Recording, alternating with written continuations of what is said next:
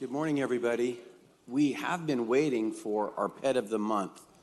Are they in the building? We want to get them up. Okay, so we might be waiting for them a few more minutes. We'll begin our meeting with roll call. Roll call. Councilmember Breda Felt. Here. Councilmember Caprielio. Here. Councilmember Chavez. Here. Councilmember Esparza. Present. Councilmember Soria. Here. Vice President Arias. Present. And President Brandel. Here. Next, we're going to go to an invocation by Pastor John Cox of River Park Bible Church, and then we're going to go immediately into the Pledge of Allegiance. So Pastor, if you could come forward, and then let's all stand and we'll go right into the Pledge of Allegiance. Good morning. Heavenly Father, Lord, we thank you for the opportunity to come and care for the people in Fresno, Father. God, I thank you for how you have brought in and placed people who have great concern and care and a desire, Lord, to serve the people here. Father, this morning as there are discussions and a continued effort in this care, Lord, may you grant wisdom, may you grant peace, Lord, and understanding in decisions and guidance that is left ahead. Father, we thank you, God, that you yourself have not abandoned us, Lord, but that, God, you are over these things, guiding us, Lord, working all things together for good. And so, Father, we thank you for that. God, may we be a community, Lord, that declares, again, your glory, your purpose, and your desires, Father. And as we seek to work these things out, may it be a true testimony of your grace upon us, Lord, but our faithfulness to serve our fellow man to your glory and work. We love you, Father. We ask these things in the name of Jesus. Amen. Allegiance to the flag of the United States of America and to the republic for which it stands, one nation, under God, indivisible, with liberty and justice for all. All right. And now we're going to go on to the approval of today's agenda. Madam Clerk, do we have any changes to today's agenda? Yes, I have several changes. To begin with, we're going to start with the revised agenda was to move two items from general administration to a timed item 1:30, and those items are file ID 190191 regarding Homeless Emergency Aid Program, HEAP, and also file ID 190192, which is regarding an agreement between the City of Fresno and West Care, California, for the HERO team. So those items will be heard at 1:30. So if you're here for those items, we won't be hearing those till immediately after lunch at 1:30. Are there any other? Yes, I have a couple more. Item 1, I think that's 1I, which is file ID 190141, regarding approve the mayor's appointees for the Anti-Displacement Task Force has been moved to January 31st, 2019. And next is item 3G, file ID 19-1597, regarding actions pertaining to the removal, processing, and beneficial reuse or other environmental friendly alternative disposals of biosolids has been removed from the agenda by staff. And the last, well, I have two more changes. The next one is item 4B. There's a few appointments in that item that are mayor appointments, and they would like to have those moved to another meeting, and those are items 1, Council of Government, 6, Fresno Zoo County Zoo Authority, 7, Fresno Madera Area Agency on Aging Board, and number 9, San Joaquin River Conservancy Board. And then we have on item 3H, it's regarding Proposition 1 groundwater. Under Schedule A-6, the following changes are made. Under Section 1.3, It was January 31st, 2019, and that's been moved to April 30th, 2019. The next change is item 2.2.2, where the estimated due date was February 2019, and that's been moved to May 2019. Next is 2.3, which is January 31st, 2019, and that's been moved to April 30th, 2019. And the last change is 2.3.2, Project Assessment Evaluation Plan. The date was March 2019, and that's been changed to May 2019. So those are the changes for that item when it comes up. Thank you, Yvonne, and thanks for working through some of those last-minute changes, too. We appreciate you. Do I have any council members that have any changes to today's agenda? I do. I'd like to continue item 3D and 4B. I'd like to continue all the appointments. Give everybody some time to review the appointments that are being recommended. So item 4B, which the clerk just read, there's been some changes. You just want to completely continue the item? And then what was the other one? 3D. 3D. Okay. And that item is?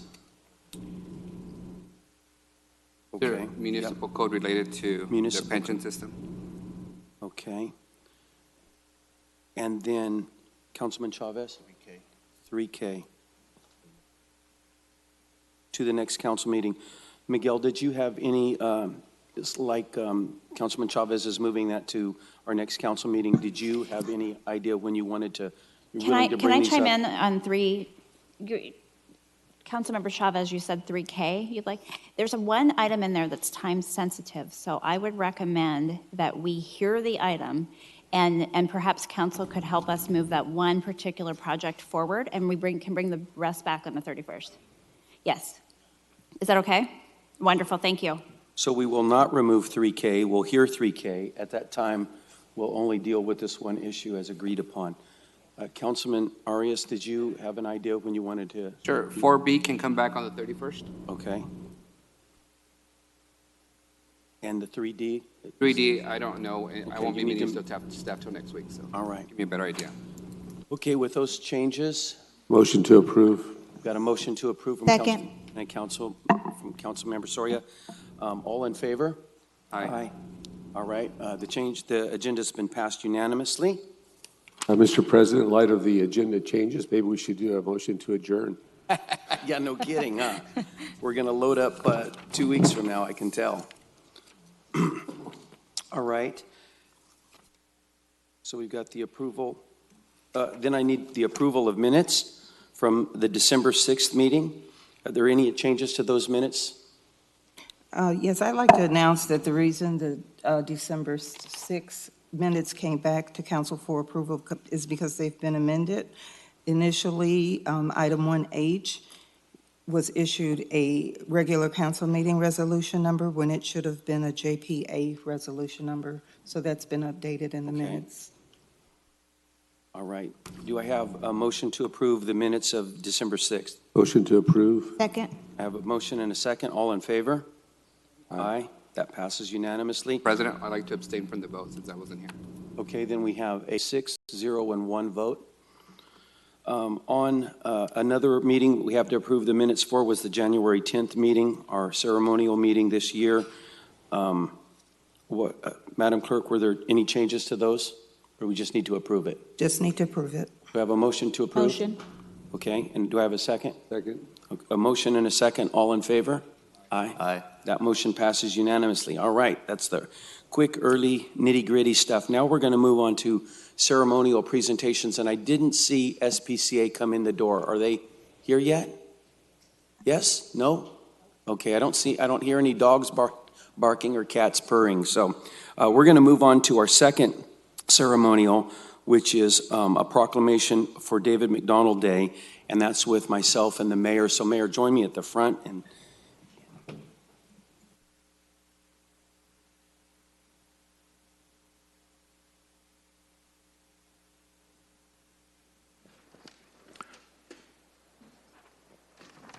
come on up.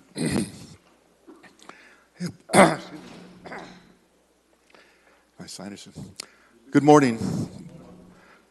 I'm here I have the honor today to honor the life and legacy of David McDonald. And Dave came into the world with very humble beginnings, but through hard work, determination, he was successful, and he's known for both his business success. He started a small security camera company in the 80s. That company at one time employed thousands of people in the Central Valley, and he sold Pelco. It became a global company by the time he sold it for $1.2 billion, and that's a B, not an M. But really, Dave has had a huge impact on our community. He's done so many generous things. Really, he loved his community, and we certainly loved him. And he worked behind the scenes. People don't realize this. You hear the stuff that you'll hear today when the city clerk reads the proclamation about the 9/11 event that was a national news, but he did so many things, so many acts of generosity and kindness and charity to so many people that the list, I couldn't probably stay a couple hours here on the list that he did. So the city clerk will read those items, some of those items, but in short, he was a champion for the beauty, the security, and the people of the Central Valley in ways unmatched by anyone else. And Dave was a bold and visionary leader who always set the bar high. And he was determined to make this world a better place. And he did so in a graceful, selfless manner. And I will certainly miss him. This committee will miss him. And I make one final request to the council that you adjourn today's meeting in the memory of David McDonald. I'll let Steve say a few words. Thank you, Mayor.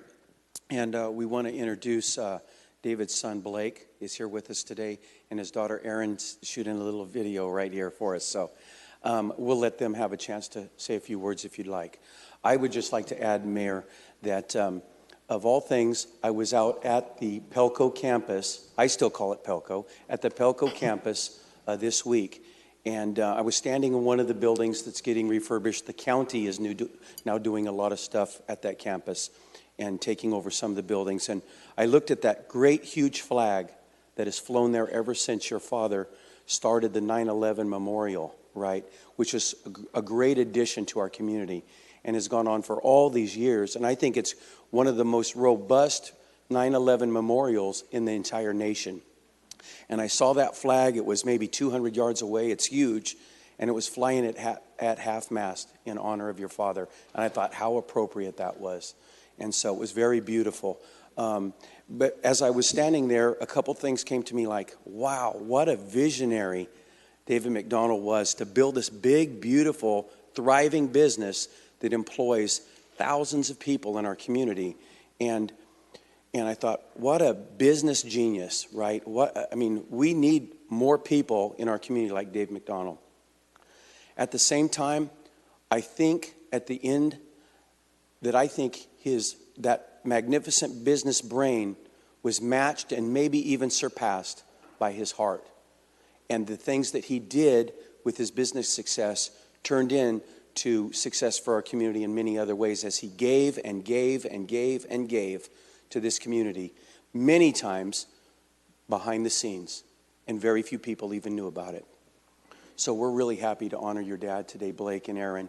And I don't know, Lee, if you want to have, would you like to say a few words? Just a quick thank you. My dad cared a lot about Fresno and the Central Valley, and it feels really good to see how much the Central Valley and Fresno cared about him. So I just want to thank Mayor Lee Brand, City Council. I know my father would be very proud of this. So, thank you. You're welcome. City Clerk, would you read the proclamation? Whereas David McDonald rose from humble beginnings to succeed in growing a billion-dollar business, and whereas David McDonald used his time, treasure, and talent to make the world and lives of others better, making a big difference in the quality of life of the people of Fresno. And whereas in 1987, David McDonald bought Pelco, a small company that specialized in security cameras, and over the years turned it into a billion-dollar enterprise.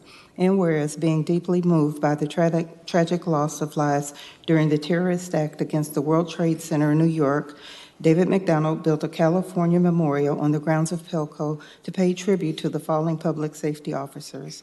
He further opened his home to thousands of police officers and firefighters, flying them in chartered jets for dedications of the memorial and a weekend holiday.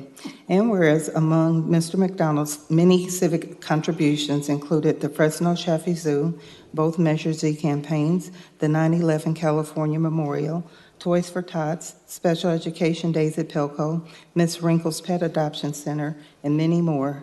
And whereas the city of Fresno and the entire Central Valley are better places because of the life and legacy of David McDonald. Now, therefore, be it resolved that we, Mayor Lee Brand, Council President Brandow, and the members of the Fresno City Council do hereby proclaim Thursday, January 17, 2019, to be David McDonald Day in the city of Fresno. Give him a big hand.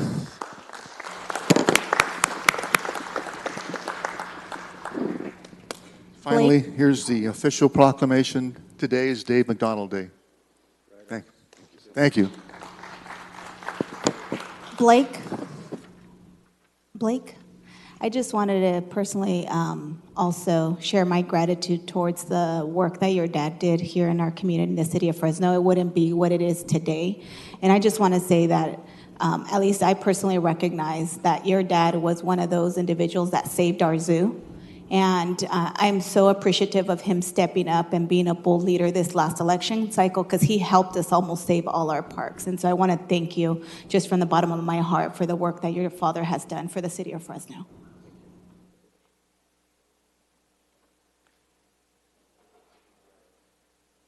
Our next item is a proclamation of National Slavery and Human Trafficking Awareness Month, and that's from the Mayor's Office and Councilmember Chavez. Come on down.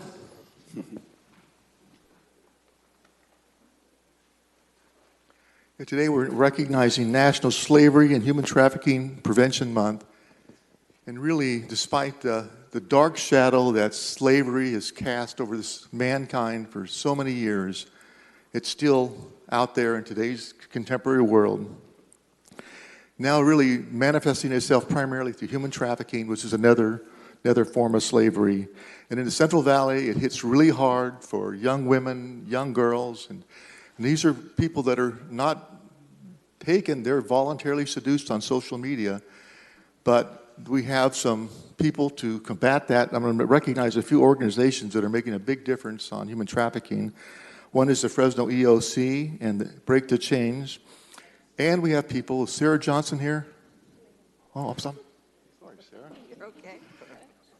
And Deborah Rush. Okay. So we're here today to offer our support to continue this battle, and we will gear up this coming year to get more resources to tackle the problem in Fresno. Luis? Yeah, I want to thank you for the work you've been doing in our community. I've had a couple of opportunities to attend some of the events and functions, and a lot of folks don't know, but that's a very prevalent problem here in the Central Valley, Fresno specifically. We know we have certain hot spots in parts of the city where this is extremely prevalent, and so the work that you do is so important, especially when it involves young men and women. A lot of folks have the perception that it's just female, but it's also males as well, and so we want to make sure that we keep that awareness out there, and more importantly, that we keep supporting organizations that do that great work in our community, and hopefully one day we won't have this problem, but in the meantime, thank you for the work that you do in our community. We really appreciate that. Like to say a few words? Thank you.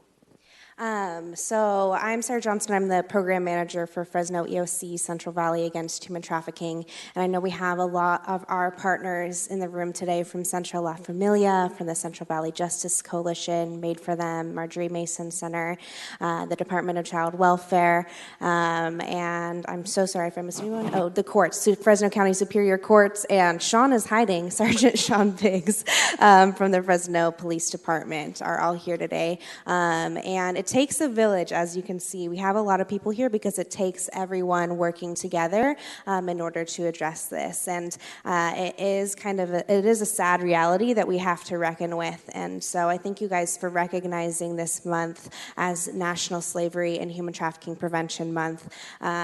We've seen really big successes made here in Fresno. The Fresno County Superior Court launched Friday Court last year.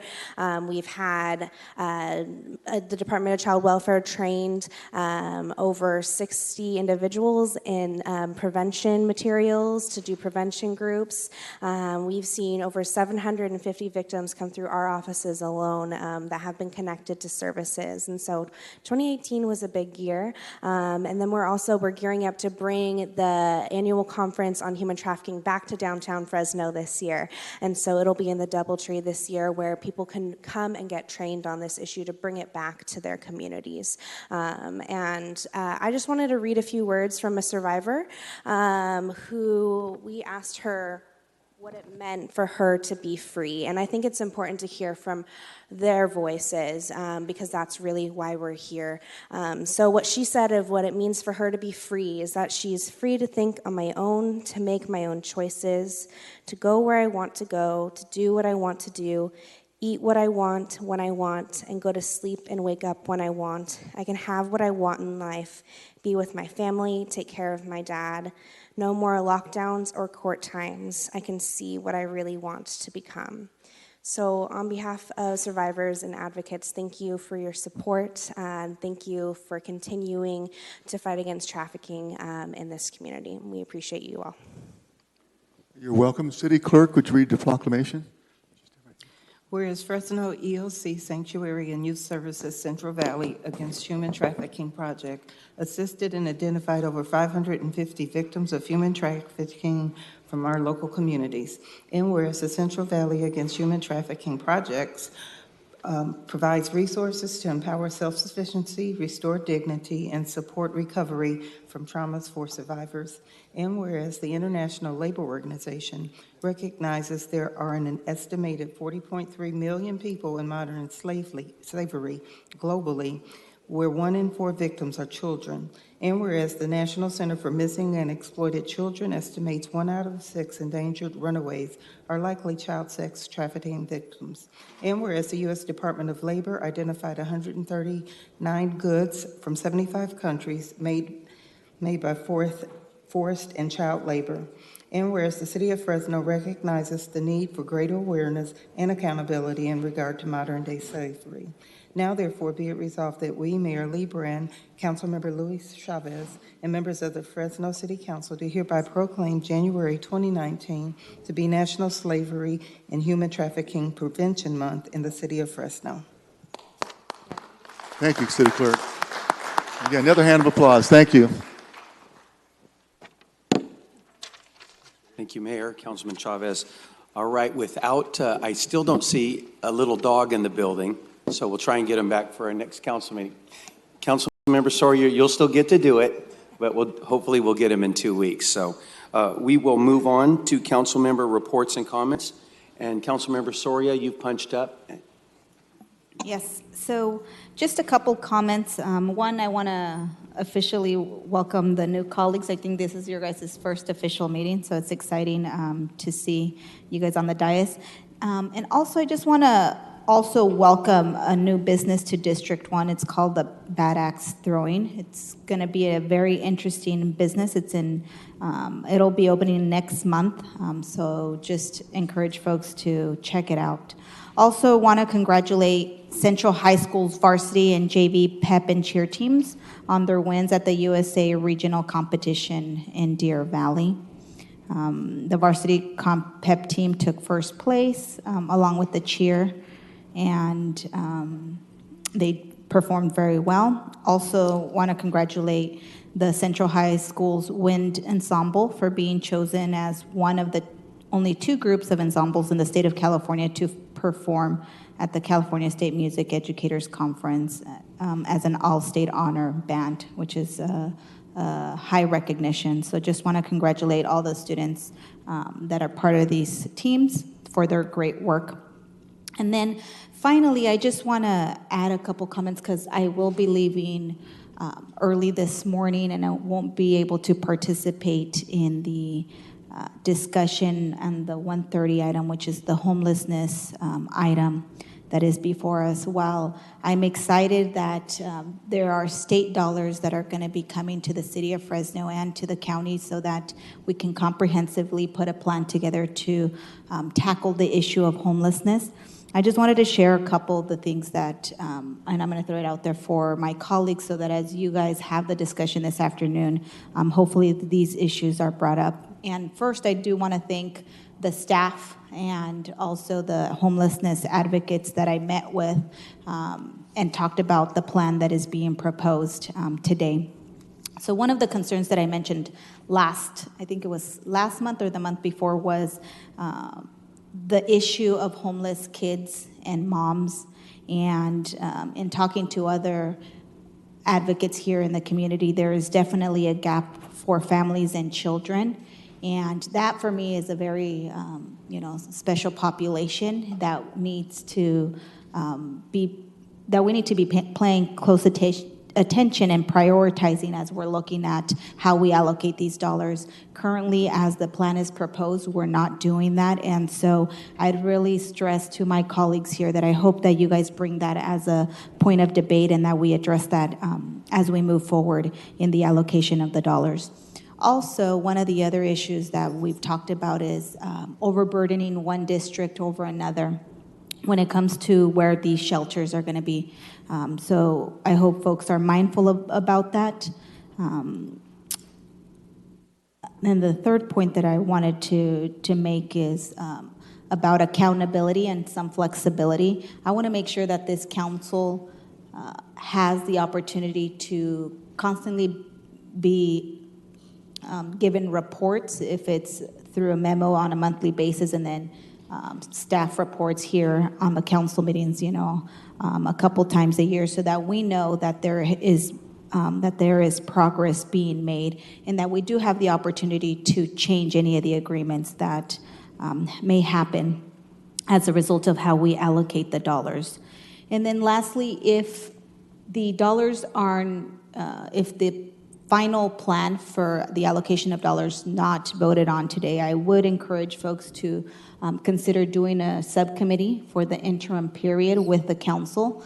And I would gladly volunteer myself for that if there is willingness from the council to make sure that we create a short subcommittee in the interim, if that doesn't, for the allocation of the dollars. You already have it. You and me and Louise. The homelessness? Oh, I'm sorry. I thought you Yeah, were- no, for the homelessness. Yeah, so those were my comments on the issue. I unfortunately won't be able to be part of the debate, but I look forward to working with the administration. I know that you guys are committed to begin to really tackle the issue with the additional resources as this council is. So just look forward to continuing the discussion and the work. That's it. Thank you, Council President. Got it. Councilmember Arias. Thank you, Council President. I'll keep it short. Just wanted to let the administration know that I've heard from several local residents who are impacted by the federal shutdown and are having hardship paying their utility bills with the city of Fresno. So Councilmember Soria and I will be reaching out to the administration this week to see if we can work out on a temporary relief to ensure that those impacted by a federal shutdown don't have their utilities I'm really happy shut that off. I'm really happy that you brought that up, because this morning I came in and talked to our staff, and I want to make sure that council is aware that DPU already has a hardship program, and anyone can apply when they're short on funds. And the way it works is that we will develop reasonable payment plans for customers who are short on cash, and we'll also work with them to defer those payments until their income stream comes back. And so having said that, we talked to Mike Carbajal, our DPU director, and he's assured me that folks can defer their utility payments as long as the federal shutdown lasts. We will work with them, and anybody that has questions can call utility billings and collections at 621-6888. So we already have that in place. What was that number again? 621-6888. And if anybody has questions, we're happy to send out a tray memo with information. So if your constituents call, we can make sure you have that information readily available to send it out. City Manager, is there any way for us to promote that? We're doing it already today on social media. Great, thank and on you. our website. Yeah, so thank you for bringing that up. Perfect, thank you.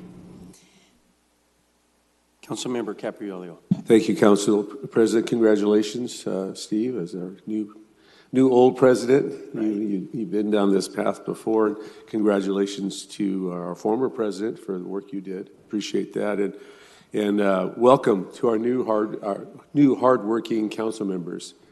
Campaigning is one thing and governance is another. So welcome to the governance side of the equation. And you know, I'm kind of a collaboration guy, so to me that's the essence of life, and has got me through 6 or 7 or sometimes 8 decades of life, depends. But alone we can do so little, but together we can do so much. So I would look forward to working with you and everyone else on the council, and we're going to continue to make our city the best, not only in the Valley, but the state of California. Next, obviously with my Fresno State Cup, here we go. Let's continue supporting our Fresno State teams.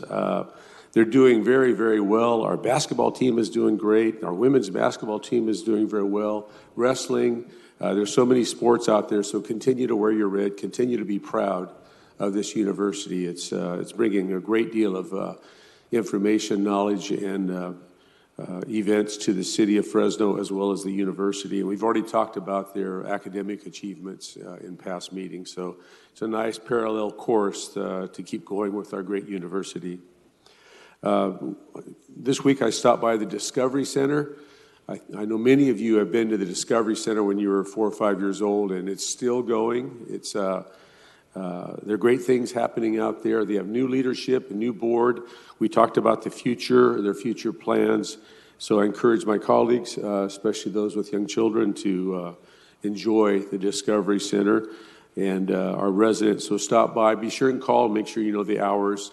But there's been some great improvements there, and we've got some other plans that you can witness at the Discovery Center. That's off of McKinley and Winery. And last, thank you, great thanks to Scott, Robert, Kelly, Jennifer, Parvin, and Jim for all your hard work and your creative work. I appreciate it very much. Thank you, Council President. Yeah, I too also want to welcome Nelson and Miguel. Look forward to working on the important issues facing our city, and welcome to the council. I want to just do a thank you to the Homeless Task Force, the parks, to your staff and administration. We had a citizen, Al Perry, who is very involved in Woodward Park and in so many other things in the community, letting us know when these kind of homeless encampments have arisen in Woodward Park, and the response from the task force and parks and everyone from on city staff has been amazing, and has helped eradicate them quickly. We obviously have to stay ever vigilant, but they've done a fantastic job, and I just want to recognize what they're doing, and that our citizens are very grateful for that. And so thanks for the great work. I see you, Parvin. Thanks for everything you guys are doing. Appreciate it very much. Councilman Chavez. Thank you, President Brando. I wanted to also adjourn the meeting today in the memory of Ms. Bernarda Puentes Reyes. She was 95 years old, passed away on January 9th, and she was really the matriarch of her family. She's my neighbor on Huntington Boulevard. Raised 8 children, all of them proud Roosevelt Rough Riders. And she also happens to be the mother-in-law of Attorney General Xavier Becerra. And so we will be circulating a proclamation to present to the family at the event on February 16th, and wanted to enter that for the record. Thank you. Thank you. Councilman Esparza. I want to thank my colleagues for the warm welcome. I appreciate your kind comments and the arms wide open approach you've taken to myself and the other new council member. I'll dig deeper into this issue later as I'm bringing an item forward, but I just wanted to let folks know that I took my visit out to Romaine Park. There is significant damage. I was taken out there by our Parks Director and our Assistant City Manager. There is some good news in that the Head Start program that Romaine resumed this past Monday, and things seem to be going a lot faster as far as repairs in the gymnasium. So that looks like it's going to resume activity this coming Monday. And I'll definitely keep the community updated, and I will get into this later on with my colleagues, and hoping to have your folks' support and making sure we restore that facility as soon as possible. Thank you. Thanks for keeping us up on that tragedy out there. I would just like to add to my colleagues and to city staff that under council rules, in rule number 6, item E, it states that supporting documents, including PowerPoint presentations, be submitted to council president and the clerk by 5 p.m. on the Thursday prior to the council meeting. If we still haven't received documents for your council item before the agenda goes to print on Friday, your item will be removed off of the agenda. We won't make any exceptions unless you can prove it's emergency, which are pretty rare, and you're going to have to get past my chief of staff, and she's going to be tougher than I am. So I just want to let my colleagues know we need our supporting documents when we bring things forward, and that goes to the city staff as well. I think I initiated that with a strong hand that was criticized a bit, but it makes things much more efficient, and we don't have to go through the litany we went through this morning. So yeah, it's a great thing to do, and let's be firm but fair. And I think I've got a little smile from Yvonne too, but I'm not going to put her on the spot. All right, now we're on to the consent calendar. We had one item removed. I believe that was item 1I. So we have the remainder of the consent. We're going to take a vote on that, but first I'd like to go out to the public and see if there's anybody that'd like to make a comment on anything directly related to a consent calendar item. Oh, is that a consent? This is unscheduled, and this is item 3C? Oh, 1C. Okay. Well, I have somebody that wants to, Jim Grant, you want to talk on item 1C on the consent calendar. I thought it said 3C, sorry. What will happen? Yeah. Good morning. I was just advised, are you going to be pulling this item? Because then we'd want to do it differently, then I wouldn't speak now. Thanks, Jim. I was just informed we are going to pull that item, and Councilman Arias has just made that request. So we'll pull that item and hear it separately after we pass the rest of the consent calendar. So get ready. You'll be up soon. Thank you very much. All right. Any other members that would like to discuss any item other than 1C? Do I have a motion to approve the remainder? Second. A motion and a second. All in favor? Aye. Passes 7-0. Now we will hear item 1C. Let me briefly read that item. A resolution to rescind approval of development permit D16109 and the adoption of environmental assessment number D16109. And so we'll hear from Jennifer first, and then Jim, you'll be given your chance to speak. Good morning, Council. Jennifer Clark, Director of Development and Resource Management. The item before you is the request of the property owner to rescind a development permit that was awarded by the City Council, that was approved by the City Council, and the associated environmental document. I'm here if you have any questions. All right, thank you. All right, where'd Jim go? Come on up, Jim. And then we'll have council can make some comments, and others that want to comment on this item will be given a chance. My name is Jim Grant. I live at 4098 West Harvard Avenue, 93722. I direct social justice ministry for the Diocese of Fresno, including the 8 counties of the Central Valley. I just would like to bring in Pope Francis on this issue. Believe it or not, he doesn't know about exactly 1C, but he wrote about the environment. And he wrote a long encyclical in 2015. I'll read 2 paragraphs quickly. Here's what he says. No comment and no editing. I'll just read it.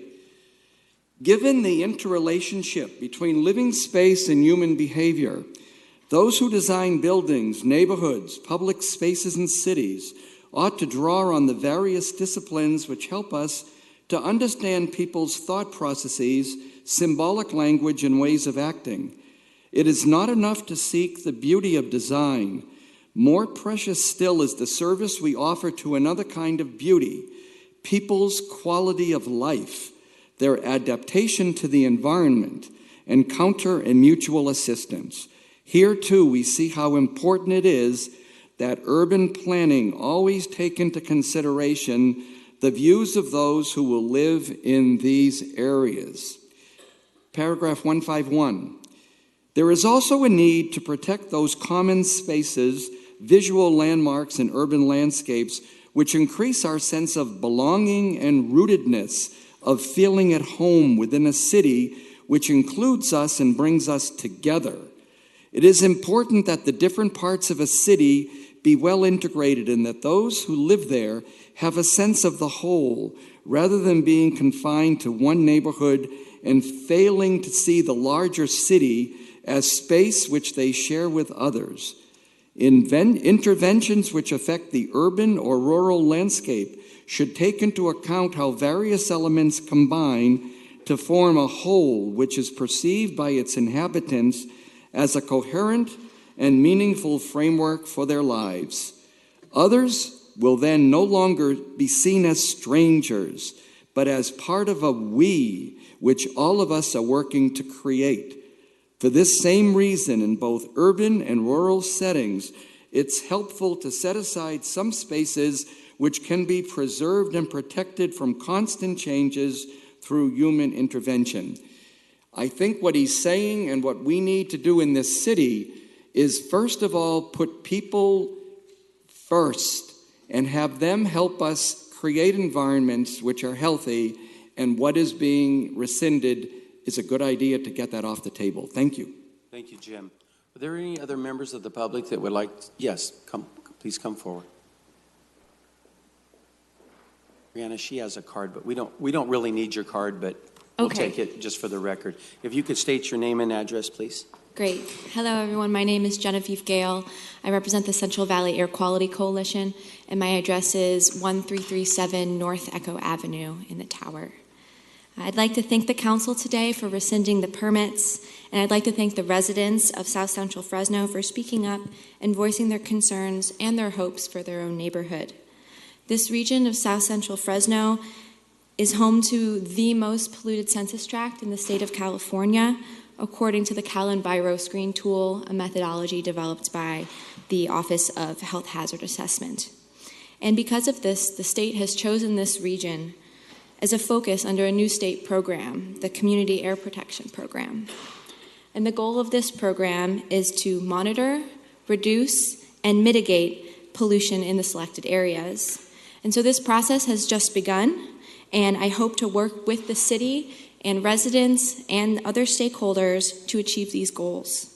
So thank you again for rescinding the permits, and thanks again to the residents for standing up for what they believe in, and I hope their hopes and dreams for their neighborhood are heard and help guide future planning for this site.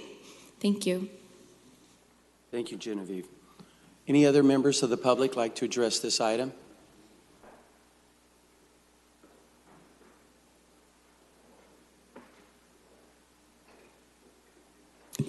Good morning.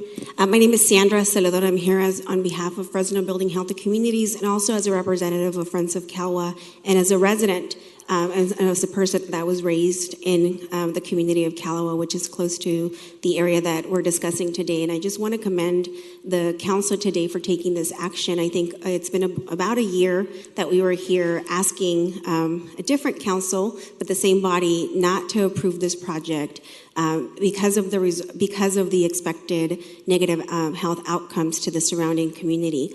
And I just really want to take this time to invite this council to also look at what's being called the industrial plan, which I take personal offense to because it should actually be a community plan.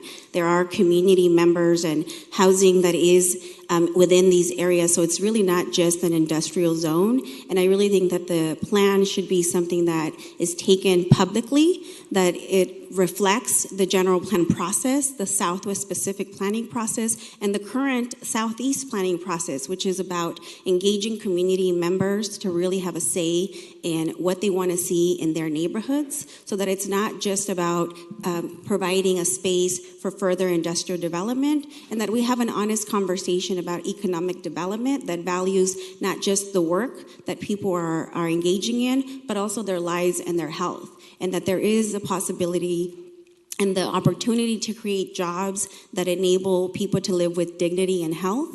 And so I hope that this council would take the next step to really, one, renaming the community plan process in this area to include and acknowledge that there are lives and there are people that live in this community, and that we have a serious conversation about how and where we place industrial zoning and take into account the health and the future of our community. So again, thank you for your time today. Thank you, Sandra. Any other members of the public?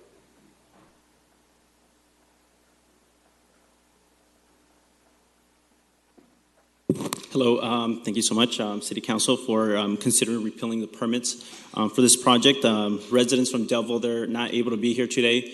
They're working or they're taking care of family, but at the end, they're really happy that they're taken into consideration finally. And at the end of the day, folks don't want, it's not like anybody said that they don't want jobs. At the end, they just want to be taken into consideration and make sure that these processes follow the health laws. And so, and at the end of the day, there's other projects coming up that are going to involve industrial sites, and these are going to also have negative impacts to our community. It's not just benefits. And so for any future projects, specific plans or anything like that, I ask the City Council to really just engage the community and really get them at the table so we could all work out a plan that's going to be mutual for everybody, not just benefiting, an industrial site or owner and hurting community members. So thank you. And sir, could you give us your name and address for the record, please? Lucio Avila, 764 P Street, with Leadership Council for Justice and Accountability. Thanks, Lucio. Thank you. Any other members of the public like to address this item? All right. Councilman Arias, you had requested this to be pulled, so. Thank you. I would like to make a motion to approve the item, and then make some comments once we have a second. So we've got a motion by Councilman Arias and a second by Councilman Capriolio. I do have some comments and question. I think it's clear for everyone where I stand on the issue that I personally believe it could have been handled and managed differently in a way that didn't result in litigation, but engaged the residents impacted by these projects. For that, I personally apologize for the experience that many of our District 3 residents went through. And I hope going forward, the administration takes into account that community engagement and resident engagement is something that we should be doing up front and not the bare minimum that the law requires. With that, I do have some questions for staff.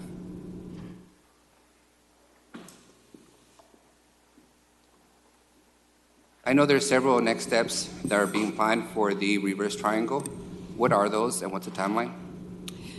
So the city has engaged a consultant to do an environmental impact report on the planned priority industrial areas that were identified in the general plan. It's the fourth in a series of specific plans that have been identified in the general plan. The timeline will be over the course of the next year.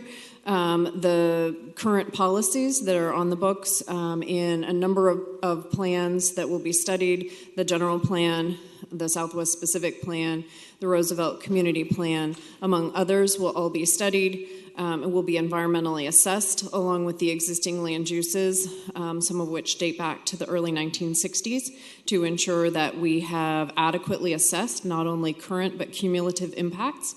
We anticipate that we will be bringing back the environmental impact report to the council late summer, early fall. What's your community or resident engagement plan in this whole process? So from the beginning, what we've stated is this is a environmental study of the policies that are currently existing, and an analysis of whether or not additional mitigation measures are necessary for the specific land uses that have been approved both in the general plan and in existing specific plans. So are you planning to engage residents and communities or not? The engagement will be through the environmental impact report process. So we anticipate the notice of preparation to be published in early February. We'll have a scoping period where we will have engagement. We'll have opportunity for the public to say, here are the things that we would like studied, and here are the impacts that we believe should be analyzed in the process. I would request that you involve everyone that has been involved and engaged with the city, including the folks engaged in the litigation, in that process. And secondly, I want to make sure that we are very responsive to language barriers of the residents that will be engaged in. I don't want folks to have to bring their kids to translate for them in this planning and environmental assessment process. And then third, my last question, are there any projects currently under approval or consideration or construction in that reverse triangle? There are plans that are currently approved, but I would have to get back to you a list of what is currently approved. I don't have that in front of me today. Great, thank you. With Yep. that, I return. Do we have any other council comments on this item? Seeing none, we have a motion and a second. All in favor? Aye. Any opposed? That motion passes 7-0. Thank you. We're done with the consent calendar. Now we're going on to a few items that I moved forward to help Councilmember Soria get out of the building in the time frame that she needs. And the first one we're going to start with is item 3J. It's a workshop, proposed parks priority projects. And we'll start with that one.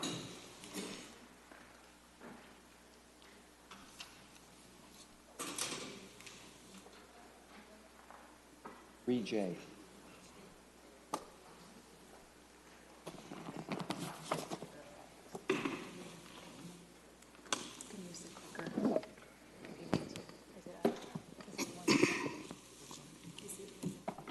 So this is a workshop. We won't be going out to the public. This won't be a voting item, but Councilmember Soria really has been paying close attention to this, so she wanted to hear this before she had to leave today. Council President, I don't know if we need a workshop today since we've continued the bulk of it except for the $100,000 part. So perhaps we should do the workshop when we address the balance of the $1 million. And maybe today make a motion to approve 3K and 3L. The only thing I would chime in with is if you do want to give staff direction on any projects that are in the workshop, so that when we come back on the 31st, we may have a different package. So it's up to how council would like to hear that, but that might be helpful for staff. That's fine. I think that's a good idea. Let's do a quick workshop today. Parvin moves through this stuff pretty good, so we'll do that workshop. We'll all get our thoughts together. We'll be more prepared when we come back on that item. All right. First, I want to say good morning to city council members. Good morning to the city manager's office. My name is Parvin Nellums. I'm the director of Parks and Recreation here in the honorable city of Fresno. I want to just say that this is a phenomenal time, I think, for myself and also the city to really discuss with you a list of issues in our park district regarding security, lighting, and also regarding irrigation replacement. And so I come to you, and the purpose of bringing this workshop item before you again is to seek council approval for proposed park improvements totaling at $1 million at various parks. And we will list those parks, Councilman Al Racker Park, Cary Park, Einstein Park, Granny's Park, Mary Ella Brown Park, and Peebles Park. If you look at the master plan, the master plan was obviously adopted in 2007. And the master plan obviously has a list of maintenance recommendations for park improvements. And obviously, we're going to look at these items, these parks here listed, and start with those items first. Also, I need you to refer back to within these items are noted in the master plan: a Tier 1 critical life cycle replacement, Tier 2 strategic, improve, expand, and also Tier 3 visionary. So throughout the presentation, please ponder, please consider, again, the importance of our city parks, the importance of what park plays not only for our youth, our teens, and also mature adults, but ultimately for our families. Obviously, improving listing is here to improve the physical health and strengthen our communities, and also strengthen the cities and also neighborhoods, and ensure that the cities are more attractive places to live and also work.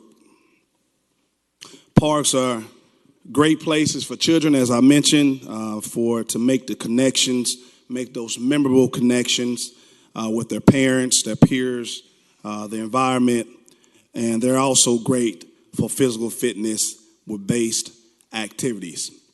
So why not go to a park and see green? Why not go to a park and see proper security lighting, for our residents? Listed on the next summary is the summary of proposed projects that we will discuss regarding the $1 million allocation. And also, let me just say that those numbers there are just our estimates on the following items for security and also lighting, our tot lot replacement, and also irrigation upgrade. First park we're going to start with is Al Racca. Al Racca Park, obviously the projection estimate is $300,000 for athletic lighting project. So Al Racca Park is in Council District 5. It sits on 15 acres of community parkland here in the city. It's located at 5897 East Belmont, just south of Highway 180, between Clovis and also Fowler Avenue. Some of the key amenities when you enter into this park is 2 baseball fields, 2 soccer fields, restroom and concessions, 2 playgrounds, a community garden, and a designated picnic area. And recently we just developed and also opened the new dog park, which the residents are just tickled to death to have at Al Racca Park. Now with Al Racca is really known for baseball. They're known for soccer, huge soccer population, a huge baseball and T-ball population. Now we normally with this park, that park is open, pretty much the park is open every day from 8 a.m. also to 9:30 p.m. with sports. And really my goal, I will tell you, is to continue making Al Racca a premier park.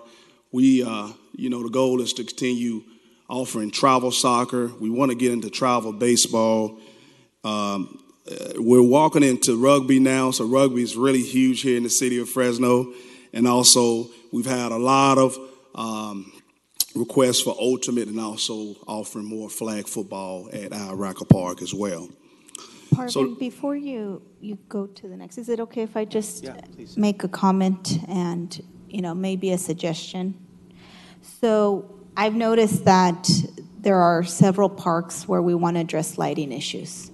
And I don't know what your guys' plan is in terms of how you guys will approach it, but my thing and I've been thinking about this, economies of scale. Is there a way where, and I think this is for the administration, as we approach the next budget cycle, that we look at, hey, there's lighting across the board that needs to be addressed. Let's put an RFP to do all the lighting at the same time. And it seems like if we put it out there, hopefully if someone's gonna do 5 different parks, that the price will likely go down. So I don't know, and I don't know if that's the plan, maybe that is the plan, but just wanting to see how that will work. The short answer is yes, that may provide some economies of scale.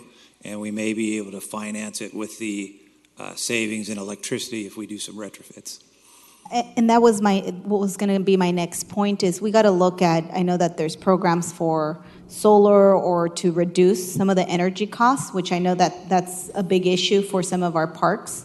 So I think as part of it, I think and I know that we're going through to seeing the needs of each parks in terms of lighting, but I think we have to have a comprehensive plan as to how we're going to address one, get all the lights fixed, hopefully in a bigger RFP, and then also taking into account ways to reduce our energy cost. Yes, and we'll be discussing in council a few months from now, or a couple months from now, that very same process with our facilities, non-park facilities, and upgrading lighting in those facilities, financing that through the energy savings. Parks is just a natural next step in that process. Yes.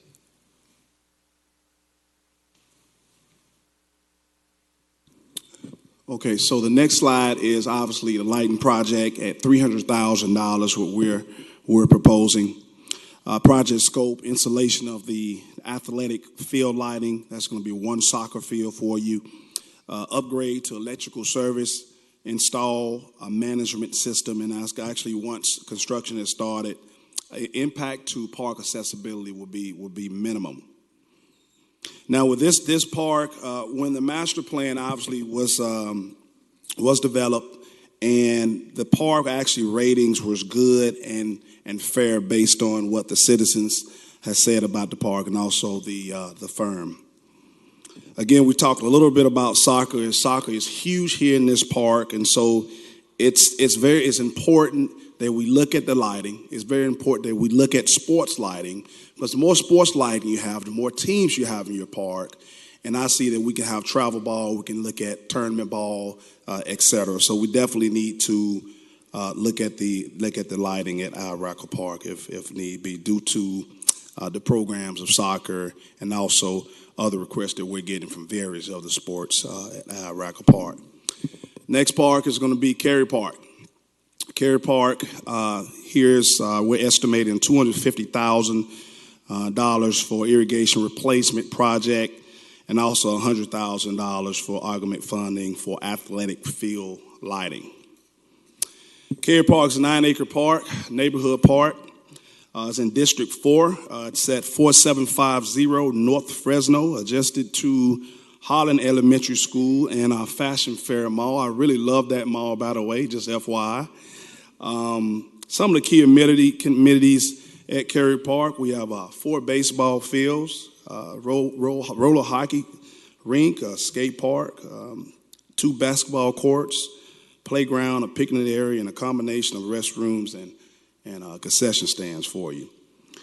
This park is a pretty unique park. I always call this park as more of a mini sports complex park for me, because you got your baseball, you have your pétanque going on, you also have your hockey, your neighborhood hockey programs. Flag football is highly utilized at this park, etc. We have a thorough partnership with Cary Park Little League, which is they've been there for years, and also it's establishing of a new kickball and also leisure services at this respective park as well. We're projecting again an estimate of irrigation project to replace the current irrigation at $250,000 in the master plan. The master plan stated the park to be fair and also poor condition in reference to the irrigation. Specifically, the irrigation is poor. Baseball fields is considered poor, and tennis and inline hockey courts are in need of resurfacing. The assessment also noted that the park has a homeless presence at Cary Park, which is true. So recent updates to the park have included a conversion of the tennis court to basketball courts and a replacement of combination restroom and also concession facility. Again, as you can see, majority of your parks are listed, irrigation listed in poor condition. Nearly $48 million of the 112 million identified in the Tier 1 critical life cycle replacement relates to irrigation. Therefore, we are recommending, per the master plan, an estimate of $250,000 to replace the current irrigation at Cary Park. Next is Cary Park lighting. Cary Park lighting estimate is $100,000. Again, the project scope, expansion of electrical services, installation of athletic field lighting, 1 softball, 2 baseball fields, and also install lighting management system. To note that currently the lighting projects actually is in process for the 3 athletic fields for better play and also improve the lighting structure there.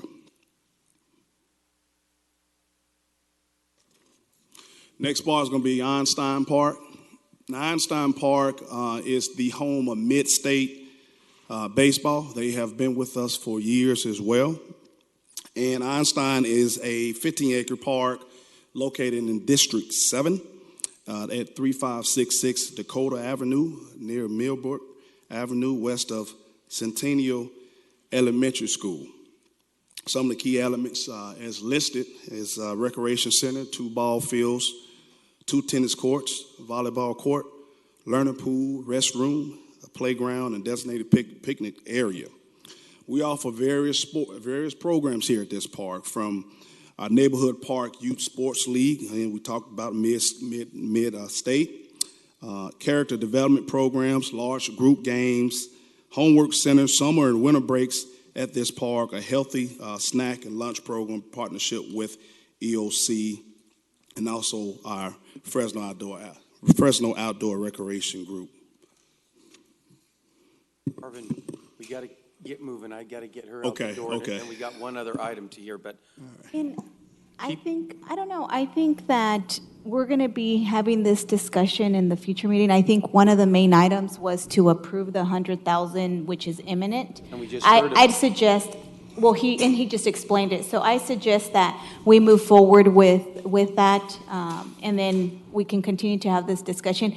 We've known, and through the Parks Master Plan, we've already heard the needs. I think that this council just needs to be able to meet again and decide what we're going to bring forward in terms of funding.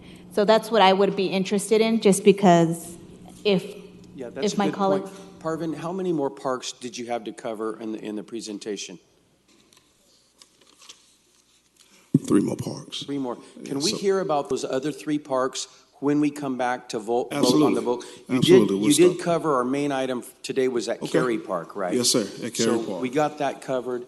Let's do a hybrid, and we'll cover the other 3 parks immediately before hearing the rest in a couple weeks. Fair enough, sir. Thank you very much. Thanks, Parvin. Good job. Yeah, Parvin, if you could pick up where you left off here, unless you were finished with Einstein. What's that, Nelson? If you could pick up where you left off, not just skip over the rest of the Einstein presentation. I'm Yes, not sure if he was finished. Yeah.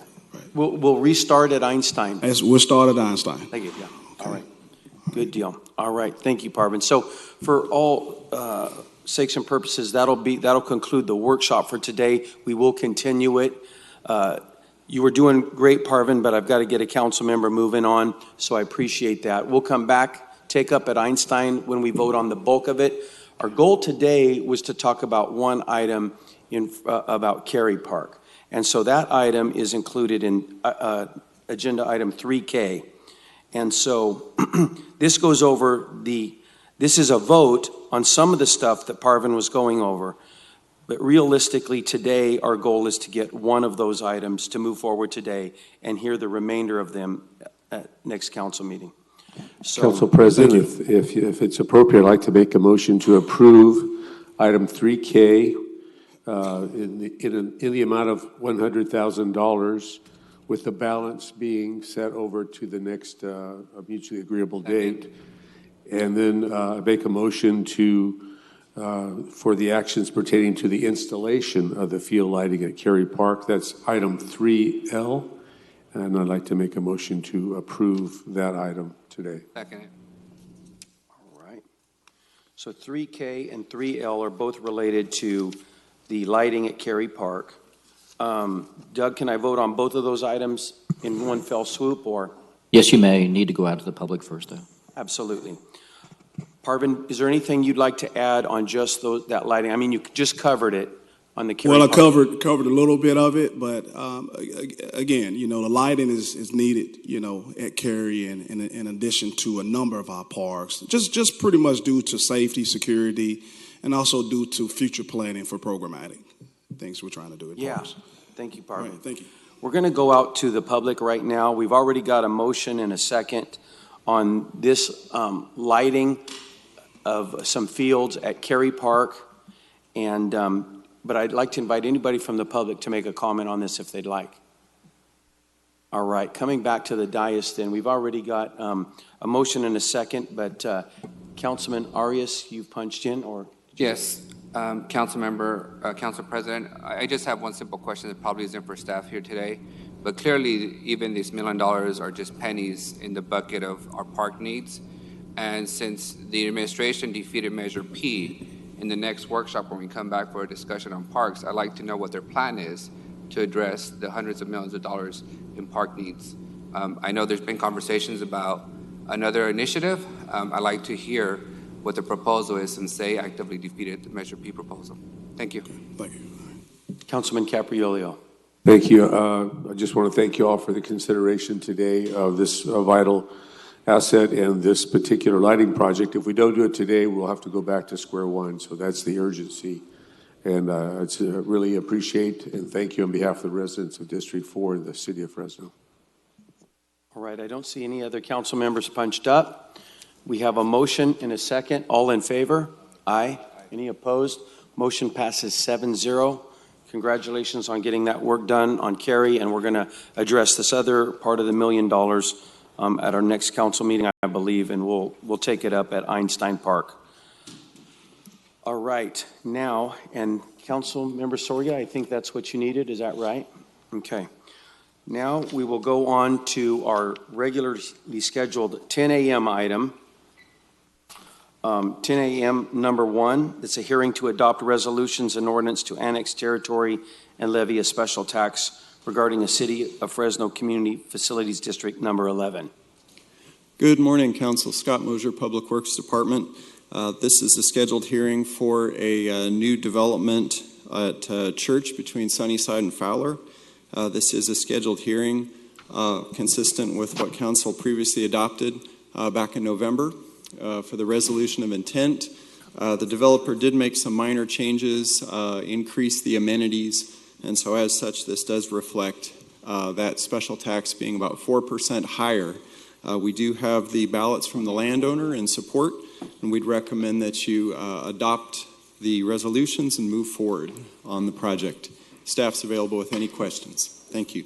Thank you, Scott. Are there any members of the public that would like to talk about this assessment district? Okay. I'll make a motion. We have a motion. Do I have a second? Hey, hold on. It's my district. I got a quick question, Scott. What was the minor modification? The developer proposed some enhancements to the green space and amenities. I know, Councilmember Chavez, you've heard about the basketball court. Now will include also a series of exercise equipment in that area, in addition to the trail, the green space, and such. So staff believes it's a very high quality Just wanted to project. publicly confirm that. So now, motion to approve. We have a motion and a second. We've gone out to the public. All in favor? Aye. Any opposed? Motion carries 7-0. I'm going to go to the 10 item, appearance by Joseph and Ziona Brophy, I believe, forgive me if I got your names wrong, to request council assistance with a longstanding issue of their neighbors repairing and storing vehicles in the front yard. So Joseph and, all right. Yes, sir. My name is Joseph Brophy. I reside at 5308 West Swift. And in the meantime, something came up, so I won't be able to make a presentation today. I would like Ms. Soria to, I'm going to the city attorney's office right now. Something came up. We have an appointment there. And I'd like to see Ms. Soria afterwards at her convenience, and possibly the president, Mr. Brandel. and we'll see what transpires today. Okay. We would be happy to meet with you. I know that we've been in constant communication, our staff, the city attorney's office, even the city staff, our code enforcement staff has been working, and our police department. And so we are happy to continue trying to do whatever we can within our jurisdiction to address the issue. Agreed. Thank you very much. Thank you. Thank you for listening. Thank you, Joseph. All right. The 10 a.m. item number 2 is a hearing to adopt resolutions and ordinance to annex territory and levy a special tax regarding City of Fresno Community Facilities District Number 11. Scott, you're up again. Thank you, Council President, Council Member Scott Mosier, Public Works. This item pertains to a residential subdivision at the northeast corner of Ashland and Hayes in Council District 1. This is the public hearing. We have the ballots from the landowner in support of annexation to CFD number 11 with a special tax of $546 per lot per year. And again, staff's available for questions, but would recommend council approval. All right, we're going to go out to the public really quick. Any members of the public want to address this facilities assessment district? Seeing none, I'll bring it back up. Council Member Soria. Motion to approve. Second. Got a motion and a second. All in favor? Aye. Motion carries 7-0. That's it for our, you got it. That's it for our timed items this morning. We have one. 105 RDA. Which one? Esmeralda. I'll do the RDA. It's RDA right now. You I'll can do it. All right. Okay. Let me see. Where's that item at? 10:05? 105. Okay. 10:05, the report to the City Council successor agency to the redevelopment agency of the City of Fresno and the City Revitalization Corporation. Councilmember. Thank you, Council President Brandel. We're now entering the session for the redevelopment successor agency. This is a routine item that comes annually to the redevelopment successor agency. Is there anything that staff wants to add to this item? Seeing no interest, would all consider motion to approve? Motion made by Mr. Caprillo, second by Member Chavez. All those in favor? Aye. Aye. Item has been approved. We're going back to you. All right, thank you. Thank you. Our next timed item is the one immediately after lunch, dealing with homelessness. And then, so we are going to begin the general admin portion of our agenda, starting with item 3A, provide anti-slum enforcement team, that's asset quarterly report.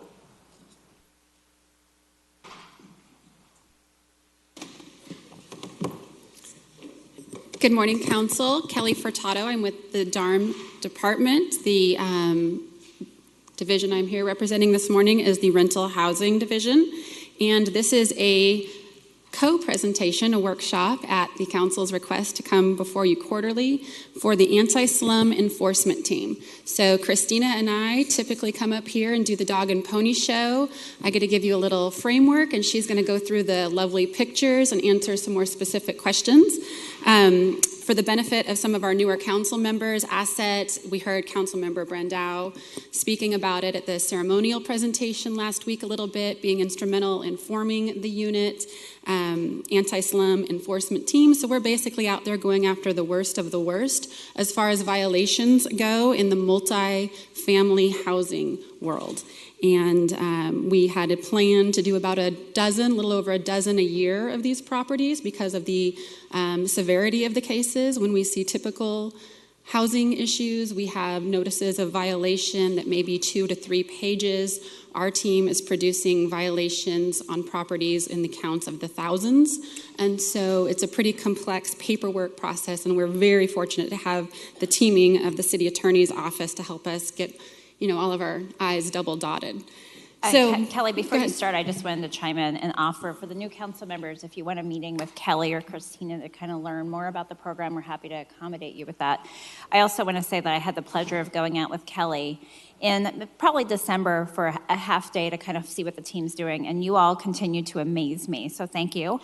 And I also wanted to recognize Kevin Watkins. So after 6 months of the position being vacant, Kevin was just promoted to our new rental housing manager position, so we're really happy to have that filled, and I look forward to more great things happening with this division and work, so thank you. Yeah, thank you. Yeah, we're very pleased to have Kevin joining. So myself and others have been kind of filling the vacant manager position for the last 6 months, and it's a little take on. So we're really excited to have him. He's got over 20 years of experience that he's bringing to this position.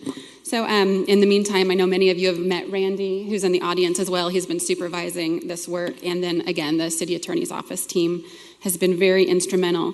The staff report that you all have in front of you has a lot of the specifics, and I know that each time we come before you, we highlight certain properties. As I mentioned, we've got over 20 active cases right now. If you are ever interested in looking at them in detail, every week on Friday, we update these cases. So not only does it list our active cases, our in-progress cases, but also our completed cases. Today, Christina's going to be giving you highlights of all 3 categories.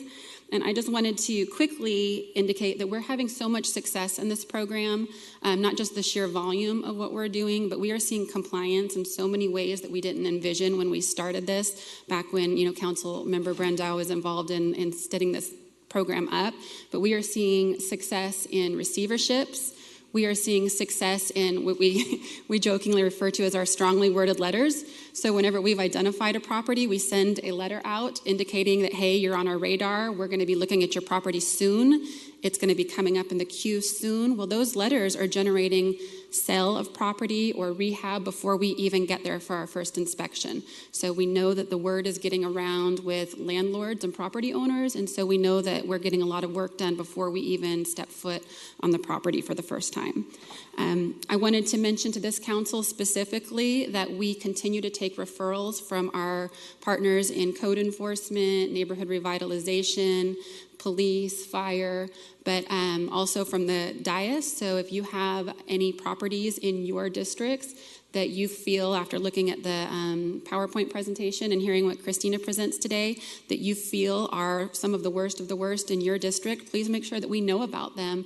And our city attorney, investigators, and inspectors in in rental housing, we team up together and we sit around the table and we decide which properties are the highest priority, which ones maybe need to be referred back to code enforcement, which ones neighborhood revitalization, that type of thing. So we sit around the table and we discuss each property that comes into us as a referral. So if you see these photos and you think, man, I know of a property in my district that meets this criteria, don't hesitate to reach out to Christina or myself, and we'll be happy to take that recommendation, and then we'll thoroughly vet it on our side, and that vetting includes an evaluation of police calls and a number of things that we do on our side to make sure we're at the right properties whenever we do finally take on an asset case.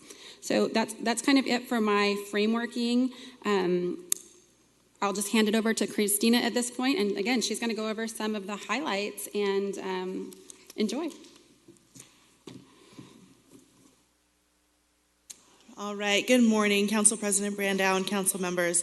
I am Christina Roberson, Supervising Deputy City Attorney with Asset.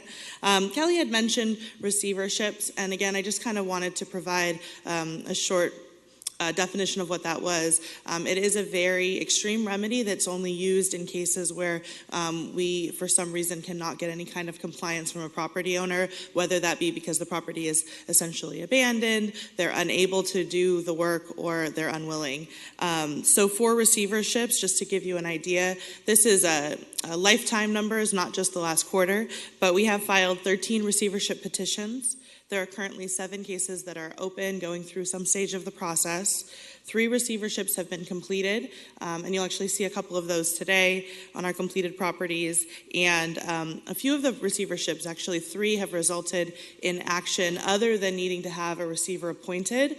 That's always a great scenario because that means the property owner realizes we're serious and either has sold the property or has rehabilitated it themselves and not lost the property in the receivership. Again, we have prepared some slides to highlight some of the properties that we're currently working on. The first ones I'll start with, all of these obviously are active cases. These are ones that are a little earlier in the process. The property at 202 West Shields in District 1 is an occupied and dilapidated 20-unit apartment complex, extensive history of housing code violation and police calls for service. Asset has conducted the initial inspection of the property, and a notice and order will be issued. Here are some additional before pictures. The property on Yale in District 7 is a severely deteriorating occupied 5-unit complex, multiple substandard conditions, mold, pest infestations, water leaks. Asset completed the initial inspection in October and issued a notice and order for 312 violations on November 2nd. Settlement negotiations are in progress, and we're very close to receiving a signed agreement from this property owner. Here are some more of the conditions of that property. The properties at 3279 and 3285 East Clay are two 4-unit complexes next to each other. They're occupied, obviously substandard, and dangerous stairs, landings, pest infestations, transient problems. Asset completed the initial inspection on November 5th, and a notice and order for 424 violations was issued on November 20th. Again, settlement negotiations are in progress, and I believe we should have a compliance agreement on this property soon as well. More of those conditions. 4805 East University is one of these cases where we have been unable, unfortunately, to bring the property into compliance through traditional means. It is a 3-unit complex in District 4, extensive history of code and housing violations, lack of water and electrical service, frequent police calls for service, history of squatters. So Asset did conduct the initial inspections in May. Notice and orders were issued in May and June of 2018. However, after many opportunities due to the property owner's failure to comply, the court did appoint a receiver over this property on January 3rd to take the property over and to bring it into compliance. So again, some of the conditions that we're seeing. The second category. If I may ask you on that particular property, what is your best guess or estimate on the time it takes to go through the court process? That's been a thorn in my side for 6 years. Well, in this case, it did take about 6 months to get to the point where the receiver was appointed. Depending on what has happened on the property to that point, the court wants to see significant efforts on our side before they will appoint a receiver. In this case, we were able to develop that over the course of a few months, filed the petition in October. It took some time to get in front of the judge, but it was granted earlier this month. From this point, the receiver will take control of the property. They do an evaluation of whether or not they're going to be able to bring the property into compliance themselves. It's a financial consideration. In some of the cases, they ask the court for the ability to sell the property to someone that they've vetted as being able to take care of it. So that part of the process can also take a few months because it does require court approval and hearings in order to be able to get to that point. Thank you very much, and thank you for your good work and your team. You guys are fantastic. Nothing short of fantastic. And as I say, 6 years, a thorn in my side. I'm so happy with the progress, and let's finish strong, and that'd be fantastic for everybody around the university. Yes, thank you. Really quick, can you walk me through in this case, what's the inability for them to fix a property? Is it lack of will, lack of finances?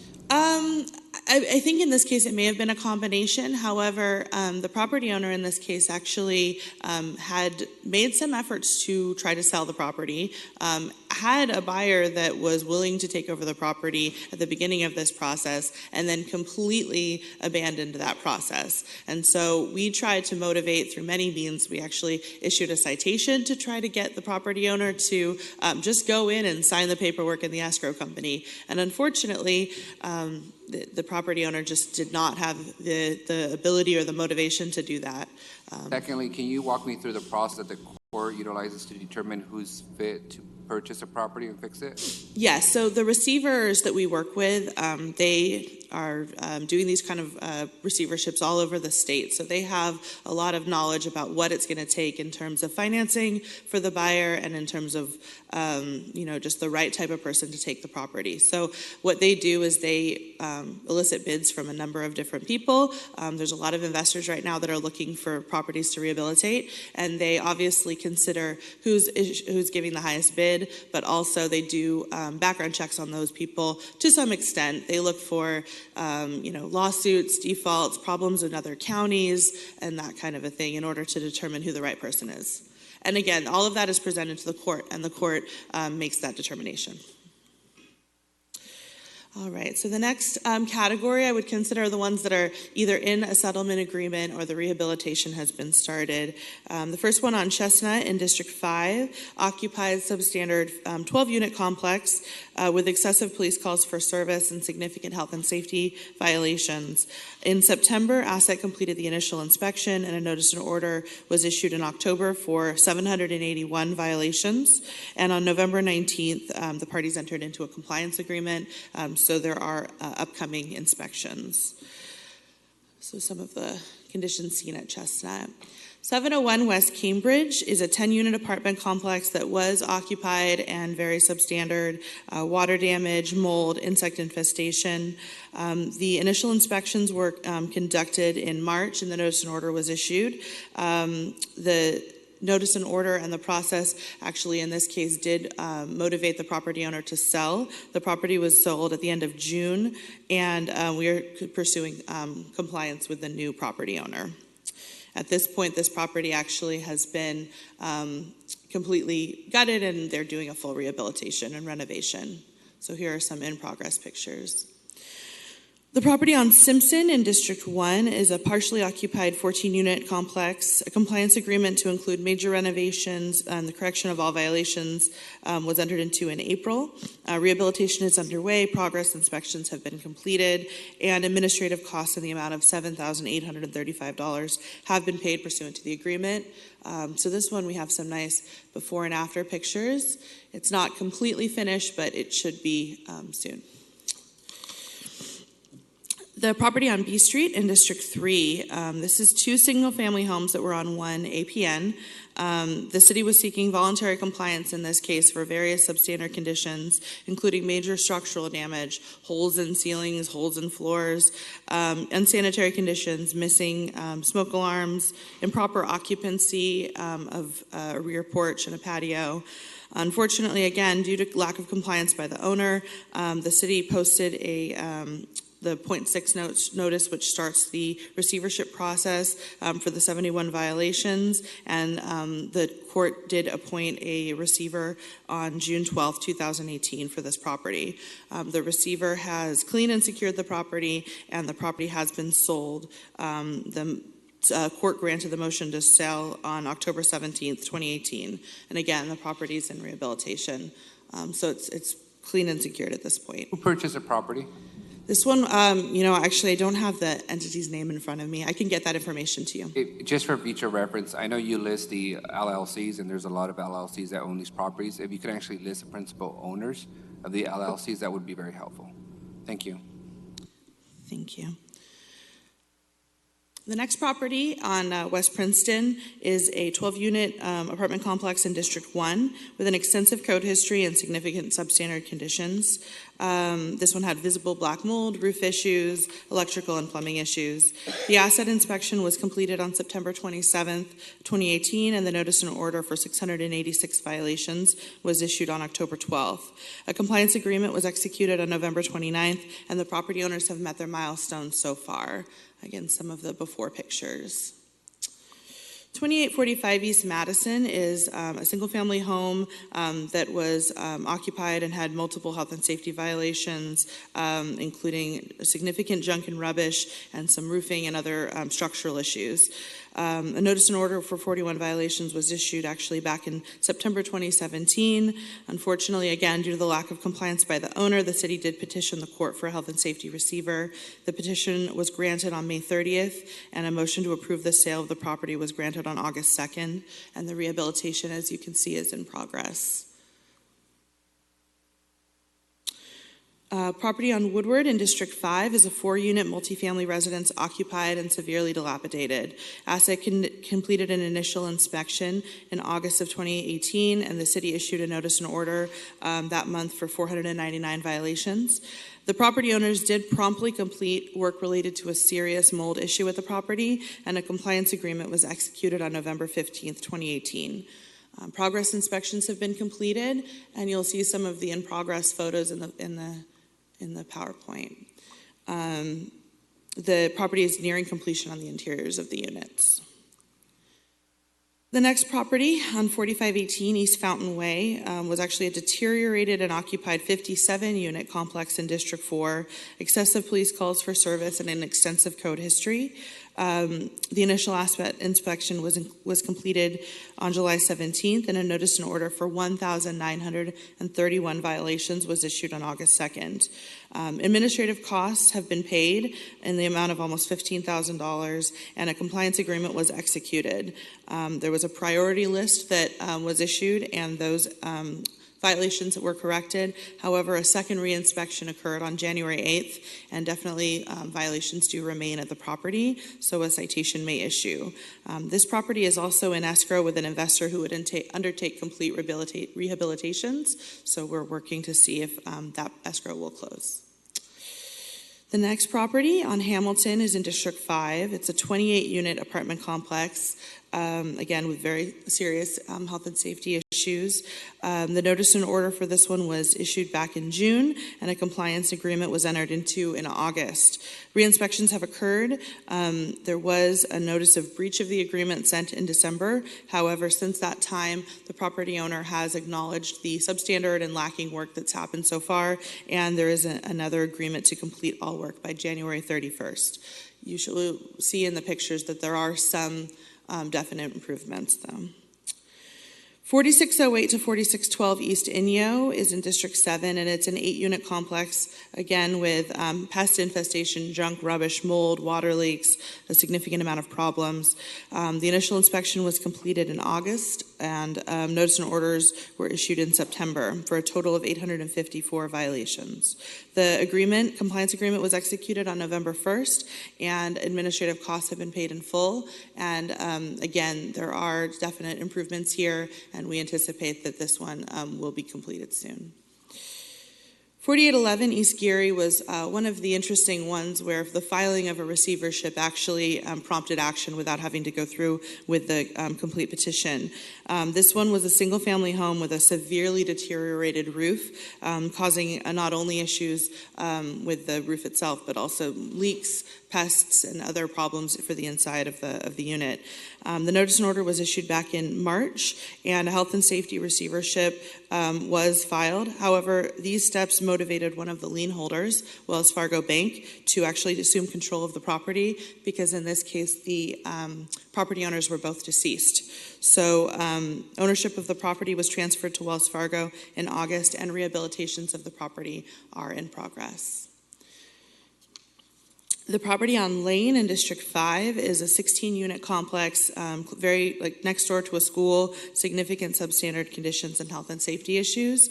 Notice and orders identifying more than 330 exterior violations and 900 interior violations were issued.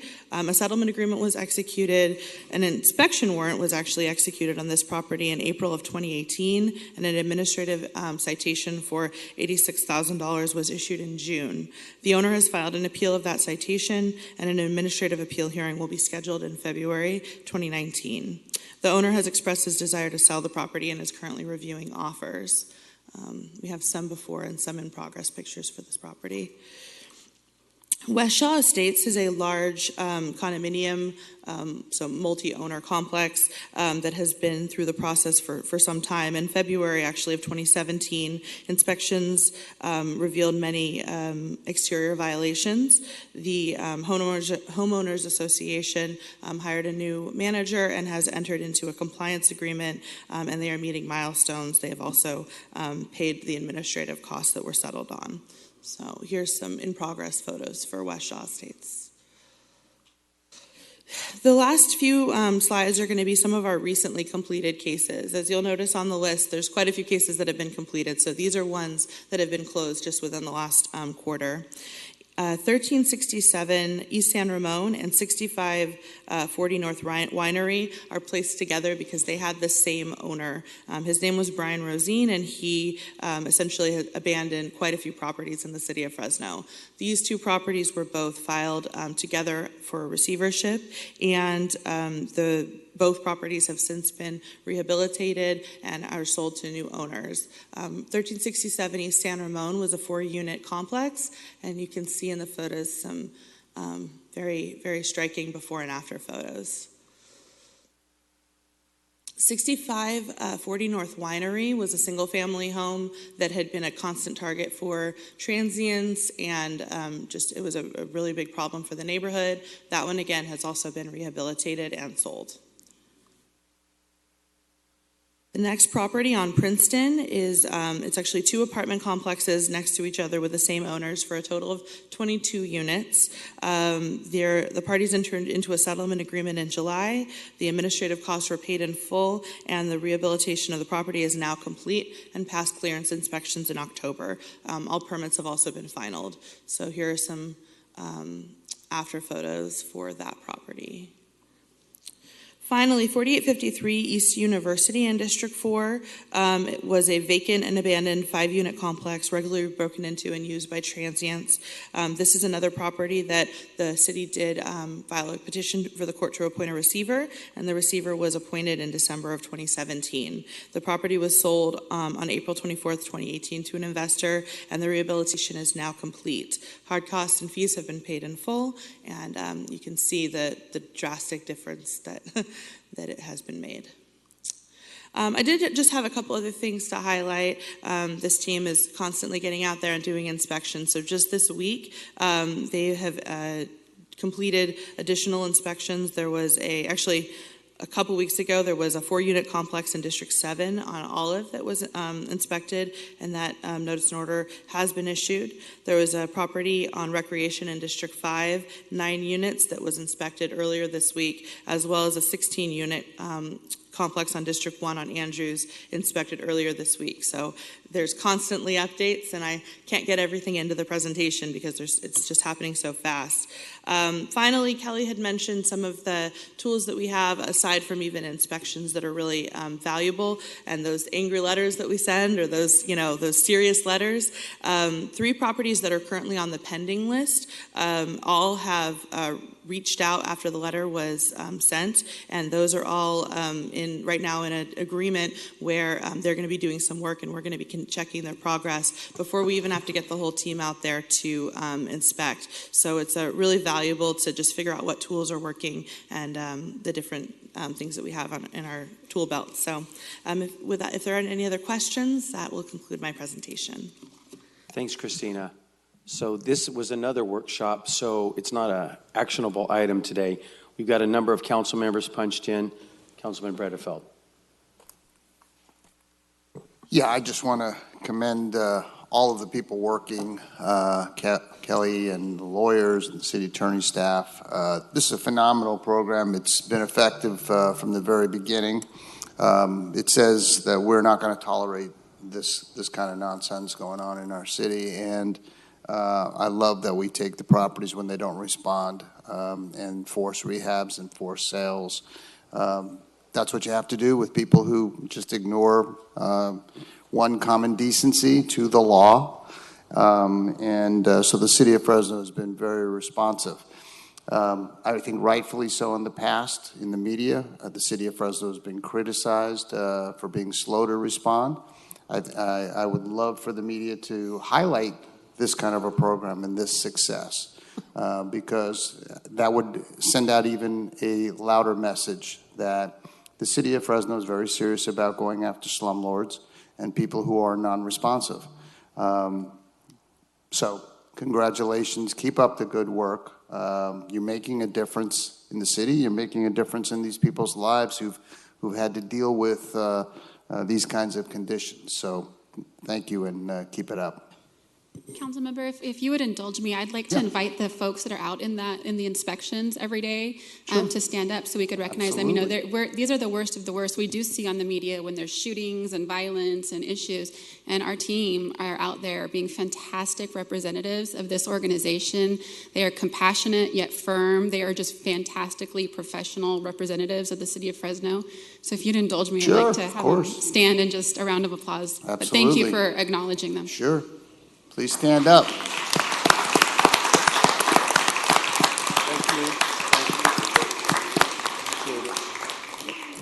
Thank you. Thanks, Christina. Doug, you had punched up. You wanted to, I think, recognize a few folks too. Yes, I was going to add that in light of this responsiveness that you're talking about, whenever you're aware of a property that might need some attention in your council district, you can contact either me, of course, code enforcement, or Erica Camarena, our, well, okay, Kelly, or Christina, and frequently we will have somebody out there that day or the next day to see what's going on initially and then follow up from there. At that point, we all work together and become very aggressive about it. And then we try to give you on the properties that you've referred at least weekly updates on what's going on, and in certain cases even daily updates. So we think it's very important to give you that communication and the responsiveness that the council member was talking about. Thanks, Doug. Yeah, and I want to confirm that. I mean, Doug, your staff has been incredible. We've called things in, and I've gotten that kind of a response right away. This is what's happening. So, again, I just think it's fantastic. I think it's great that Councilmember Brandow and others helped develop this, and I think it's making a tremendous difference. So congratulations to everybody. Councilman Capriolio. Thank you. A couple of my colleagues and I have been passing notes. The summary is asset, killing it in District 4. You guys are absolutely killing it. So thank you so much. And you know, University, Fountain Way, San Ramon are more thorns, if you will. But seeing what's up on the board now at 4583, that's so inspiring. And it's such a revelation as to what we can do with teamwork, with leadership, and the component parts to make this a huge success. So you are killing it. Keep it up, and don't let off that gas. Pedal to the metal, always. Thank you so much. Thanks a million. Councilman Arias. Thank you, and kudos to everyone. I support the comments that were made. My first exposure to City Hall staff was your team with one house that was next to a World War II veteran who'd been complaining for 10 years about it. You guys got on it. There's significant progress being made, so I do appreciate your work. I do have some questions. Are motels covered under this program? Are they considered multi-family housing units? I'm sorry. Motels. Oh, no, we have, no. So how do we deal with motels that are in the same condition? Because as you know, I have several of them in my district. So through code enforcement, so hotels we enforce the CUPs.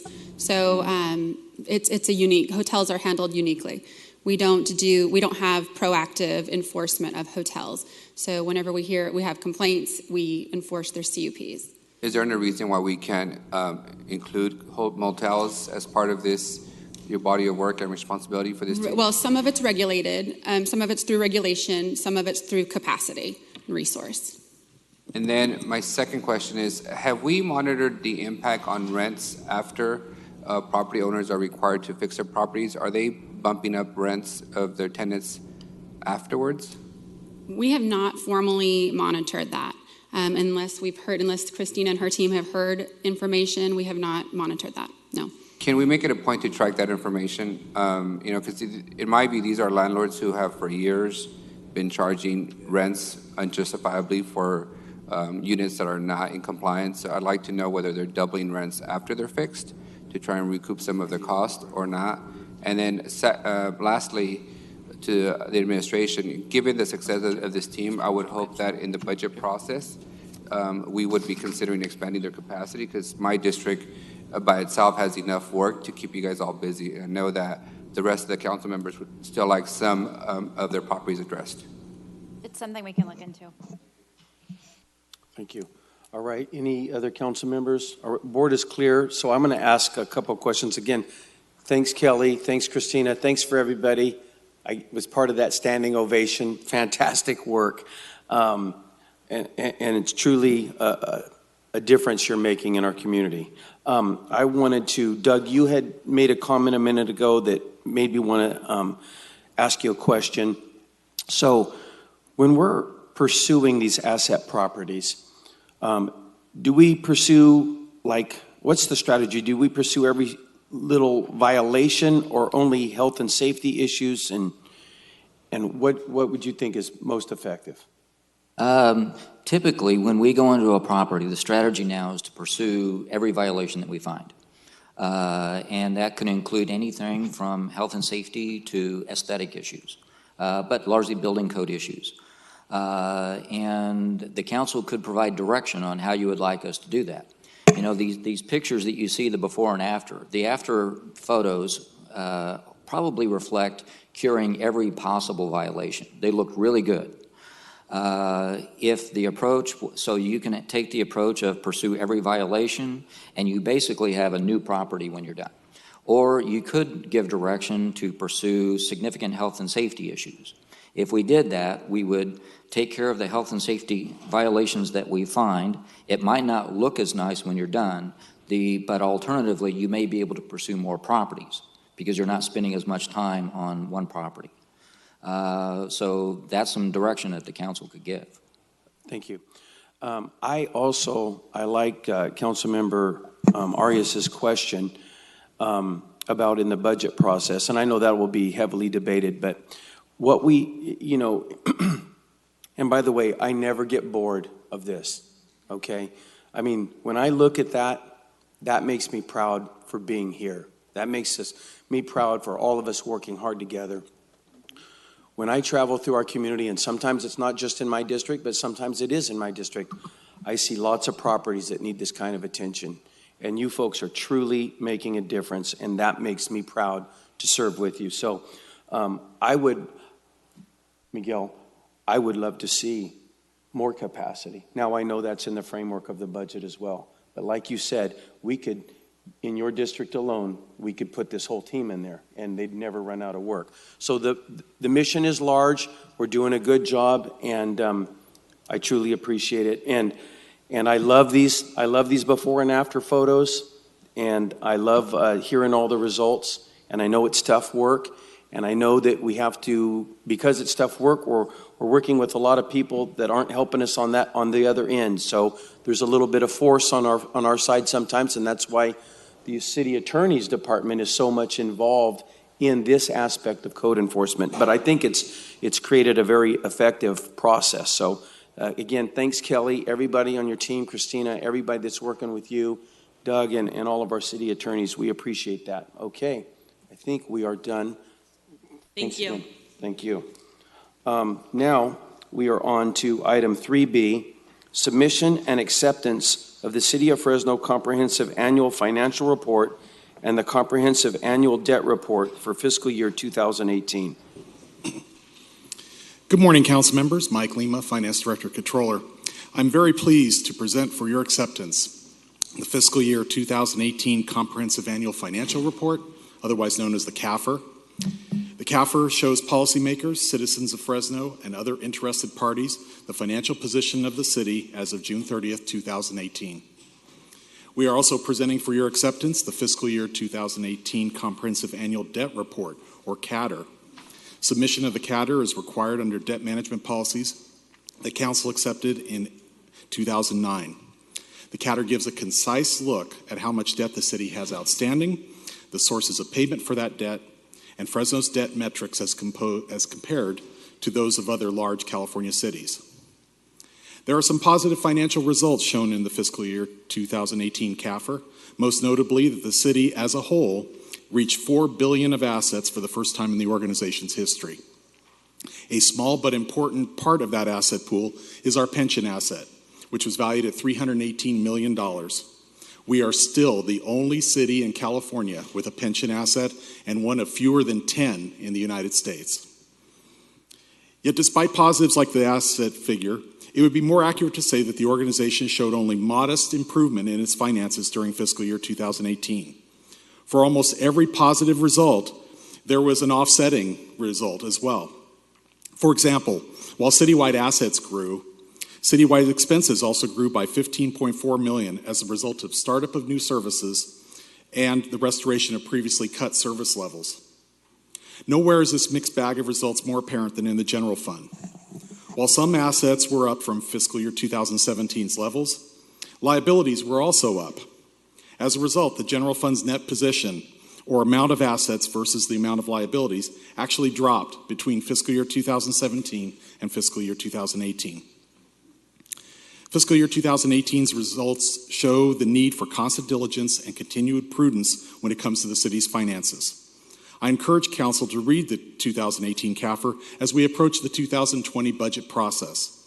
In particular, I encourage you to read the Management Discussion and Analysis section as well as the Statistics section. These sections contain information that should prove valuable in shaping decisions associated with the upcoming budget. I would like to conclude my remarks by recognizing the staff who compiled these documents. I'm the one who has the privilege of standing up here and making this presentation. But in truth, I'm just the marketing. The staff who prepared this document are the ones that deserve the praise. They continue to find ways to streamline the work needed to prepare these documents and refine the presentation to make the books more reader-friendly. Simply put, we have an amazing team of accountants and finance professionals that are worth our respect and have earned our gratitude. The CAFR Catter team is Mavette Mora, Roberta Cope, Aubrey Stapp, Suzanne Galvin, Oscar Ortega, Scott Zalewski, Juan Rios, Endeavor Boparai, Tim Tennell, Goharak Ashakian, Jose Barbosa, Yvonne Dedmore, Phil Hardcastle, Jessica Ortiz, Stephanie Hoover, Kriti Agrawal, Karen Jenks, Anita Villarreal, and Lily Banuelos. Can we have them stand up? I see a bunch. Yeah, just to recognize you all. Thank you all for your work. Good job. And thank you, Michael. Thank you.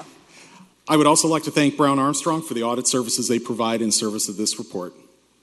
Thank you for your time. I would be happy to answer any questions you might have on these documents. All right. Do we have any? Councilman Capriolio, punched up. Thank you. Directing, your attention to page 5, I think you said this, while the city's overall financial position displayed little change, the general fund displayed a more pronounced change in financial position. How do you, tell me about that?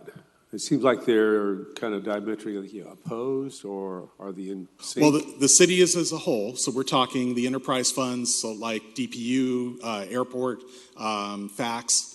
Those engage in some very large capital projects over the past year. Bus rapid transit, the Southeast Water, surface water treatment plant.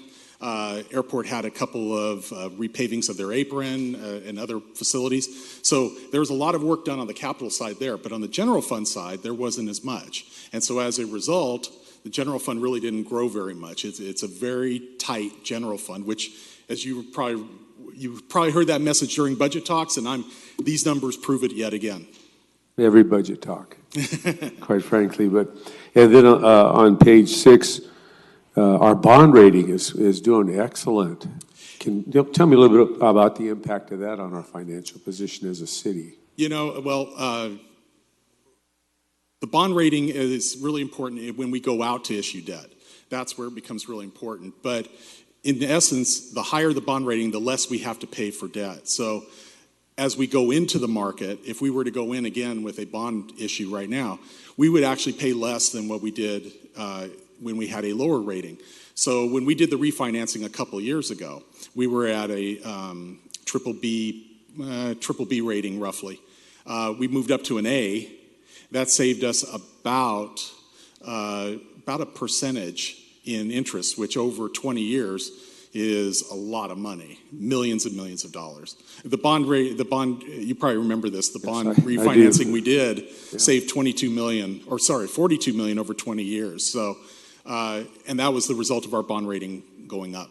That's fantastic. Then I also noticed that our general fund emergency reserve I think is at an all-time high at almost 24 million. That's correct. And the pace we're on now by 2020, which is just next year, it'll be up to $34 billion. So if that recession hits, we're pretty well, or as prepared as we can be, and very well prepared compared to the past. We are a lot better off than we were when the last recession came.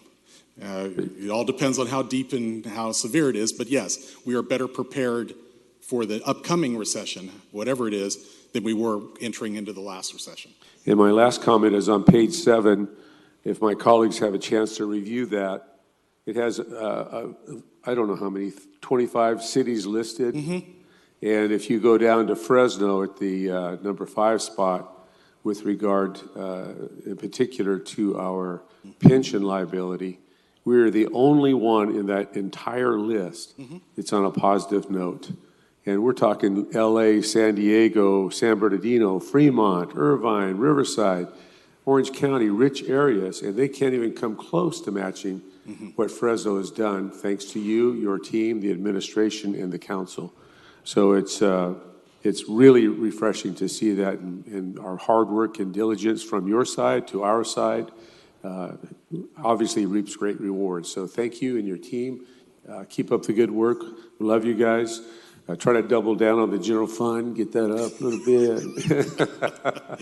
Thank y'all very much. Appreciate your hard work. Thank you.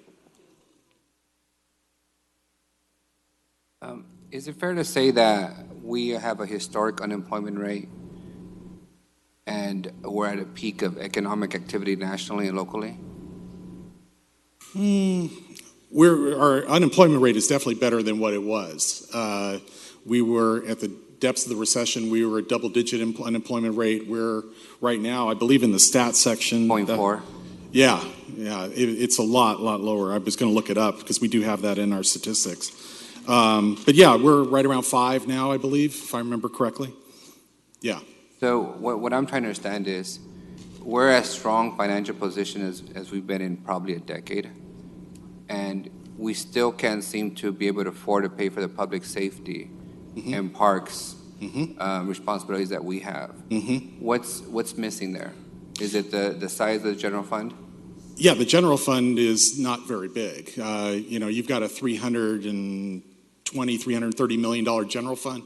It's paid for with mainly property tax and sales tax, and that just doesn't grow very fast. It's growing slow. Well, it has historically grown slower than what our expenses are. So speaking of taxable sales, your report shows that our taxable sales actually decreased. That's correct. From 2017 to 18. That's correct. Is that a reflection of the agreements where we waive future sales tax for Amazon, Alta, and Gap? No. What's the reason for it? Just people didn't buy. It's that simple. They did not buy out of the Fresno area. But no, it had nothing to do with the sales tax agreements that we had. Have you taken into account the impact of those sales tax agreements in the long-term interest of the city? Because the sales tax fund are, our general fund, right? Yes. And did those agreements also include waiving or reducing property taxes? I believe that, well, no. I believe we are rebating back some property tax on one of those deals, if I recall correctly. I recall mostly reading sales that, tax. that we're paying the property taxes back on a biannual or annual basis. What I'm trying to get at is, it's clear to me that the general fund isn't big enough to meet our fiscal obligations around public safety and parks. These agreements gave up future sales tax and property taxes, which is what funds our general fund. So as our population gets bigger, our responsibilities and liabilities get bigger, and our general fund isn't keeping up with those responsibilities. I want to just go on the record that we need to consider the intentional impacts we're making on the general fund as we sign these agreements. The other point I wanted to make is, I saw that our total assets decreased by 14 million, and that was specific to the assets that were related to the redevelopment agency. I'm assuming the sales of properties. Are you're referring to the general fund by itself? It says total assets decreased by 14 million. And the Yes, decline was entirely in advance of the redevelopment agency and the properties that we sold. Okay, so that's the general fund specifically, not the city as a whole. Yes, that's correct. That was the return of the Met building that was the old B building over here. When we brought that back into the city's asset pool, it was appraised at much lower than what the initial loan was. And so we recorded basically a loss on that asset of almost $14 million. So we're still today basically reflecting the impact of those decisions. Yes. In this book, we are reflecting that. And then the last thing I'd like to point out for the record is on page 3, it shows that as our economy, our local economy, we went from a 19% agriculture-based economy to a 13% agriculture-based economy. The only sector that really grew significantly was the service sector. Government remains the same, and I would just point out to those folks who pay attention to these matters, if you look at the top employers of the city of Fresno, most of them are in the public sector. And we need to find a way to be a better partner to the public sector and help facilitate the growth of the public sector, because they're really the foundation of this economy. Thank you. Councilman Capriolo, was that previously, or did you punch in again? I just wanted to confirm a couple of things that were said, and with reluctance, the Met Museum is much like Granite Park, and there are other assets, expenses, I don't know how you'd want to label it, but it's been very detrimental, and previous councils have made some very tough decisions, apparently, and whatever. But the point of the story is we're stuck with that, but as new council members, one of my favorite phrases is we don't kick the can down the road. So when these things come up, we try to confront them, and we try to figure out the most effective way to manage them and try to reduce the impact on our city. And it's difficult, but this council has not been kicking the can down the road, so I invite you to join us with that effort. And then I think the other thing is you mentioned, or Mike mentioned, local funding. We must buy locally. We must generate local funding in every way, shape, and form, from vehicles to groceries. And I think, Wilma, you're very involved with Food Expo, bringing in a lot of local businesses to see what we have to offer, international businesses. And all that money comes right into Fresno. So we're on the right path. It just takes a lot of time and energy. And I see a lot of advertisements to buy local. So that's really one aspect that we can do to improve. And I don't know if you have any other thoughts, Wilma, but that's really been a good idea with you and Mayor Swearingen. I agree. And I would also say, too, that I know that you brought up the agreements that we have with Alta and Amazon. Oh, maybe I was just not holding it there. Sorry.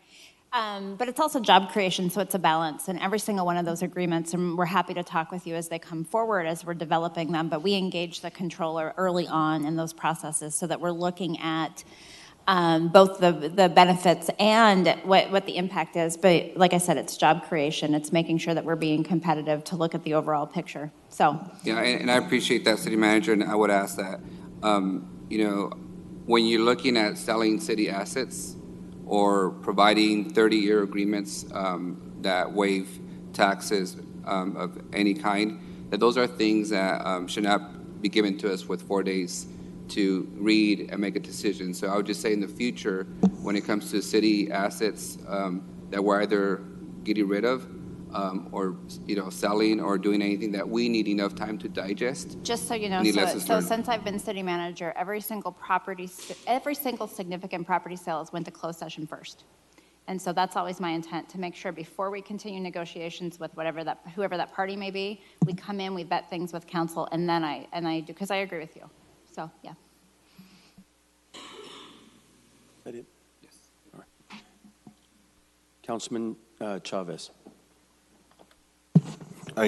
First of all, thank you for the report. Very informative. I read the Cliff Notes. Good. Thank you for that. And I agree with a lot of the questions, with Councilmember Arias, with the administration. And I think it is time for Fresno to have a frank, honest conversation and put it in perspective, where I think sometimes there's the assumption that if we don't offer these incentives, the companies will still come. and that's not necessarily the case all the time.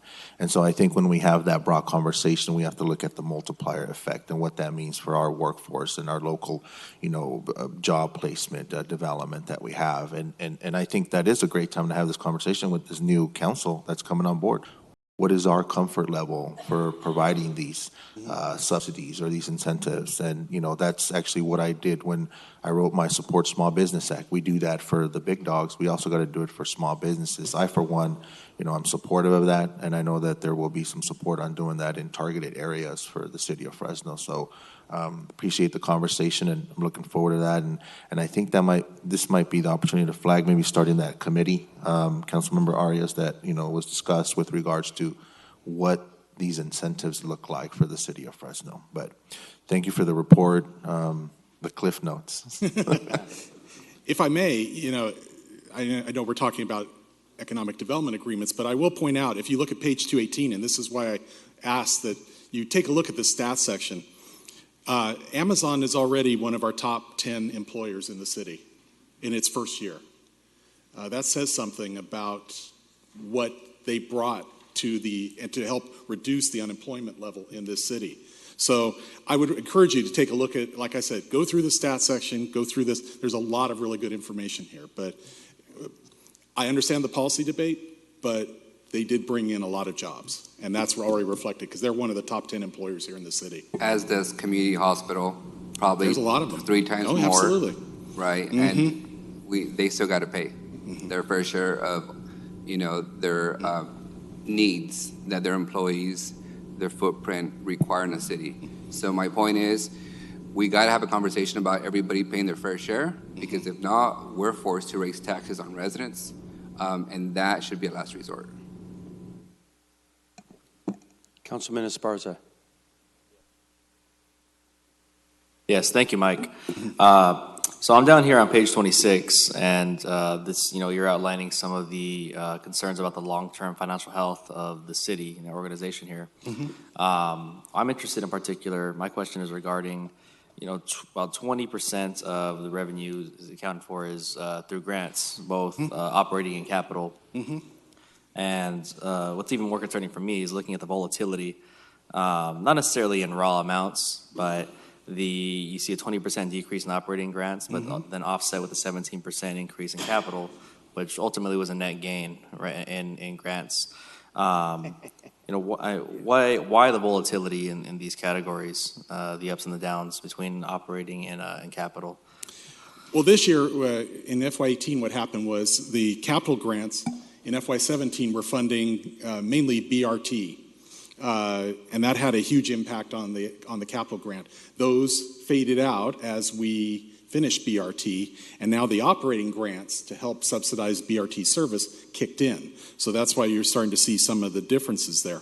But overall, we operate a lot on grants here. And we have, there was almost $800 million of revenue last year, and a lot of that is grant revenue. We are very dependent on grants to meet the basic service needs and to meet the capital needs of this city. And that's still that hasn't changed in years. And without a larger or without a growth in our community's income, I don't see where that is going to change for the foreseeable future. Okay, yeah, thank you. I just wanted to put that out there. I think we're all aware of that, but I just wanted to make sure it was on the record. Council President, I'll make a motion to approve this action item.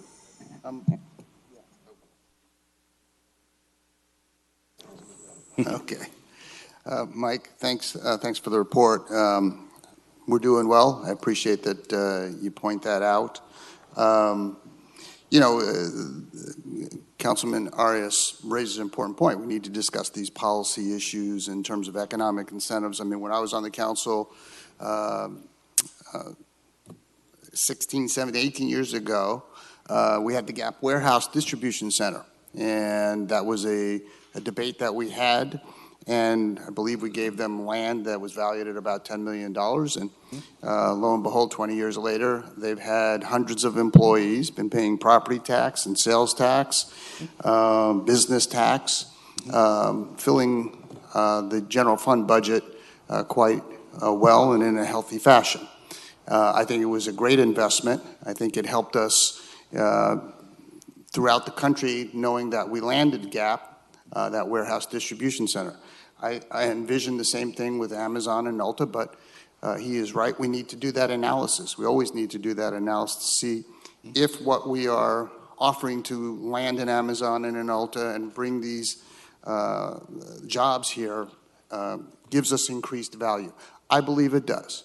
That's why I've supported it. But I think you being the numbers guy also need to bring some of that data that demonstrates that. So I've been supportive. I don't see why I won't be supportive, because I think ultimately at the end of the day, what you offset to bring those kinds of jobs here is worth it. And I think that, you know, having them here for years, as we've done with GAP, has proven that over decades, it has been the way to go. And I think it is true. We can always look at decisions that were made by councils over the last 20 or 30 years. We can look at, you know, what was done with the general plan just a couple of years ago, where we restricted our borders and don't allow growth really to take place and expand, and the implications of the finances that we're not going to get because of the no growth policy that was implemented. We can talk about that, debate it. I think Councilmember Chavez is looking to make some changes, which I'm going to support, because I think we need to grow as a city. If we don't grow, we're going to financially be stagnant. So all of these are important issues to look at. But I want to congratulate you. It's an excellent report. And I think we're in a great financial position. I mean, we are the only city in the state that has a fully funded pension plan. And we should all be very proud of that. I am. And that's been something that's been ongoing for a long time. So congratulations to you and your staff again, and keep up the good work. Thank you. Thanks, Councilman Bredefeld. I just would add, I agree with almost everything that's been said up here. So I want to thank everybody from your department that you listed for doing good work. And they do whatever we ask. So if we change policies, they still work away and do a lot of great, faithful work. So we're very supportive of that. What's that? You have one last question. Go for it. Do we know what Clovis's pension fund looks like? Not off the top of my head, but I know it's a deficit. Because they're Okay, tied good. to CalPERS. That's all I wanted to know. Just Yeah. stop right there. Well, like I Stop told right you, there. we're the only city in California that has a pension asset. So Clovis does. There you go. Fantastic. Great point. Don't move to Clovis. They're not going to like you after that. But you made a great point. All right, we have a motion. Did we have a second over here? Okay, Councilman Chavez seconded it. I need to go out to the public. Anybody in the public that would like to comment on this report? All right. So we have a motion and a second. All in favor? Aye. Any opposed? So motion carries 6-0. Thank you. All right. Thanks, Mike. Item 3C, approve and amend the amended City of Fresno retiree health reimbursement plan. Good morning, Council President and members of the Council. Jeff Cardell, Director of Personnel Services. As indicated in the agenda item that is before you, this plan was originally adopted by the Council back in 2006. And staff took it upon itself to review the plan as a matter of due diligence in cooperation with the City Attorney's Office. And we've identified a number of items that should be updated in the plan. In particular, that the eligibility requirements are now set forth in the respective MOUs or in the salary resolution for Unit 2. That we've updated the language in the plan to address unused accounts, specifically when a participant has deceased and there are no eligible dependents. We've also removed language about appointed service and temporary employees because temporary employees are not eligible. And we've added a section to address some security elements relative to the Health Insurance Portability Act. With that, I'd be happy to answer any questions. Thank you, Jeff. All right. I don't see anybody punched up. Let me go out to the public really quick, Jeff. Anybody in the public like to make a comment? All right. Any council members?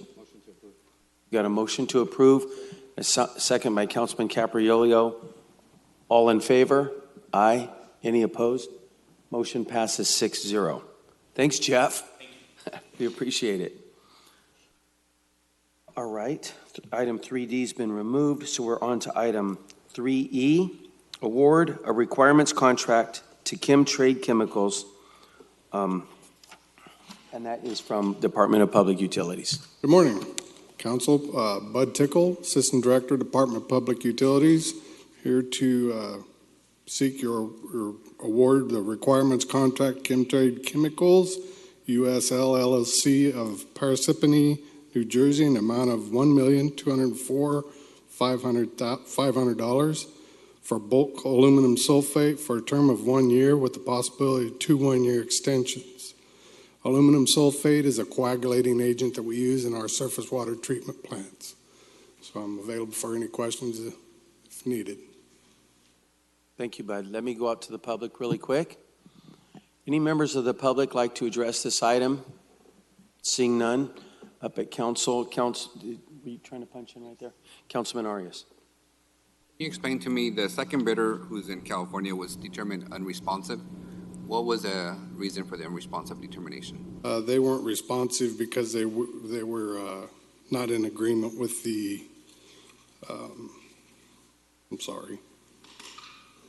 terms and conditions of the indemnification agreement.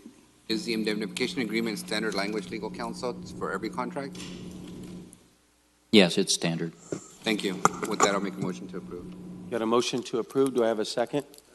Second by Councilman Capriolio. Nobody else is punched up. All in favor? Aye. Any opposed?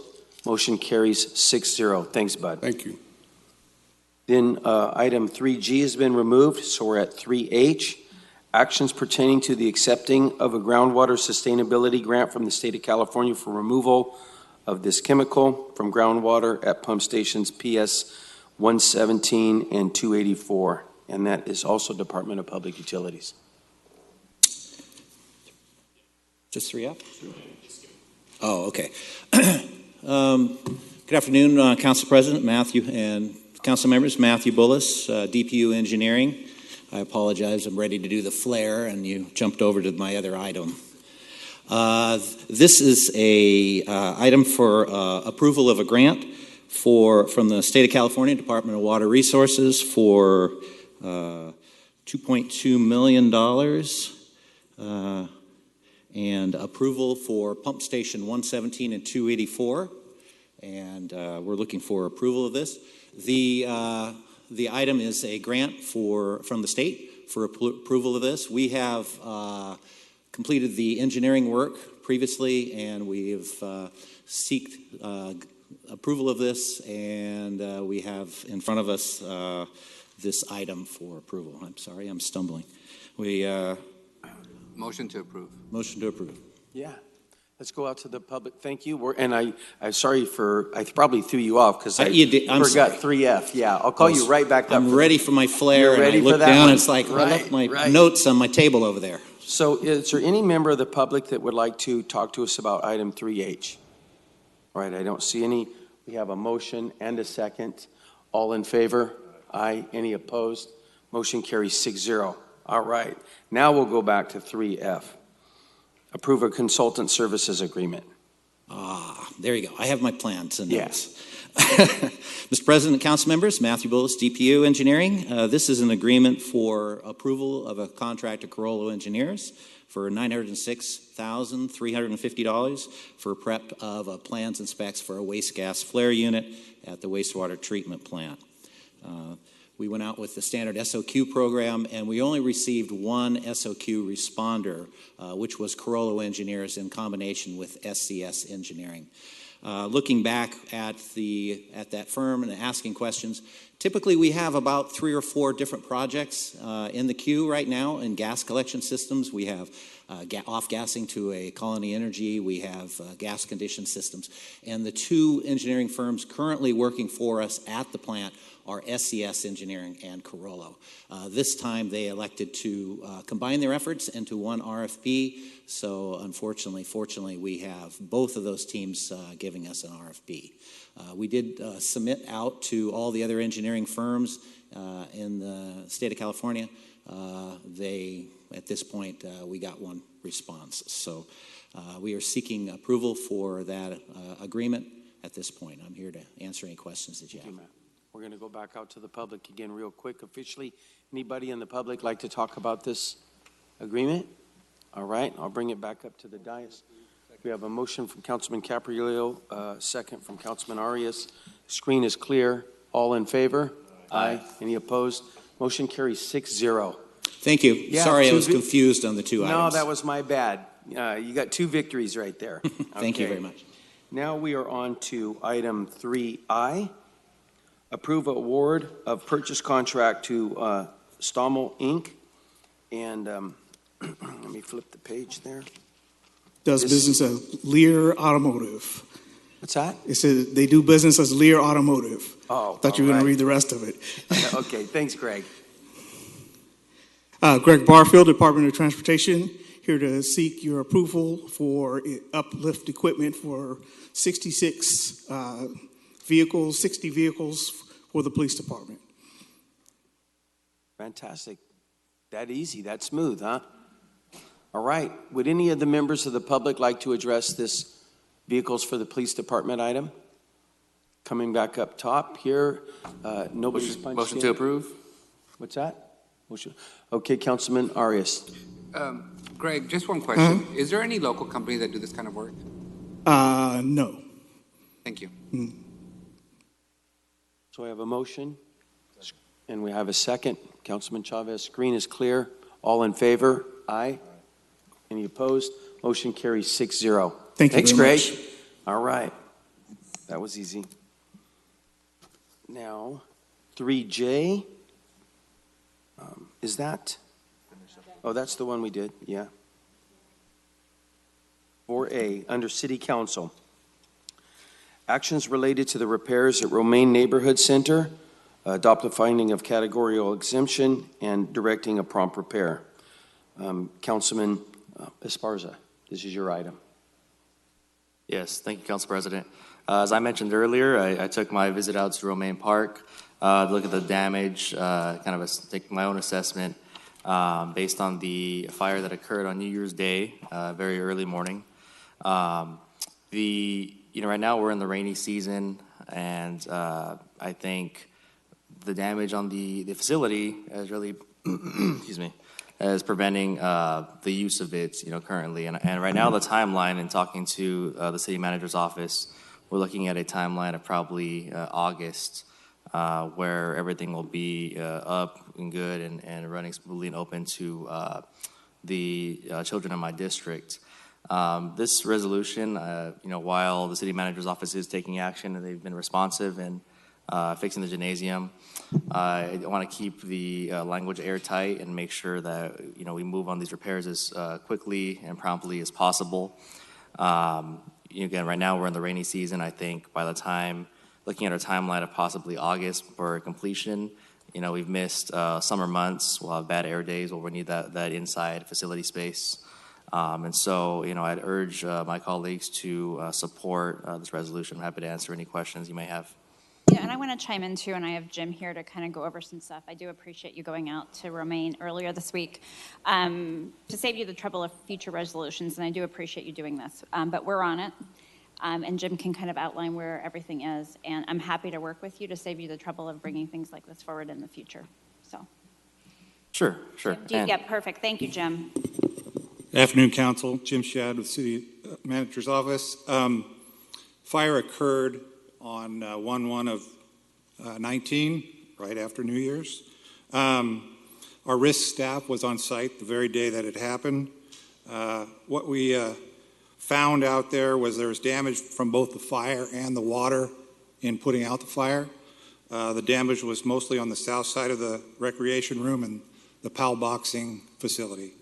The rest of the building did not have fire damage, but had smoke damage and had to be remediated. The extent of the structural damage is still being assessed. That section of the building where the fire occurred has some large glulam beams that are custom made, and if those are damaged, that would obviously cause some delays in the project. Nevertheless, we're moving forward.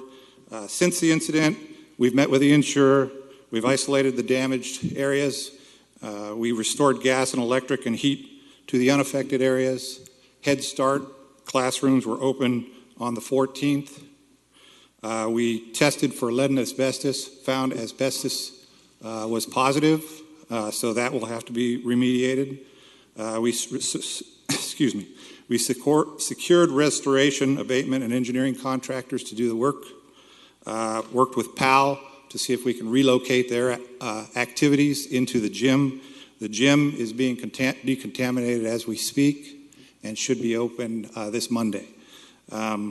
We will continue to work with the affected nonprofits and the Parks Department to reschedule those activities. I think we have most of them covered. There are some risks, as I mentioned, to the schedule, the glulam beams being the large risk. The other risks are just anytime we have a fire of this sort, there's a lot of unforeseens as we start peeling things back. What I would recommend on these projects, this type of project and any other projects, as I've done with other council members, is we can work and meet on a regular basis and make sure that the council member is informed on where we are on the progress. That seems to be the best approach for other council members, and I would highly recommend doing that. Yeah, thank you, Jim. And this resolution does include a required update every 30 days to council until the repairs are final. Motion to approve? I do have one question, Jim. Can you explain to me, as a new council member, whenever vandalism occurs that requires us to file an insurance claim, how long does it take for that insurance claim to be processed, us to receive the resources to begin fixing the property? That would be an answer for our risk department, And they're but in the back. Jeff, they're in the, or sorry, Jim. Jeff and Mike are in the back. Sorry about that. That was a mouthful. I will say they have already okayed us on this project within a couple of days. So what I'm trying to understand is, is that something that staff automatically does and begins work? Yes. Or are we doing the wait until insurance responds 3 months later? When we have a catastrophic event like this, our staff responds immediately. Thank you. Councilman Chavez. Councilmember Arias jumped the line and Yeah, he asked did. my Yeah, questions. it's a- Apparently, he doesn't know how to wait an order on the docket. We'll give him a pass today. That was just a question I had. It was the insurance. So how much cleanup does the facility need? I know you mentioned asbestos. That's pretty... The asbestos they found was in the floor and the roof. So they will have to remediate that before they actually start deconstructing the damage and then rebuilding the damage. Is that why the length of time to repair is... There's about a month added to that schedule for the remediation for the asbestos, and 10 working days of that is a hold that the Air District puts on for public notice. Okay. All right. Thank you. Screen is clear. I didn't catch, I assume Nelson made the motion? Yeah, motion to approve. Yes, I did make the motion. And second by Councilman Capriolio. Screen is clear. Anybody from the public like to address this? All right. We have a motion and a second. All in favor? Aye. Aye. Any opposed? Motion carries 6-0. Good job, Councilman Esparza. Got your first motion passed. Beautiful. Thank you, Council President. All right. Let's see. That was, what's that? Is that it? So we'll have time for unscheduled communication. We have a couple of cards turned in. Thanks patiently for waiting, but we've had a lot of busy day. So first I have Destiny Rodriguez.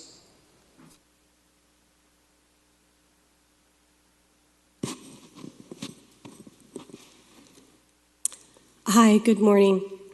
My name is Destiny Rodriguez. My permanent address is 4143 West Amherst. My family home is in District 3. I have lived in Fresno a majority of my life. I also work for the Center for Climate Protection, a nonprofit. I just first would like to thank the City Council for allowing Community Choice Energy to be presented on next month's agenda. Community Choice has vast potential benefits for our local community. It provides a pathway for long-term solutions for a cleaner, more viable future for our community here, our home.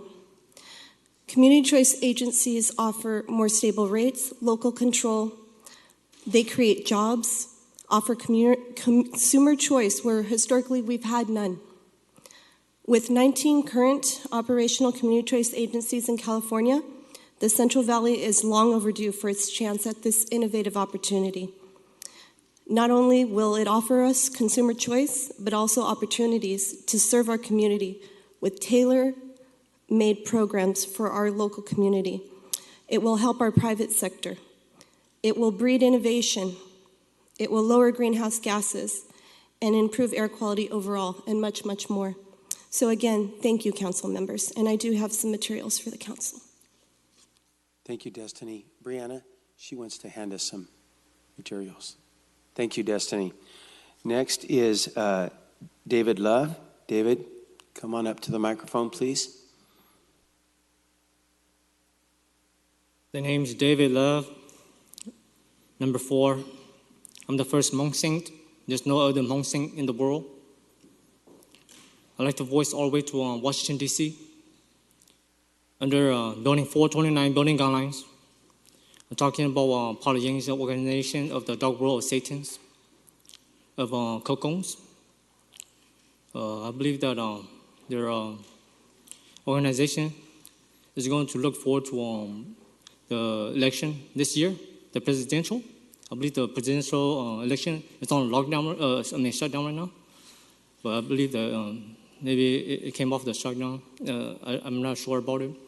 But I believe that they're trying to hack into also the election. And Polyang's Dark World organization of the Satans are known in the, as of right now, is known in the city of Fresno. As right now, they're doing a lot of blocking right now.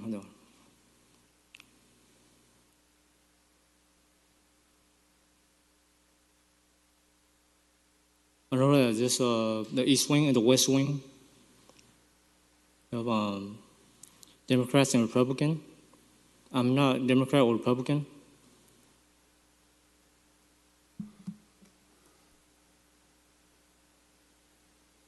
Just be very patient.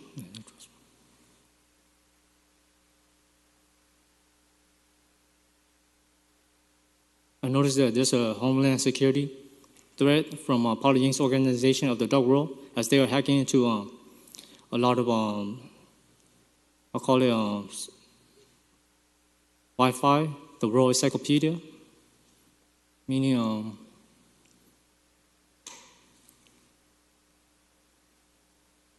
AT&T,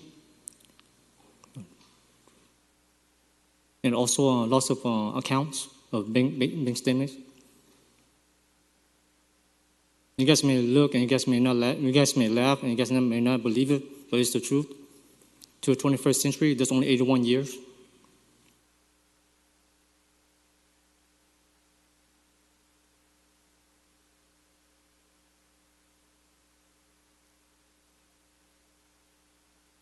There's going to be about 21 presidents within the 81 years. 81 years to the 21st century is not that long. No other religion comes close to God far from heaven, Lord Jesus Christ, and Heavenly Brother, Heavenly Father. Number 4 came out a while back. And no other religion comes close to being couple H, couple O, couple L, couple Y, holy. Thank you, David. Do we have any other members of the audience that would like to address council in unscheduled communication? I don't see any. So right now, we don't have any closed session today. Our next item will be at 1:30 when we discuss the homelessness and HEAP funding. And so council will return right at 1:30. Thank you, everybody.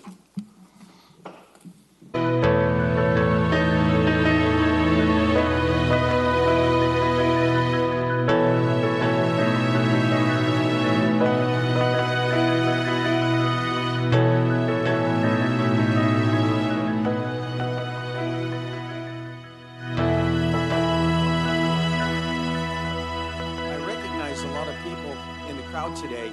So you probably know that there's a yellow card on the little back table. If you'd like to fill that out, you could bring it up to Brianna and we'll put it in order and we'll get to everybody that turns in a card. And if you don't turn in a card, we'll still get to you to talk about this subject. So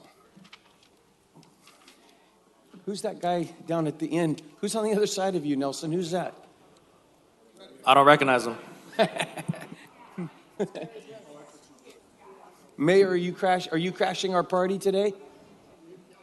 Okay. I didn't see any written permission slips. I think you should be uninvited. Right. All right, where is that item number? All right, we're going to reconvene, and we have a pretty good crowd here today. So we are going to take the item on the application and receiving of the HEAP funding. And so that's what we're all gathered here for today. That's our last item. We worked through everything else in the morning. And so we're glad to tackle this. We're going to invite anybody from the public that wants to speak. You can turn in a card like I just mentioned, or you can just come up once the cards have, but I'm going to take the cards in order. And then once they're done, if you still want to speak, you can. You'll have 3 minutes. Please state your name and your address, and just for the record, and then you'll get 3 minutes. And we'll give you a little bell will go off at the 2-minute mark and let you know you have 60 seconds. Okay. So Council President? Yeah. And if they fill out that yellow card, Brianna just indicated there's a box right here where I'm pointing. Yep. And you can put the yellow card in there because she can't see you when you come up behind her, but yep, she'll check that box accordingly, so we'll have a little smooth transition. Thank you. All right, so I think, Mayor, you're going to lead us off and talk about this today, or, okay. Am I on? Yeah. All this high tech. Thank you, everybody, for coming today, and council, thank you for letting me be here. We're going to talk about the state program, and just give you a brief overview of about 10, 15,000 feet above, not into the weeds. But a year ago, the Mayor's Conference in D.C. had the Big 11 mayors. We all met, and we all agreed that one of the most significant problems in every city in California, big and small, is homelessness. So we made a pact to lobby the legislature and the governor to get money, and we were successful in getting about $500 million, which is a substantial amount of money. And this was a certain amount going to the continuum of care, which was about, and our total allocation was roughly about $14 million. And 3.1 went directly to the city. This is called the Homeless Emergency Aid Program, this acronym of HEAP. 9.5 went to the continuum of care, and about 1.5 went to CASH. That's a state agency. I don't even know what that means, H. But we have a spending plan where we're going to get $3.1 million. This is a one-time funding only. If you look at the attachment that you have and the information that H is going to go over, it's not going to go a long way. We got 2.5 years based on this current program. There's a possibility that we're going to meet again with the Big 11 mayors and ask the governor, perhaps we might replicate what we did last year, but that is only an if at this point in time.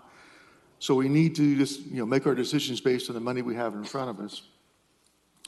And the way we're spending the money, there's 5% has to go to youth services, 5% to administration. So that leaves about $2.8 million. And that money is almost exclusively going to an exit strategy. And what I mean by this is most programs that we have seen, and H and his team has spent a lot of time going to several cities, doing a lot of research on what works and what doesn't work. And I could tell you across the state and across the country, Millions, if not billions of dollars has been thrown at the homeless problem, and in most cases, not successfully. This is a difficult problem. So when you come to like a shelter, and if you don't have a back door or an exit strategy, people are going to end up in a revolving door that you can't get them out, and it's never going to work in the long run. It's tempting at first to build a big facility, have people come through, you get them off the street, have a ribbon cutting, but in the end, it's not going to work because you cannot get these people out. So this is exclusively on an exit strategy and with a maximum amount of leverage. And this provides accountability, like we've talked about many times before, on our homeless operations and our service providers, and performance metrics to see how our money is being spent. And the plan, and this is a real simple overview, has been reviewed by probably over 70 public and private agencies to come up with a plan that includes a 100-bed low-barrier shelter beds. And again, the key thing, in multiple locations, 100 beds for shelter, 60 bridge housing beds at multiple locations, 6 to 8 youth shelters or beds, and rapid rehousing for 152 families that will help 718 households who are on the brink of becoming homelessness. And these funds, and this is called diversion, and this is one of the most common problems that cities have. If you can get to the people before they're evicted, before they're out on the streets, in the long run, you're going to save a lot of money through the diversion program. So we're not going to solve the homeless problem with $3.1 million. We think we can make a dent. We can make a significant dent and get a lot of people, hopefully hundreds of people, off the streets and back to some sort of normal life. And basically, the backdoor strategy is pretty simple. It's a systemic approach that takes somebody from streets to shelter, from shelter to bridge housing, and from bridge housing to permanent housing. Those are the steps we have to do to be successful, and we create a pathway for people out of homelessness. And basically, we don't want to be a revolving door. We want to be a back door that gets people through the system. So I think this is probably the soundest and, based on our research, best way to achieve it. And again, with $3.1 million, we can't tackle the whole problem, but we can make a significant impact on it. There are proposals, there are different people that are going to advocate for different options. One option that's been mentioned is a single 200-bed shelter in one location. That would cost at least $700,000 to build, and probably about, based on $20,000 per person per year, about $2 million to fund. Right now, in this current one that H will present, the $2 million for the 100 beds is being paid for by the continuing care. It's not being financed by the city. If the city council elects to expand that to 200 beds, that's going to cost an additional $2 million. And the exit strategy items are directly proportionate to the incoming items, which is the number of people. So if we had a large 200-bed facility with matching, exit strategy money too, you're talking $5-6 million a year, and we know we don't have the money right now to do that. Even if the state came next year, it's still going to be short. I recognize what people want to do and the needs, but I'm strongly opposed to any single facility of that size or even a smaller nature. This is a citywide problem that needs to be addressed on a citywide basis. And basically today, we're going to be asking you just to approve the grant of $3.1 million. We realize this is a complex problem. We don't have all the solutions. We're going to propose some options that you can select. But we're to come back on January 31st and ask the council to vote on the program and the financing plan that we're going to use. So I appreciate all the talks I've had with most of the council members. Urge you to accept the money today, and we will go back and answer your questions. And I know there's a number already, and hopefully by the 31st, we're in a position to implement a strong, well-planned program. And again, the longer we wait, because we have this whole program is roughly 30 months to spend the money. So urge you to go forward, and I appreciate all your help, but I realize everybody has an issue with homelessness. Thank you. Thank you, Mayor. So I think it's H, right? H, you're on deck.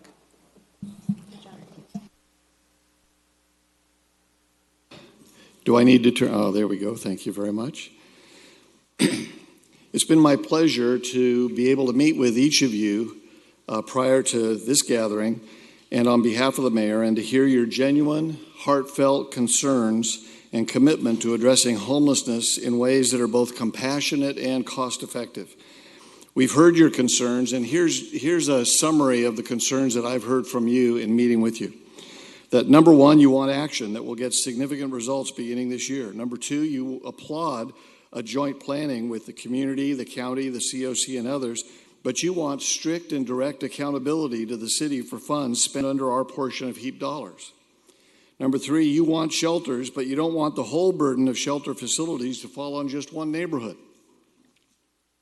You want to be kept up to date on progress with regular reporting and performance of homeless services funded by this and other city initiatives, and you want assurance that our police department's homeless task force is directly tied into this homeless service delivery process and can be a part of helping people get off the streets and into shelter and onto pathways to life. In light of those concerns that I've heard from you and we've heard from you, we're asking you to do three things today, and this is sort of a breakout of what the mayor just said. First, we're asking you to approve the agreement with the state so that we can draw down our $3.1 million this month. They're on a fast track at the state because they know there's a time, these funds have a time frame on them. There are three things that should make this an easy decision. First, the state's given us a deadline of this Saturday to return the agreement. Second, if we don't get these funds headed our way now, we'll lose precious time for contracting and implementation since we only have around 30 months for implementation. And third, approving this agreement does not bind you to a specific spending plan at this time.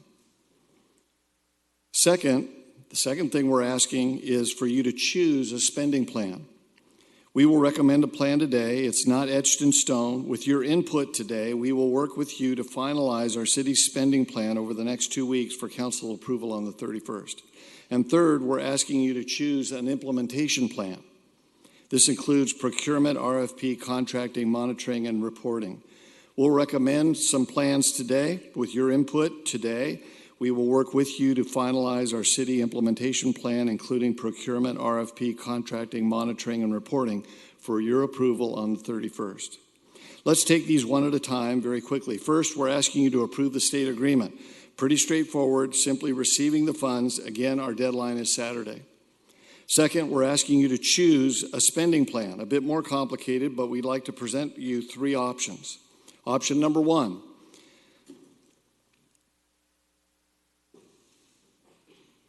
Option number one provides HEAP funding, and a year of planning has resulted in a comprehensive framework to address homelessness in our community. And by the way, that plan is not the mayor's plan.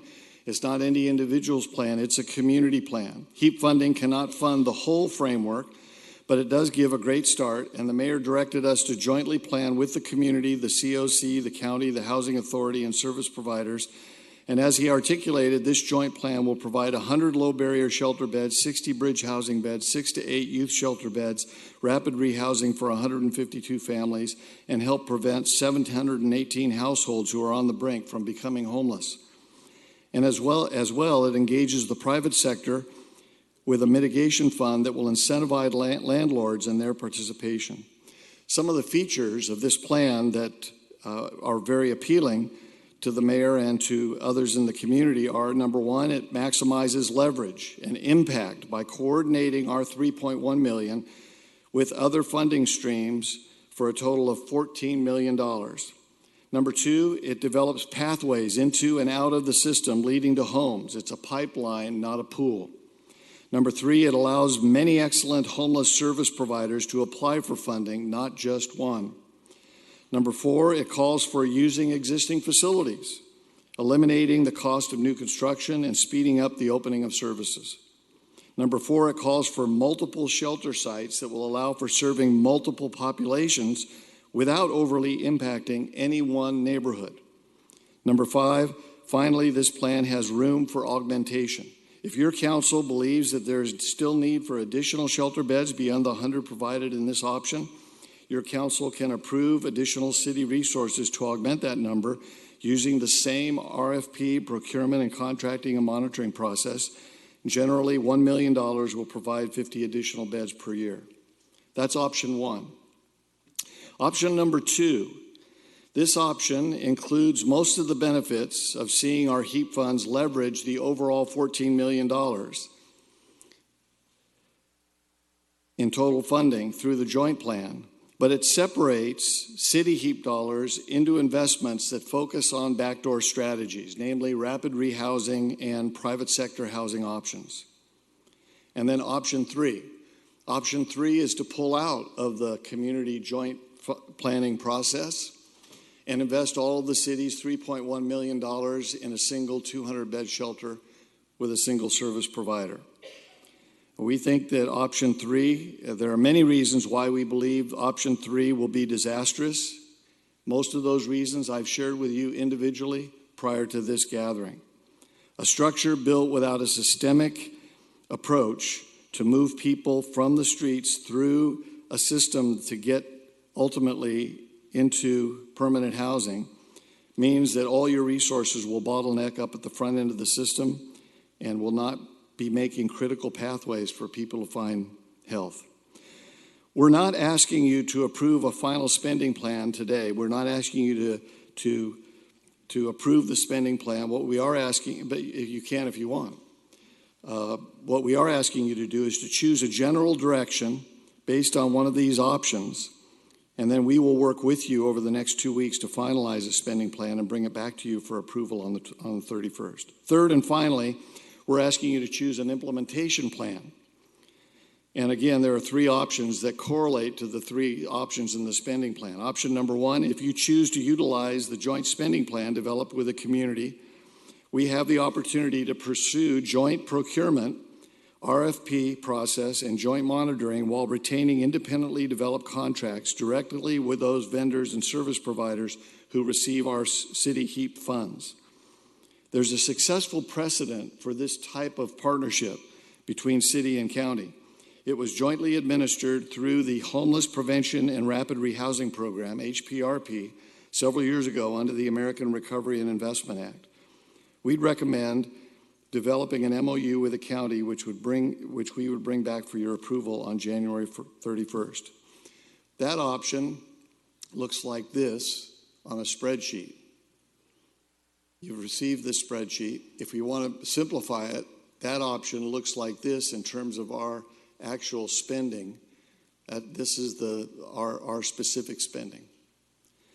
Option number two, based on input that we've received from some of you who would prefer keeping our commitment to a joint $14 million service plan but maintain a separate procurement and RFP process, option two allows us to continue to leverage the total $14 million in homeless spending with our city HEAP funds, but without joint procurement processes, utilizing city procurement to provide contracts in areas solely funded by the city. In other words, we would take the funds that are jointly spread in the previous service delivery model and put them into specific service delivery areas for which we are the sole contractor. City would not only monitor its contracts with those vendors, service providers receiving funds, but through an MOU with the city, jointly monitor the contracts related to the whole $14 million, and we'd finalize this implementation plan with you over the next 2 weeks, including a joint monitoring agreement with the county, both of which we would bring for your approval on the 31st. Here's how option number two looks. And you notice the major change there is in bridge housing. We've taken the money out of bridge housing and dropped it down into rapid rehousing moving forward. Option three, if we choose the one big shelter, single provider model, we would use our own internal city processes for RFP contracting, monitoring, and procurement. Again, we're not asking you to approve a final implementation plan today. What we are asking you to do is to choose a general direction based on one of these three options. We will then finalize an implementation plan in conversation with you over the next 2 weeks and bring it back to this group to the council for approval on January 31st. I welcome your comments and questions. Thank you, H. So is that take care of your whole presentation? Yep. Okay, thank you. And before I go out to the public, I'd like to open it up to council to kind of make some introductory comments, and then we'll go out to the public. We're not going to open it and then vote. We're going to open it to the public, then come back and take all of the collective comments in the room today. But I've got a couple council members that have wanted to jump in and make some introductory comments. I'm going to make one myself before I even pass the microphone. During the lunch break, I was in a meeting called to talk about auditing, the city of Fresno auditing our contracts going forward. And it really wasn't about this issue or any issue in particular. It included this issue, but going forward, there's just been a demand from council to audit contracts that we put out there. And not just a simple financial audit, did you spend the money that was given to you, but more of a metrics-based production or performance audit. And so I'm going to let my colleagues know that I'm going to be only interested today in voting on anything that would include our capability to audit people that we contract with. And that's just a simple comment, but since I came out of that meeting during the lunch hour, I wanted to mention that. First up, we have Councilman Chavez. Thank you, President Brandau. Well, first of all, I want to thank everybody for attending. I think the first time in a long while, we're actually having a frank conversation about what the homeless issue is and really what the resources are on the table, and more importantly, what the plan is to try to address this. I don't think there's anybody that thinks that we're going to eliminate the homeless issue, but we certainly can chip away at it. And the priority, I believe, of this council of the city should be to address it in the primary way, which is the calls that we get for service. We know that there are folks in my district and in other districts that are human beings. They're seeking shelter. They're trying to come out from the rain. In the process, they're going into abandoned structures and burning those homes down. I've had 5 of those in my district. I know my colleagues have had more. So the challenge is there. The challenge has been there. Part of the drive for this council to really implement this audit was to, more than anything, give us, this body, a decision-making tool, one that we've not had before, because I don't think you've seen the issue be as prevalent as it is now, especially in shopping centers and intersections and parks and canal banks. And that's been true for my own experience.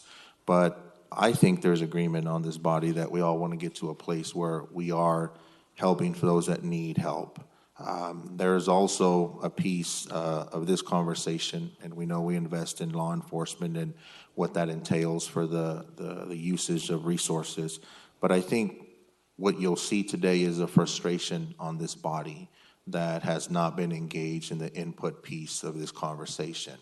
And I believe that this is what you're seeing now is the problem when you try to craft policy and you don't speak to policymakers. And I am certainly not comfortable delegating my role, my fiduciary role, to another entity and letting them do and tell us how we're going to spend the money, because they're not the ones that receive the calls. We are the ones that receive the calls. Having said that, I do believe that we should be working collaboratively.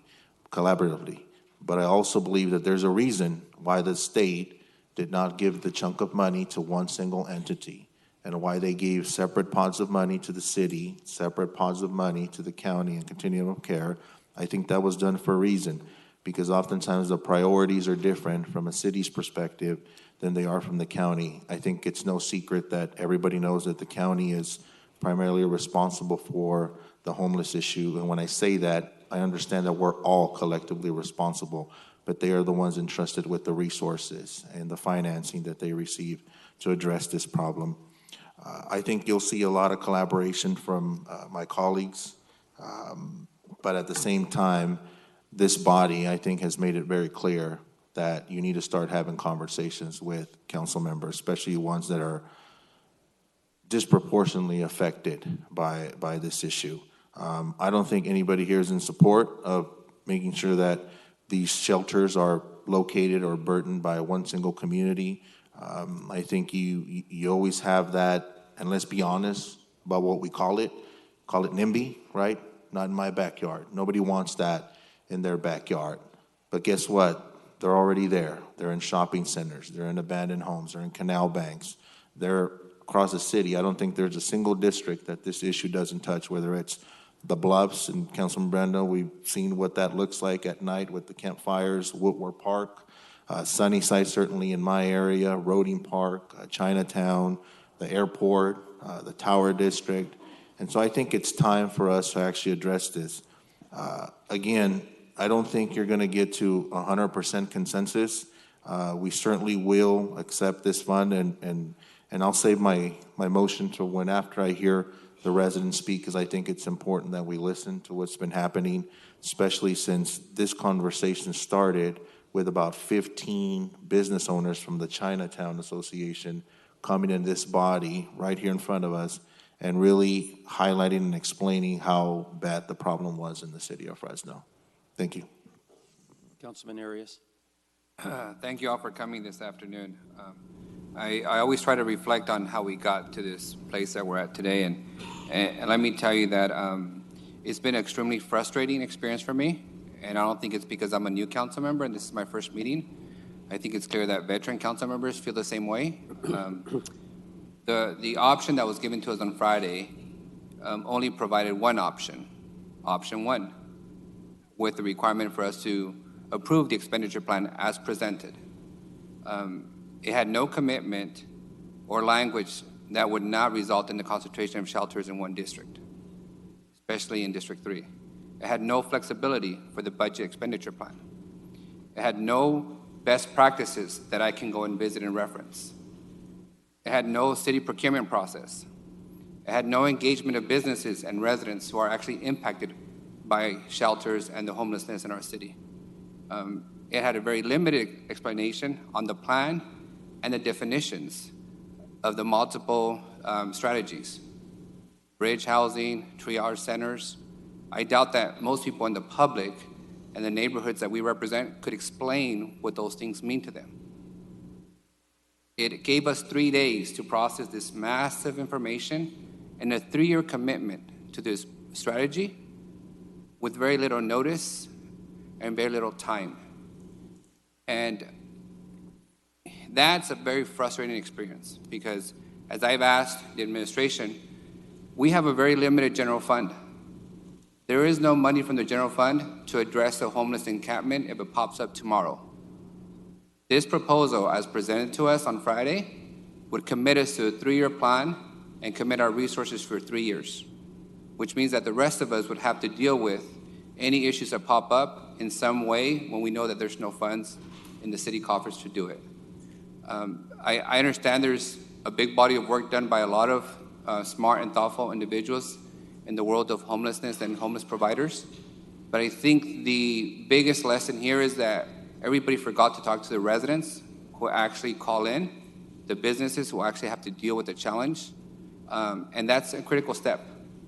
It's an extremely critical step. This isn't just about who receives the money and whose strategies are the best. It has to be about whether we're listening to the individuals who are most desperately impacted. And as we hear from the residents and my colleagues, I'll be blunt. I'm not going to settle for a commitment that the solution just be District 3. Without the language, you will not see my support for this strategy. We have been given commitments for years and decades that never come to fruition. And I think it's time for us to hold ourselves accountable for actually putting things in writing. And this agreement before us doesn't have that language. I'm sure it's a goal and it's commitment from some, but unfortunately, I may not be here tomorrow and others may not be here tomorrow to remember what commitments were made. So with that, I'll turn it back to the council president in his absence. Councilmember Capriolo, you were punched up next. Thank you.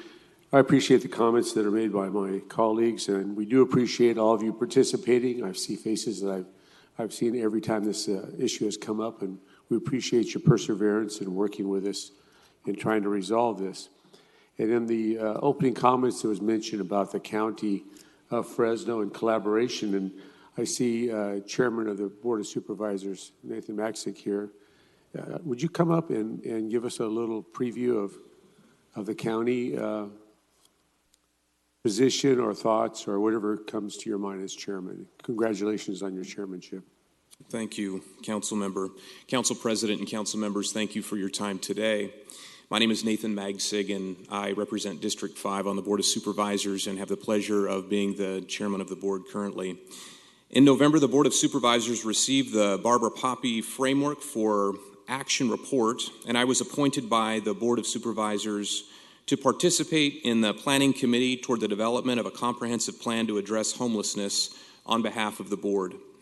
The Board of Supervisors directed that before the board would endorse any plan, it must be vetted and recommended by our directors, the Department of Behavioral Health, Public Health, and the Department of Social Services, because those are the county departments providing direct services to persons experiencing homelessness. Addressing homelessness independent from the county and the 14 other incorporated cities will hinder progress in our community. The county continues to work with your city and the 14 other incorporated cities towards the development of a comprehensive plan to address homelessness.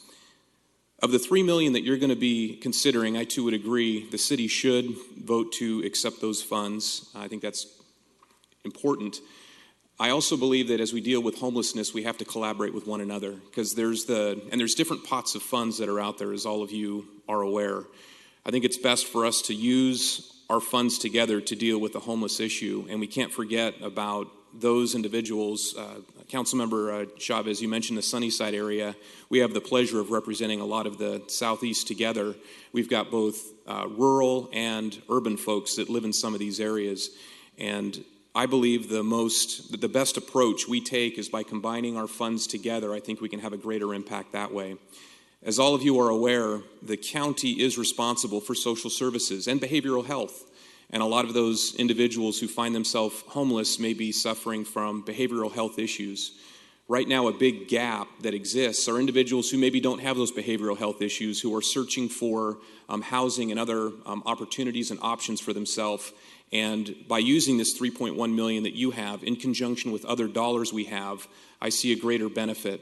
If the city goes it alone and takes the 3.1 and builds facilities on their own, there still is the back end components of needing to deal with the social component, the behavioral health component that the county provides. And again, it's best that we work together in delivering these services. So I'm happy to answer any questions. And again, I'm not here to represent the county's position on this particular issue. I'm here to share the history of where the county has been, my role in working with all of you and the mayor's office and others to deal with homelessness, and the fact that the county is very interested in a collaborative approach and making sure that whatever we do, it's an approach that works not only for the city of Fresno, but the other 14 cities and the rural areas of Fresno County too. Well, thank you for that global, if you will, comments on how globally we need to address these issues. And the social behavioral health aspect is, I think, is critical mass. That's been longstanding and almost neglected over decades. So I think this is our opportunity to really fold that into this collaborative work between the county, who has those dollars, and the city, who has the issues. But I look forward to working with you. Our county city meetings have gone very well, and I think we can resolve this in a joint effort. And thanks for being here today. Thank you, Council Member. Thank you all. All right. The screen is, oh, no, Nelson, you punched up. Please, Councilman Esparza. Thank you, Council President. So again, I want to echo the sentiments of my colleagues and thanking all the folks and the community stakeholders who have put a lot of work into this proposal. I do also share the sentiments of frustration, and that, looking at this proposal initially, it seemed like we were in a very binary position. And I'm the type of council member who doesn't believe that policy should be zero-sum. And so with that said, I like a lot what I've heard from my colleagues in your comments and some of the suggestions that you have to the policy, for the policy, in order to really maximize the impact of these dollars that, I hope we can receive. In District 7, we have sort of an extraordinary geographical makeup, and that we have 3 freeways that run through my district, the canals, railroad tracks, and so it's a very conducive area, for homeless. And it's a lose-lose situation for them, for the community. And so again, I'm very open to some of the suggestions that I heard.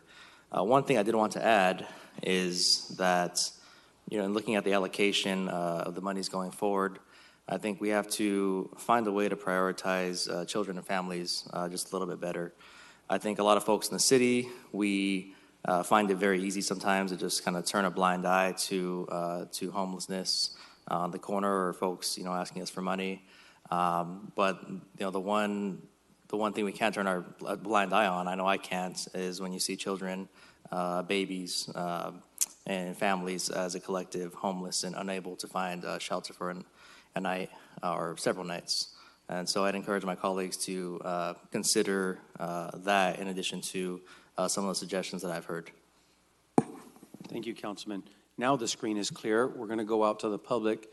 Nathan, actually, you had turned in the first card. I don't know if you have additional comments. All right. All right. Jan Minami. Jan, you'll have 3 minutes, and we'll give you a buzzer sound at the 2-minute mark, let you know you have 60 seconds left. And so just introduce yourself and give us your address, please. I'm Jan Minami, 1433 Kern Street, Chinatown, Fresno. I'm the executive director of the Chinatown Fresno Foundation. Homelessness is a systemic problem that requires the commitment of the entire city of Fresno, as well as the county and the state. Reconcentrating the homeless population in a portion of District 3 unfairly impacts District 3, and failing to create a means of managing overflow from service providers is crucial. Location discrimination and disinvestment have plagued Chinatown since the first Chinese immigrants were moved across the tracks in the 1880s. Please don't continue down this path. Be aware of the consequences, intended or otherwise, of the actions that you take. And no matter what the immediate solutions, I hope you all realize that homelessness should be a concern, as it's, I think, obvious now to all of you, should be a concern of each of you, no matter where the homeless population exists and no matter what the solution that is determined. For instance, be creative about finding existing empty locations within the mayor's proposal, because all vacant buildings are not in District 3. The homeless population in Fresno and Fresno County includes young people, families, women, and men. All segments need to be considered. Those dealing with mental health and drug addiction deserve the kind of attention that helps them overcome and deal with their problems. The process of developing solutions should be thorough and include public participation. There should be options. If this isn't working, make changes. Remember that the proposal is a temporary solution. Keep it temporary and learn from it for future plans. More importantly, don't cede control of the solutions within the city limits to the county. This seems like a last-minute process, what's happening here. That's frustrating.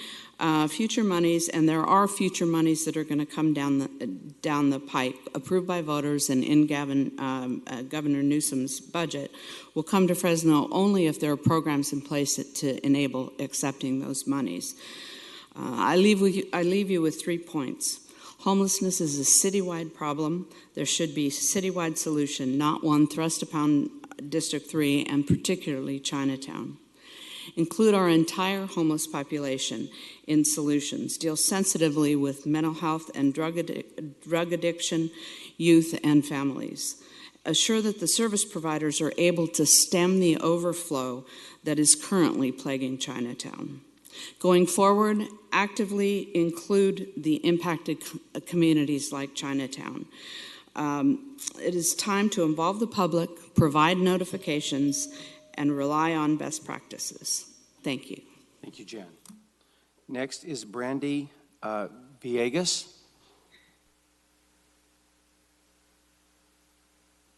After Brandy will be Sean Jenkins, so to get ready.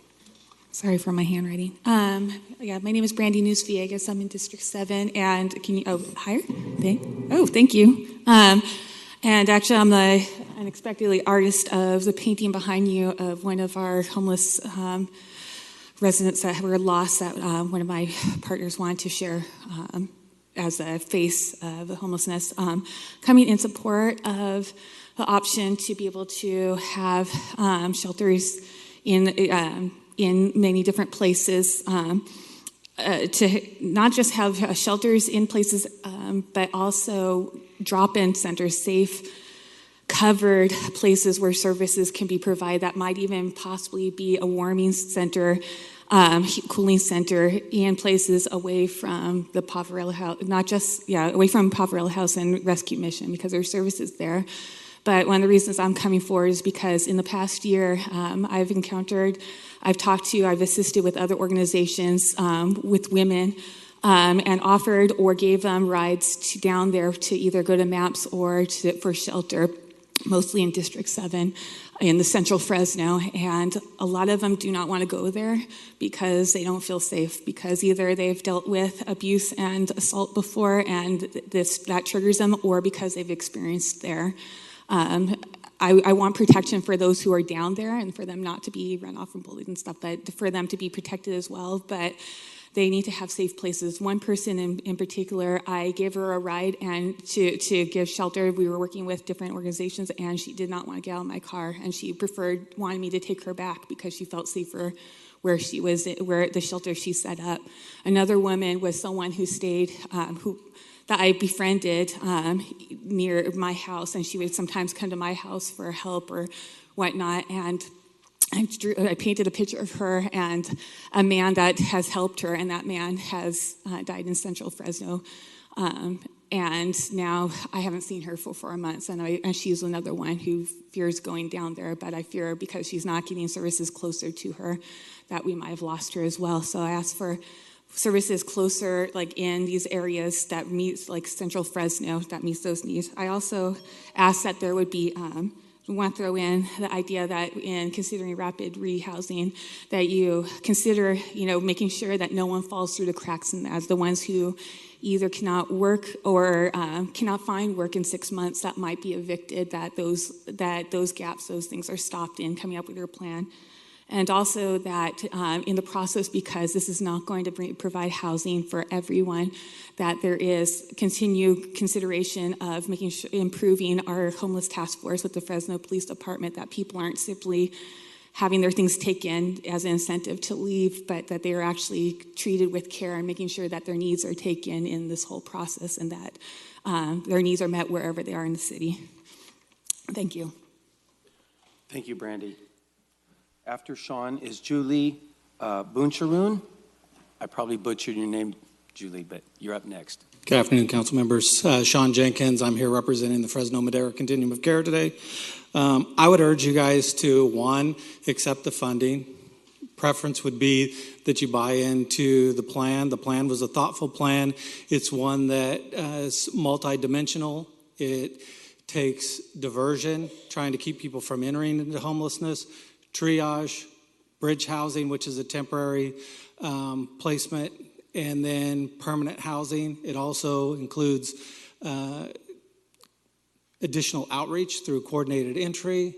It includes landlord engagement to get landlords to actually be willing to rent to the homeless population, because sometimes people have vouchers and they're having a hard time actually getting landlords to accept those vouchers.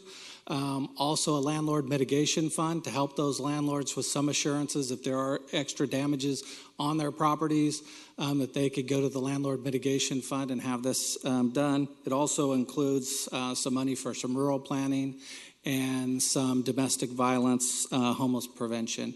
This wasn't done in a vacuum. I want you to, I'd really like to express the fact that I'm sorry you don't feel like that you were engaged, and I've talked to many of you and said that going forward we would do a better job with that. The Fresno Madera Continuum of Care had its allocation when it was working on a funding plan when the city asked to join that process, so it wasn't something that we just said, oh hey, we'll take the city's money and we'll do a plan for you and tell you what's best. It also doesn't subrogate your authority. in a contract. So you would still have ultimate authority over that contract and over the outcomes in that contract, and those stipulations that you put in the contract, you could monitor and make sure were adhered to. And if they weren't, you would have the authority to cancel those contracts. I think that there's no secret that homelessness is raised in our community. We've reported that the last 2 years at the homeless point in time counts. The efficiencies that we got and the big change that we did was by breaking these silos, was by taking all of the providers in the continuum of care and really saying everybody has to take everybody's participants, and we have to serve our whole community. And I'd like to see a joint process here where we do this with this money and that we serve the whole population, not silo again and take the money off to the side and say, well, we're going to take our piece of the money and go do something else. The governor does have $500 million in his budget, and so I think that there are opportunities to increase different strategies and come back and talk about additional money, but I would urge you to approve the plan in front of you. Thank you. Thanks, Sean. Julie, you're up, and Morgan Poizaki. Morgan, you're up next. Thank you, Councilmember Steve Brandau. My name is Julie Boone-Chillern, and I work at 4403 East Tulare Avenue. I am a youth leadership organizer for Fresno Barrios Unidos. And the reason why I wanted to, well, first, I wanted to thank the mayor for his activism in addressing this critical issue in the city of Fresno. Going out and actively seeking funding for our city is very important. So thank you for the work that your team does, and also to the city council member too, as we all know that this is a huge issue in our city. So I run a program called Women Empowered, and it's a program for youth ages 12 to 24. So women and also gender nonconforming youth are welcome to join. And we really just work on providing support for our youth and also provide leadership skills for them as well. So an issue that they're really passionate about, and out of all the issues in the city of Fresno and in the world right now, their number one concern is homelessness in Fresno. And a lot of times they themselves have gone through homelessness and they see it around the city. So it's very important for them to address the issue. So a campaign that we're working on is called #YouthWithoutARoof, and it's really to address youth homelessness in Fresno and also creating spaces for LGBTQ youth. I'm not sure if y'all are aware, but about 20 to 40% of youth who are homeless identify as LGBTQ plus. So really creating safe and inclusive spaces for them to feel comfortable. As a woman spoke before me about women feeling safe, we want youth to be able to feel safe in their community as well. So I just wanted to provide you with a little bit of statistics that my youth was able to come up with. So in 2017, in the state of California, there were 15,458 unaccompanied youth. In Fresno Unified, there's about 73,000 students, and of those 73,000 homeless students enrolled in Fresno Unified is about 3%, so that's about 2,000 students. And in Fresno County alone, there are about 5,000 students that are homeless, and 82% of them are doubled up with relatives and friends as well. So what I wanted to propose is for the city of Fresno and even the mayor to be open to meet with us to figure out how we can create a safe and inclusive space for our youth to be able to go to these shelters and not feel threatened or just feel comfortable and be able to get the services that they need in order to get out of that situation. So we do meet every Mondays from 5 to 7. I wanted to give you guys a flyer to be able to have an open invite. We have met with Zoria and other council members as well, so I just wanted to put that out there. Thank you. Thanks, Julie. And if you have your flyer, do you have your flyer with you? Uh-huh. Brianna will take it. Thank you, Julie. Thank you. After Morgan is June Stanfield. Hello, everyone. I'm Morgan Doizaki. I'm board chair for the Chinatown Fresno Foundation. I'm also with the family of the Central Fish Company that we've been there since 1950 in Chinatown. I first kind of came in shock when I heard that they wanted to build 200 beds in the Chinatown area, basically. And that got me just all riled up, and there's no way that's going to happen. This has been a District 3 problem, homelessness, since I was born. Ever since I can remember, Chinatown had the homeless walking around everywhere. And, not until it became a citywide issue did people actually start caring about it. And then all of a sudden, awareness and funding came about when it went into other people's backyard. And now they're in all districts in Fresno.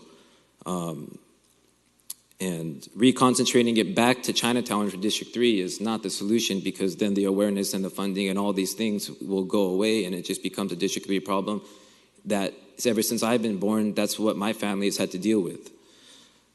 Chinatown right now has new momentum, and are these historically bad politics that plague the Chinatown area, I don't think should be allowed anymore, especially in this day of age.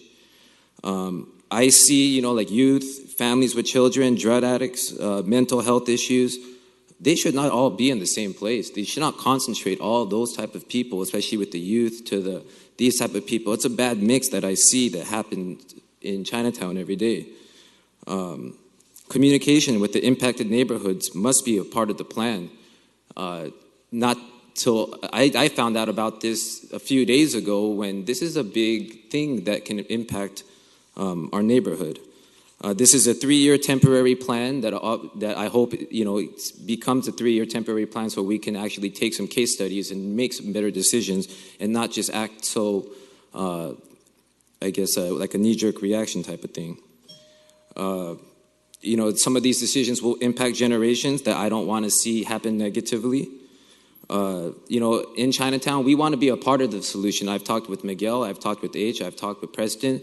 And, I think we could be a part of the solution and give some good feedback on what should be done.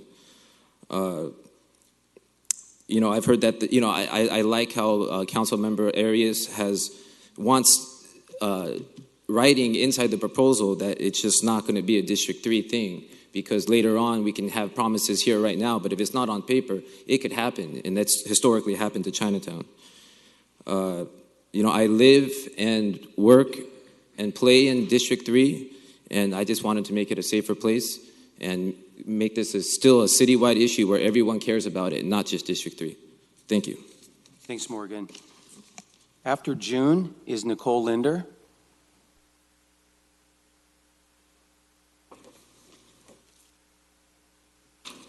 Good afternoon. My name is June Stanfield, and I am a 50-year-plus Southwest Fresno resident. I have owned my own business in Chinatown for 20-plus years. I am on the board of the Chinatown Fresno Foundation that we have just established, celebrating our first year. I am a member of the Golden West Side Planning Committee, who have made changes in Southwest Fresno, who are continuing to making changes in Southwest Fresno in District 3. So, of course, when I heard about this, it really hurt my heart, because here I am trying to make changes in my own neighborhood, and every time we try to make good, positive changes, it keeps coming back to us that you guys continue to want to use our district as a dumping ground. And that is not fair to us and the people that live in this neighborhood. I have worked on the TCC steering committee, trying to make changes to Southwest Fresno, downtown, Chinatown. I've been working on the Southwest Pacific Master Plan, where they changed ordinance so we can get some change in the Southwest Fresno and District 3. This is ridiculous. Every time we try to make positive change, you guys keep trying to use us as a dumping ground. We got rid of Darling. Quit doing this to us. This is not a District 3 problem. This is not a Southwest problem. This is not even a city of Fresno problem. This is a nationwide problem. We need to address it as that. And when we do it here in Fresno, let's make it look like we're doing the right thing and start it here. Let's make us the people that look what we can do. Because, this don't make any sense. And then you guys want to bring in, well, we just found out about it. We have to hurry up. Well, when I worked on the Southwest plan, that had to hurry up. When we work on TCC, we had to hurry up. Why is it everything that's important to us, we have to hurry up? We need to take our time, do it right, so we don't have to keep coming back in a year, 2, 3 years and keep cleaning up our messes. Let's do it right the first time. That's all I ask of you guys, to look and see what we're doing so we don't have to keep coming back cleaning up our messes. I support Fresno. I love this place. I've been here my whole life. And I don't know if everybody can say that, but I can. And that's all I ask for you guys to do is when you make your vote is to consider the people that have to live here. Thank you. Thank you, June. Nicole? And then after Nicole, Mayor Brand's got to leave before too long, so he wants to say a few things. So we're going to let Nicole, then we'll come up to Mayor, and then we'll go out next to Doreen. So Doreen, you'll be after the Mayor. Thank you. Dear Mayor Brand and council members, it's been 40 years since the tragic murder of Marjorie Mason by a former boyfriend and Fresno County Sheriff's deputy. When we speak of domestic violence, we don't often speak of it in terms of homelessness. However, it continues to be one of the leading causes of sheltered and unsheltered homelessness in our community and around the nation, and the predominant cause of homelessness among women and children. Survivors of violence face complex barriers to shelter and housing that are caused by the power and control dynamics of abuse. The city of Fresno had nearly 6,000 domestic violence calls to Fresno Police Department last year. Some were verbal altercations, some were stabbings, and some were homicides. Statistics show that it takes an average of 7 calls to the same location for someone to be brave enough to seek help. Most often, the violence worsens. Oftentimes, the biggest barriers to leaving an abusive and unsafe home is that the victim feels there is nowhere else to sleep, and they would rather stay and endure physical and emotional abuse than to be homeless on the street with their children. In our own community application to HUD through the Fresno Madera Continuum of Care this past year, we said that there is an unmet need for housing and services for survivors of domestic violence because most homeless housing in the Fresno Madera region is for single individuals, and domestic violence survivors in the region often flee with their children. On average, the Marjorie Mason Center is housing through our emergency and transitional programs over 1,000 unduplicated adults and children every year. We have a 129-bed safe house in Fresno and a 27-bed home in Clovis that is always over capacity. In the Fresno house alone today, there are 38 adults and 72 children. And in addition, we have 9 families in Fresno motels because in my 2.5 years as executive director, there has not been a day where we haven't been over capacity. And this doesn't account for the floods of calls that come to our 24-hour hotline or emergency safe house for families seeking housing assistance only for their children and themselves. It seems to be a misperception that because of our steadfast commitment and heartfelt service in the community that somehow we are self-funded and that the demand for domestic violence shelter and longer-term housing is small. There is nothing further from the truth. Contrary to where you may think my remarks are going today, I'm asking you to approve the proposal in front of you. There is not a soul in our community who doesn't see the rise of unsheltered homeless population, and we can all agree that no one deserves to be homeless. However, I am asking you, as I did in December, to add the words accompanying children to the current priorities, along with people's pets, partners, and possessions, so that we are intentional about increasing our emergency housing supports for families with children, whether or not they are fleeing domestic violence. I'm also asking you to request a comprehensive community needs assessment to determine needs and budget allocation so that decisions like this are based on solid data and a systems gaps analysis. Homelessness and domestic violence are community issues. The large amount of resources you're voting on today don't come often, and I thank you for your careful consideration in this process. Thanks, Nicole. Mayor Brand. Thank you, Council President. I'm sorry I have to go to a meeting. I want to make a few comments. Number one, I'll make a commitment to D3 that we're not going to put everything in D3. We're going to be equitable. This is a citywide problem. Number two, as far as the timeline, my recollection is this didn't come from the state till December. And we had only a couple of meetings in December that were very crowded. This is actually the first meeting we could actually have in January. So we do the best we can because once we finally approve a plan, there's going to be a procurement process, an RFP process. So the longer we wait, it's going to just put it back that far. But again, we got to get it right. And number 3, there's $1 million in our, I think you set aside in the budget for affordable housing, homelessness, that could be applied with the council's approval. And I would be in favor if that was, reserved exclusively for women and children to address some of the needs. And again, subject to a debate on that. And finally, a pledge of cooperation for the council to work together to find the best solution we can, given the limited resources we have. Thank you. Thank you, Mayor. Doreen, you're up next. And after Doreen is Nancy Whitlow. You'll be up after Doreen.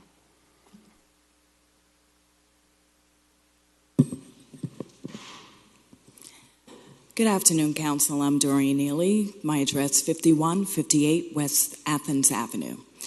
As many of you know, I also work for the Fresno Housing Authority, and I am a part of the Fresno Madera Continuum of Care.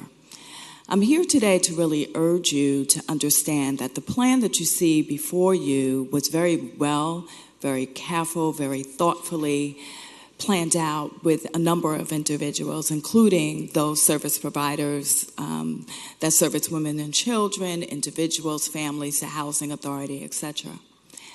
And in this, what I really would like you to consider is to simply, if nothing else, you have to accept the money by Saturday, otherwise it will be gone.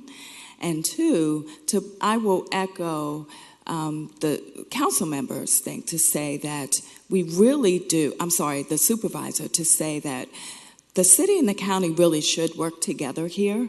This is both a city and county problem, and I think together you'll go much, much further than you would doing things apart. And in addition, I would like you to know that this is not the end of this. This is not going to solve the problem. We're hoping to get more money. We're hoping to do more strategies. We've told many of you a number of times that the money that we get from HUD and even this is not enough to solve all of our homeless issues. This is not the end. This is the beginning of our process. Thank you for your time. Thanks, Doreen. After Nancy is Debbie Darden.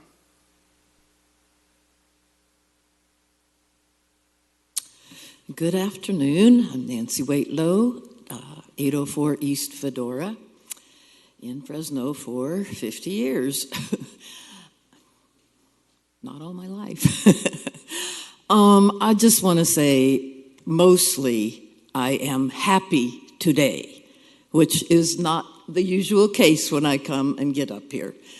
I am so glad you have finally decided to work together, seen the problem, decided there is something the city can do. We don't just have to say it's the county's job, and so forth and so on. Okay, I've been spending most of my life for the last 5 or 6 years working with the homeless. I have learned a lot. Okay, I'm going to try not to ramble so I get through this. The previous work that's been done, there's a lot of it. A lot of people have been housed. You all know that. But you also know from Barbara Poppy's report that, and your eyes, that the problem is still getting worse. Okay, I think the key is prevention. We have not had policies that look at prevention, that try for prevention. We have the HUD rule that before anybody can be helped at all, they have to be literally homeless on the street for certain amounts of time, etc. They won't help you. Okay, so you have to figure out how to get around that. I mean, the HERO team, I'm talking to them now. They have helped with previous people that I've been in contact with that the Dakota Eco Garden maybe can't help. Okay, they have helped. This time they're saying, okay, your family of, it's down to 5 now. It started out 7. Okay, they've been in a 1-room that I have available at my house. That's what I get. How much more? How much more time do I get? Another Somebody minute. tell me. Another 60 seconds. Thank you. Okay, this family has no place to go. They are economic They have an economic problem. They're the family. Thank you, Mr. Esparza, for bringing up the family problem. Now, it was mentioned we need women and children places, but this is a family with a head of a household father, okay? And there's no place for them. Sunnyside High teenagers, junior and senior. A 4-year-old, okay? I cannot put them on the street, even though there's been, they're going to be in my room for 4 days, and that was in June. Everything falls through because, yes, they made some poor decisions or somebody did along the way economically, and they have evictions on their record. They have no place to go. And I guess I have to be done. Thank you very much. Thanks, Nancy. Debbie, and then after Debbie is Des Martinez.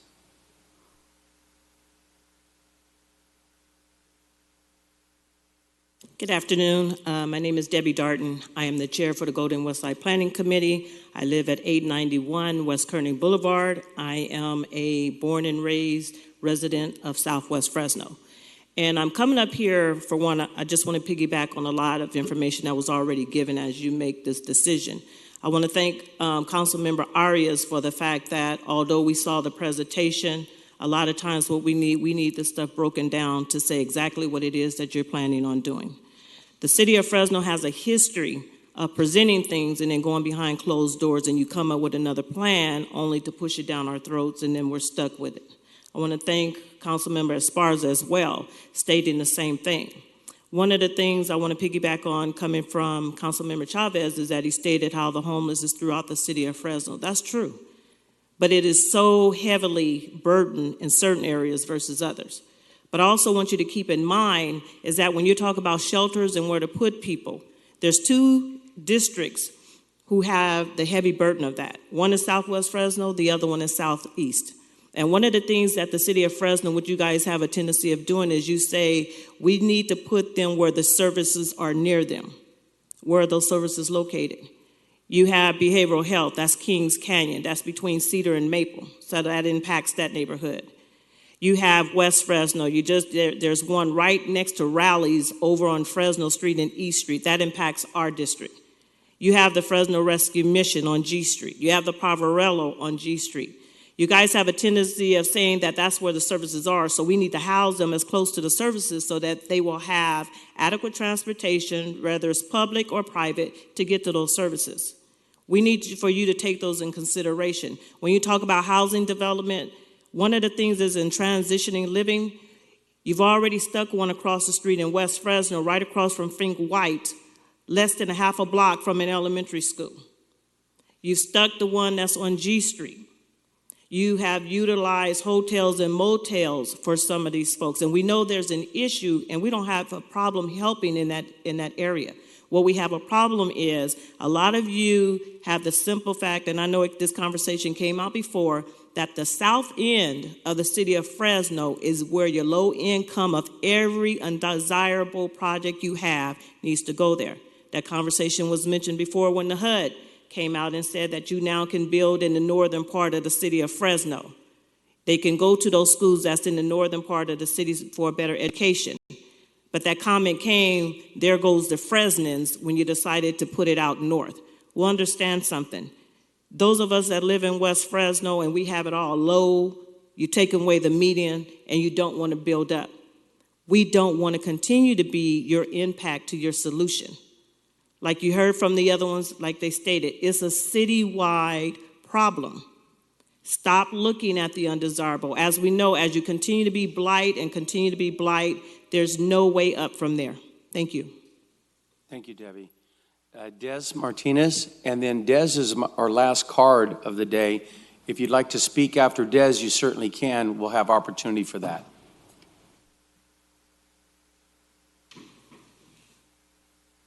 Hello, I'm Des Martinez. I wanted to bring my friend with me today. This is JD. JD lived on First and Herndon for 25 years in Fresno, California. 25. We have organizations in here that sit here and say they've been here for 45 years. JD was taken from us. He was asleep behind a trash can. he was stabbed to death. Where was the outreach? Where was the shelters? Where were the people that are in here asking for all this money at? We don't have it today. As of today, I'm homeless. Not because of drugs or alcohol, not because I didn't pay my rent, not because I had any interactions with the police or got into a fight, and there's people behind me that can verify I was kicked out of my apartment for no reason by Brooke Ashton, the main people that everybody's using here to house people. He kicked me out because I complained about the rats and the roaches and the drug infestation and the dealers that were living next door. I made complaints to the city code. Now, because my lease is up, he took me to court to try and evict me. I won. But at the end of my lease, he said, I don't want you here no more. So it was December 31st, while everybody was celebrating the holidays and taking 2 weeks off to go on their vacations, where were the people to help me prevent homelessness? I've been in these streets for 4 years trying to advocate. And all I see is all these people come in asking for this money for 4 months. Everybody behind me knew that I was going to be homeless. Where was the advocacy for me? Where is the funding for me? Why didn't somebody prevent me from becoming homeless again? I have a TPRA card. They're talking about putting me on Section 8. But where's the housing? Where is it? I don't deserve to be homeless. I do not deserve to be homeless today in your city at all. I care about this community. And I sit up here and I help take care of the people out in the streets every single day. So where's my advocacy from my city council? Where is my home? That's all I want to know. I don't want to end up like JD. I don't want to end up forgotten and invisible. And that's the way you guys make me feel in this city, like I don't belong here. That's how you make me feel. Because we need to stand behind other organizations that are smaller. They're actually out there doing something, you guys. They're doing a lot. But they're not getting all this money to do it, so they do it out of the pockets. They do it from churches. They do it from cooking in grandma's kitchen and going out to the streets. That's what it used to be about, helping our community. I'm seeing too many people getting funding and nothing is being done. Where's the prevented homelessness? Where's all the money from last year that was supposed to help this year? Where was the advocacy 4 months prior to everybody knowing I was going to be homeless? Now I'm homeless today. Where's my house? Where can I have shelter? I can go Fresno Rescue Mission one night. One night, you can ask them right now. Tomorrow night, I can't go back. I have to sign up for a program. I'm not on drugs or alcohol, you guys. I want a place, permanent foundation. Seriously. That's it. Thank you, Des. So Des was our last card, but anybody else is also welcome to take 3 minutes. But since I don't have your name, make sure you introduce yourself and give us your address as well. First of all, they were out of cards back there at the back. My name is Bob Mitchell, member of the Golden West Side Planning Committee. I've been before you on numerous occasions speaking to issues that concern West Fresno. Our committee has been one that has worked with and around the Pavarello House for a number of years. We met recently with our prior city councilman and the mayor discussing issues around the Pavarello House and the homelessness and the problems that has created for our community. The testimony by the young lady who just left, if that does not touch any of you sitting up there to do better for all within our city, I don't know what will. The plan that has been put before, I had the opportunity to review, look at, and it has a lot of good components in it. Doesn't go far enough. And that is not to say anything negative about those who worked so hard to put it together. I think they were working from a position of sincerity and wanted to do the best they can. But that is not where we have to stop. There are things that have been brought out today by some of you who are sitting before me, which make a lot of sense to me. And I think those components should be incorporated into the plan. And I think you, as city leaders, should have the right to, the authority to look at what is occurring with the funds that are being spent by this city. I don't see why you would sit there as city councilman and abdicate your right as the fiduciary responsibility for all citizens of this city to another entity. I don't think that's why you wanted to become councilman. I think you want to ensure that the best possible for every penny that is spent by the city goes to the benefit of the larger portion of the community that it should serve. We, the members of the Golden West Side Planning Committee, are not about NIMBY. That is not what we're about. But we are strongly in support of equity. And since this is a citywide problem and a total county problem, I think it should be shared by the entire city. I don't think anyone's district should be burdened with all of the shelters or any of the other factors that might come into play that will allow for housing of those who need it. We are strongly in support of changing what has been the standard here in the city of Fresno as it relates to the homeless. Much can be done, much must be done, but it must be right. I didn't see in the program that I read any component for future housing. What I saw was existing housing to be utilized, whether that be hotels, motels, of whatever capacity. That's a start, but it's not the end-all. There is an increase in housing of homelessness taking place now. We were doing a diminishing number, but that is shooting up again. So what's going to be for the future of those individuals? Tax credits are given to developers.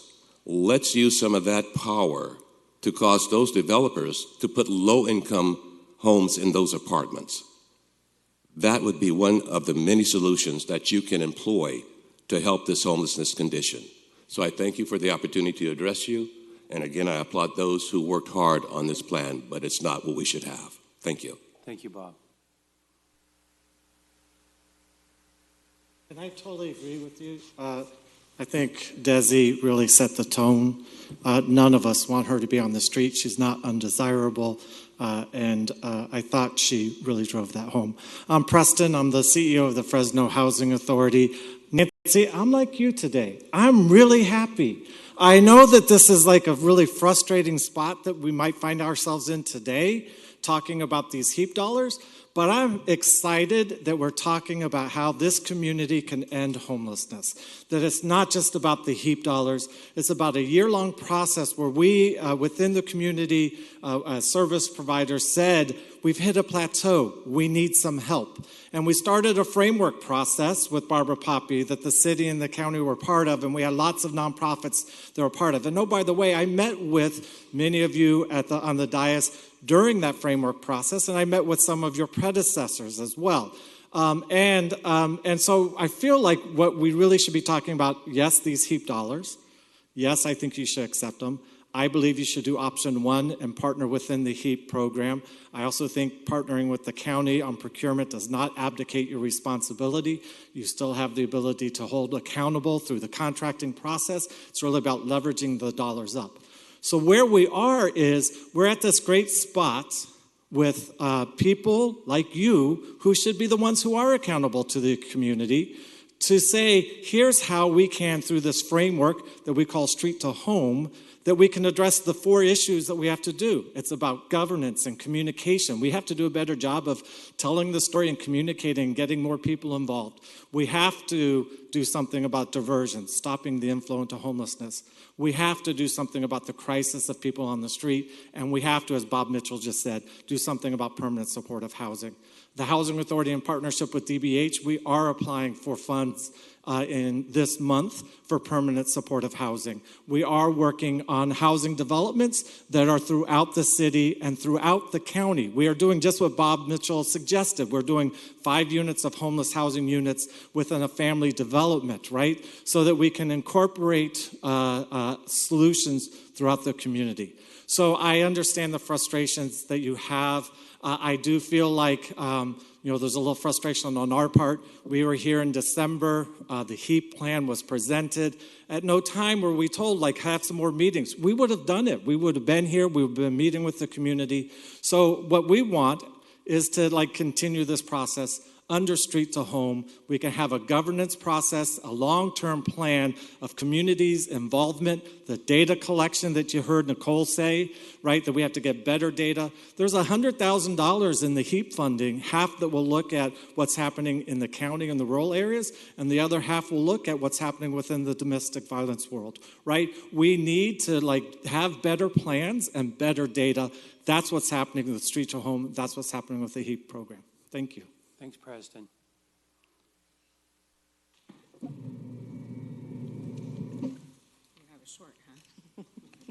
Hi, my name is Misty Gaddy Blanco, and I'm with Fresno EOC. And I just come to the council and ask that you obviously accept the money, but also that you go with at least option one, considering not option two. Just speaking about the youth portion, HEAP, as you know, has a set aside specific to youth. You've heard many people today talk about the dangerousness in one particular area with shelters. So giving one single provider the entire funds of money would require them to then focus specifically on youth as well. A lot of what we do isn't across the board. There needs to be separate services for youth. In the process through the FMCOC, we had several meetings, as they mentioned, the ad hoc committee to put these forward. What they also did is we brought several youth providers as well to come together and say, here is this set aside money for youth. What do we need? What do we see? And then made our recommendations to the ad hoc committee as well, and to this, and now to this body. So I would just encourage you to think about that as well in the overall picture, that there is that portion for that specific youth portion that not necessarily every provider would be able to do. Thank you. Thanks, Misty. Would anybody else like to take 3 minutes and address the council? Doesn't look like it. All right. Double checking. All right, we're good. Luis. I want to thank everybody. I really do appreciate your input, and I wish we would have had this conversation sooner. And I appreciate the comments, especially the ones from the residents that have to see this every single day. And I have them in my district, and I appreciate this situation that Councilmember Arias is, and my colleagues as well. But I've been in this building for almost 10 years now as staff and now as a council member, and I've seen a lot of plans come and go, probably as often as council members and mayors here. And part of the reason why I'm skeptical of this plan, I have in front of me the plan that was adopted that talked about the 10-year plan to end homelessness. And I'm hearing a lot of the same language that we heard back then. I want to share that with you. It says ending chronic homelessness, housing, coordination among service providers, improving outreach, prevention of homelessness, rapid rehousing. And so I'm reminded of that quote that Einstein had, where the definition of insanity is to keep doing the same thing over and over and over and expect a different result. And so I want to share that with you because I don't just have this skepticism just because. I've seen a lot of these plans come and go, and to add to that, the last plan that was developed was a true collaborative plan. On September 9th, 2008, at a joint meeting between the Fresno County Board of Supervisors and the Fresno City Council, that plan was adopted. We didn't have that opportunity to have this policy discussion out in the public. I think we should have. I think we should have invited residents. I think we should have invited businesses. But we are where we are today. And as I said earlier, I'm not comfortable delegating my fiduciary responsibility to another agency. I think there's a reason why the state gave those pots of money separately to each entities. And so with that, we're obviously not going to shoot ourselves in the foot. I'm going to make a motion to accept the funds. However, I want to form a subcommittee comprised of the council to shape what that expenditure plan looks like, and then for it to return back. And I want to make sure that as guidelines we use that the city will keep their own procurement process, we will establish performance benchmarks and termination provisions for non-performance of these contracts that are awarded. And so with that, I'll make that motion. Member Chavez, I'd like to second it with one friendly amendment, that we give direction that ensures a rapid triage and bridge shelters are not concentrated in any one district. I'll accept that amendment. And I'd like to be a part of that committee, too. Sure. So it'll be myself, Councilmember Arias, and Councilmember Bredefeld. And we'll meet with the administration. We'll meet with any folks that want to do the outreach and come actually have a conversation with us. I think we can come up with something that works for the city and works, more importantly, for the homeless population we're trying to serve. Councilman Chavez, nobody's punched in, so I'm going to take, and anybody can still make comments. So I'm going to ask a couple questions about your motion, and some of them I think I understand, but probably some of us are trying to think, did I hear what I think I heard? So I'm going to ask a couple questions, but before I do that, I want to return to my original demand, is that we include the capability to audit people that the City of Fresno contracts with. Can you include that in your motion? Absolutely. That's part of our procurement process. We'll include that in there. Fantastic. So, agreement. What's that? I'm in agreement. Oh, thank you, Councilman Arias. What I would like to ask then, because you talked about forming a subcommittee, and yet at the same time, I know that the administration wants, if we're only going to accept the funds today, we're not actually choosing one of those three plan options that was presented to us. Is that correct? So we're not making a choice of expenditures today? No, we're not. Okay. So how are we going to, do you feel like the subcommittee can meet in an effective way and come back? I don't know when our timelines for 2 weeks. 2 weeks? We have Okay. 2 weeks to do this. Okay. Did Bredefeld know what he was getting into? Hope he does. Okay. All right. I think he does now. All right. All right. So we're not choosing one of the plans as presented today. Your motion says that there's going to be a subcommittee formed between Councilmember Arias, Councilmember Bredefeld, and yourself. Correct. You guys are going to do some heavy lifting in the next 2 weeks. We're going to reconvene in a couple weeks. We'll probably time that item. And as council president, I'd like to say, I haven't checked the calendar 2 weeks from today, but I'd like to do it at 1:30 again. That way you folks wouldn't have to wait through lunch or anything like that. But we'll plan on that and start paying attention to the agenda. We'll shoot for that. And then you're also still saying that the city of Fresno needs to stay in charge of the procurement process for the $3.1 million. Is that correct? Right. Okay. All right.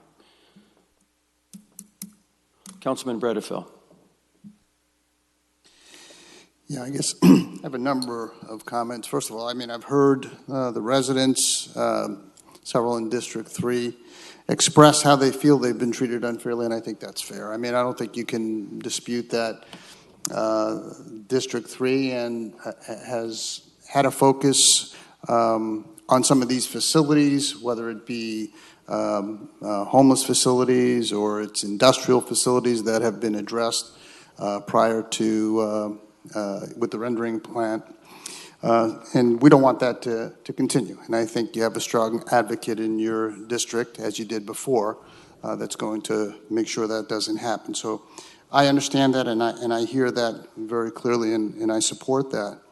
Let me ask you, H, about a triage center versus the bridge housing and differentiating between the two. Go ahead.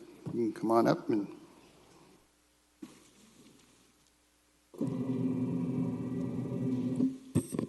Yeah, so specifically, the triage center, what do you plan on doing there with this versus this bridge housing? Can you describe that?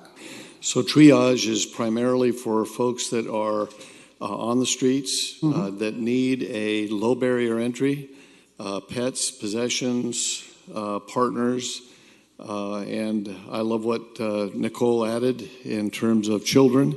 We need options for folks to get off the streets. So we don't have that type of low barrier capacity right now. Bridge housing is for folks that have a plan, but are incurring one or two obstacles or an obstacle or more, like the need for documentation, birth certificates, etc., or they have a voucher, a housing voucher in their hand, and rather than send them back off into the homeless stream, we want to make sure that they got a solid place to stay, so when that housing option becomes open boom, they're in it. Okay. And you said in terms of building these facilities, you are required, am I correct, by the state to do 100 beds with this money? No, we aren't required to do anything. Every city is turning in its own plans. And the fact that we had in the workshop that we presented to you in September, we talked about the overall plan, the framework for addressing homelessness in Fresno that's been a part of a year-long community planning process. The great thing about these funds, both the 3.1 and the COC's 9.5, plus another windfall, 1.5 of cash money, joined together gives us a jump start in addressing that plan. Okay, so tell me about the proposal for the 100 beds, putting this into 2 to 4 facilities. Right. Outline that for me. And where's the cost on that in your budget? Is that the services, $1.4 million? Yeah, that portion, and this is a bit complicated, but the mosaic that we gave you on December 4th, it basically takes all 3 pots of money and puts them into a framework. The triage center is being paid for through a COC heap and cash money, and that is a total of about $5,300,000 over 30 months. Okay. I'm still unclear. Option 1 provides 100 low-barrier shelter beds. Where is that coming from? Option 1 refers to the fact that with the 3.1 million, we are buying into a partnership that includes 14 million. What that means is that we get a big bang for our buck, and not only do we maintain the ability to monitor and hold accountable the contracts with the funds that we are using, but we are also invited into a process where we get to be a part of monitoring the use of the funds and the performance of every one of the programs and projects that are funded by the whole 14 million. So when Supervisor Magzig was encouraging us to move into this relationship, and I apologize, I know it's complicated. We've been to you in September, we've been to you in early December, and we're here now, and we'll stay at this. But the blending of these funds gives us a unique opportunity to address homelessness in a systemic way. I got it. I'm trying to figure out how is the 100 beds being paid for? Where is that money coming from? The money, 3.1 or the combination 14? It's actually coming from the 9.5 and the cash money that's coming from the state to the COC. So those 3, our money is not in the triage at this point. What the option 1 is basically saying that our money would be invested in bridge housing, in rapid rehousing, in landlord engagement and landlord mitigation, and then of course the youth set aside that's required of us. The second option is, and that is if you wanted more assurance that we would be doing our RFP process, although I want to emphasize, to join with the county on the RFP process doesn't take away our ability to hold our contractors accountable. Those contracts are still going to be city council contracts with that 3.1 million. But if you want some more assurance and stay with a plan that's going to have maximum effectiveness, then we can put all of our money, take the money out of bridge housing, put it into rapid rehousing and landlord engagement. Those activities then become the city heap becomes the sole source of those funding. The good thing about those components is they create the back door. But then you say option 1, you will use existing facilities as opposed to building new facilities, correct? That's correct. But then you talk about creating new shelters. In new facilities. Yes, that's exactly right. The COC with the city and a whole bunch of other folks in their planning process decided that because of the short-term nature of these funds, the best use of those funds would be to invest in existing facilities. And we're pretty confident that there are existing facilities that can be brought up to speed quickly. The reason for that is, number one, that it reduces the money that's spent on new construction. Number two, it increases the speed by which we can spend this money. And number three, by having multiple shelters, we have the opportunity to be nimble and not burden one district, as Councilman Arias and Esparza and all of you have basically said, the mayor has said, that we don't want to burden with new shelter beds any one neighborhood or district. Okay, but I may be missing something. Maybe the council can explain it. You say use existing facilities, but then you talk about creating new beds with another type of structure, correct? Using existing facilities for the new beds. So in other words, there is one nonprofit that I'm aware of that has 250 beds available right now for repurposing in these areas. Another nonprofit that would probably participate through the RFP process has right now 40 beds with a commercial kitchen that can accept the 3 Ps, and the lease for that is about $6,000 a month. Okay, I got it. So the RFP language where we can add or change, including women and children, that's something we can do. It's already in there. These already include women and children. Well, I don't think the Marjorie Mason Center sees it that way. That's right, but these funds can be applied for by the Marjorie Mason Center. They can be applied for by any group that wants to do a family and child shelter. And what one of the council members has said to me during planning is, why not take the $1 million that you all talked about setting aside in September and committing that to family and women and children specifically? Okay, so Nicole, maybe you can come up, because I want to get that clarified so we don't run into problems, because Ms. Linder talked about not having enough bed space now and having to put people in hotels. She's absolutely right. There is, in the planning process, there's an opportunity for Marjorie Mason Center for anybody applying for a specific population, like those coming through coming through the door of domestic violence that is driving them into homelessness. There's an opportunity for folks with specialized populations to apply for 10 beds. Mm-hmm. Okay, Nicole, did you want to add anything? Oh, sorry, don't fall. I believe that's accurate, that there are applications available. I mean, I have not heard that they have been already divided up, and it will be a competitive process. My concern is really all the beds, but if we don't specify that the priority is that the applicants also be able to accommodate children, that right now we don't have a lot of other places that are accommodating them anyway. So if the prioritization for all of the homeless applicants is pets, partners, and possessions, I will tell you, it's not an easy process to house children. And that's why there's a lot of limitations right now. So by adding the language to say that there will be a prioritization, I'm sorry, does someone want to talk? Oh, sorry. That there will be a prioritization for projects, like we are saying, for people to bring their pets and their partners. The prioritization language should also include for people to be able to bring their children, so that when we are looking at equal applications, those that are accommodating all of those are going to rise to the top, so that every application that comes forward is flexible in accommodating the variety of needs, regardless of the reason somebody finds themselves homeless. Okay.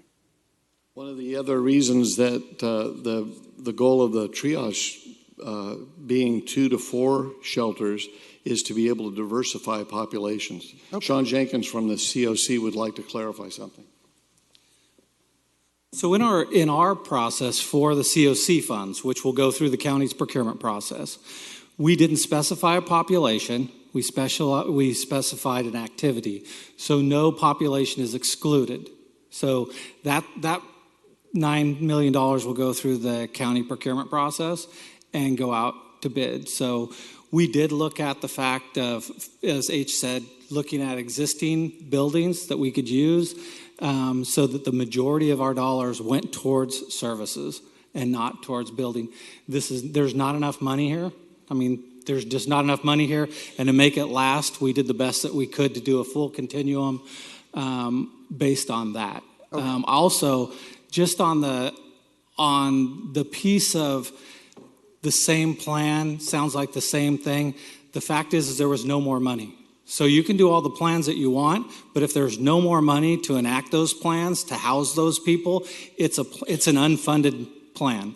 And this finally has some funding towards it, and this plan can work. Okay. So, you know, in relation to looking at some of this budget, landlord engagement, $210,000, that's to let people know that, hey, you can rent to the homeless. We're going to kind of cover it if they destroy your property. We need your assistance, right? I would just say that the cheapest way for us to get housing and to get folks into housing is to use existing housing that's held by current landlords. To engage those folks aggressively and to get that, to engage and create that pool, expand that pool, it takes energy, and it takes a mitigation fund so that you're promising those landlords some incentives and some assurances. But it takes $210,000 to notify them? Yeah, it's not just notification. It is engaging them. It's getting them to hold those spaces when they aren't available. It is You mean literally holding the apartment, paying for the apartment to keep it empty? Is that what you're saying? No, but it's literally extending our capacity into the private sector, so that we expand the number of beds without spending a ton of money on building housing with public dollars, which, as you know, is $400,000 can be $400,000 a unit. Was $435,000. Okay, thank you. So I share what Councilmember Chavez said. 10 years ago there was a plan, and it sounded real positive. We're going to really reduce the homelessness. I remember just a couple of years ago with the issue around, we have Map Point.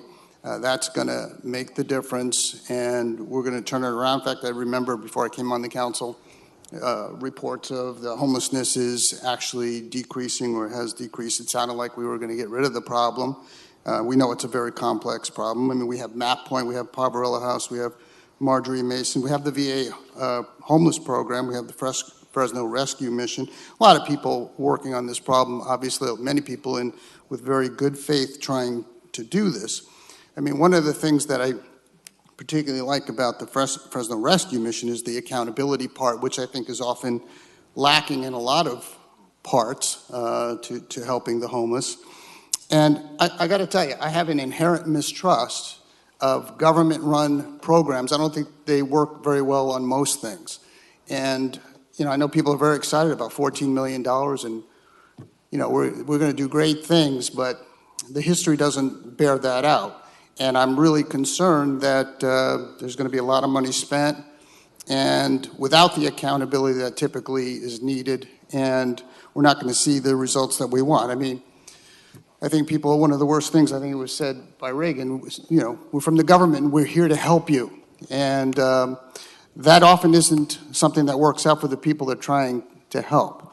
The woman who was homeless, I wish she was still here, because she made a very good point. I mean, people in churches and the private sector have always helped people who were homeless, and we've gotten a bit away from that. I would love to see more of that. I think part of the solution to homelessness is to create more housing, but doing it through the private sector, not through government. We saw it up here with government before, when it's a government-funded affordable housing became a $435,000 expenditure per apartment. I mean, think about that. $435,000 per apartment. You could buy 2 homes, put 2 families or more in there, and instead it was with solar panels and everything under the sun, and it became $435,000 per apartment for affordable housing. What we need is government to get off the back of the housing community so they can build. We need to be building housing and building affordable through the private sector, not through government. And that's what's going to be able to provide housing for people. So I'm very leery of what is going to happen here. I will vote to accept the money. And I'm hopeful that we're going to do something positive and bring accountability to any program that we have in place. I'm very concerned about where we're going to be having these facilities because they have been, as we've seen with the Poverello House, a draw for other homeless people to come. And I'm concerned about that having adverse effects on any neighborhood in any district, wherever they might be. So with that, I'm glad to be a part of the committee, but I have a tremendous hesitancy and reservation about how effective this is all going to be. We've seen it 10 years ago. We've seen it historically. I know government always has money for us, but they come with mandates and strings attached which make it very difficult and also make it very expensive to do anything truly effective.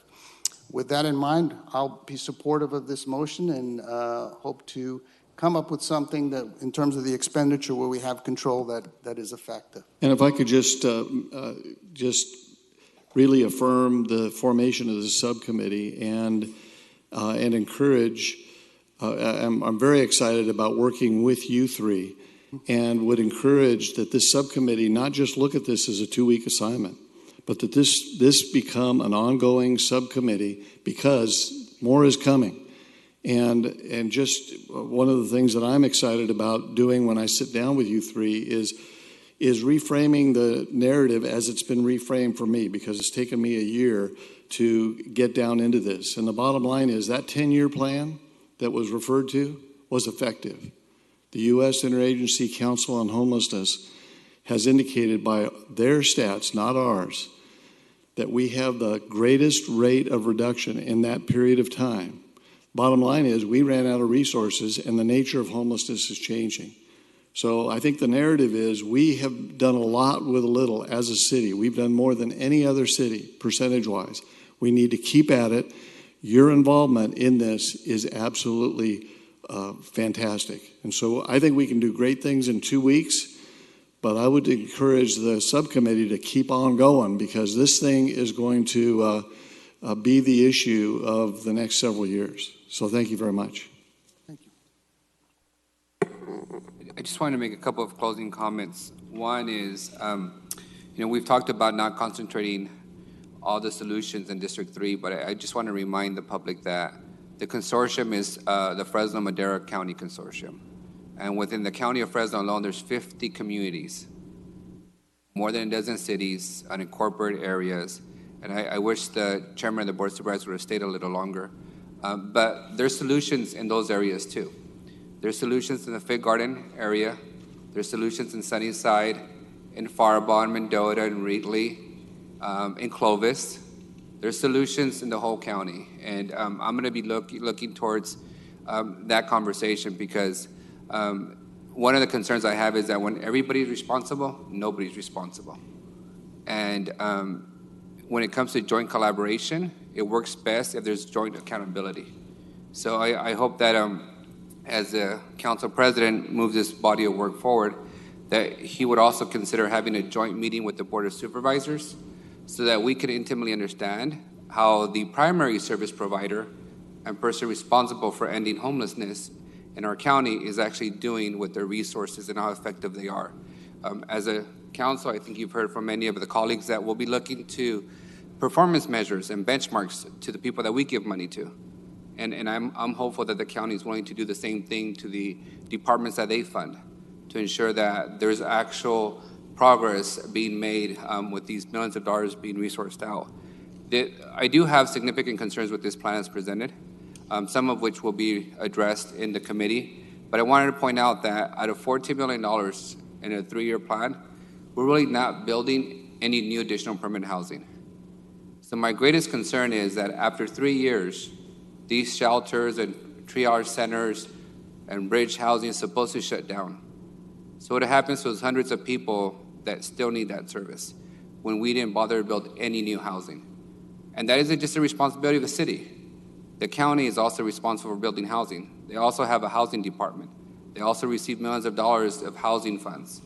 And I hope that as we develop these joint conversations, Council President, especially since you're planning to go across the street, that we have a conversation about what the county's plans are to increase housing in our area, because it's not just a sole responsibility of the city of Fresno. Chavez. Maybe I didn't understand that. Sean, I got a quick question. You said that the plan was not funded. When did the continuum of care run out of money? What year did they run out of money?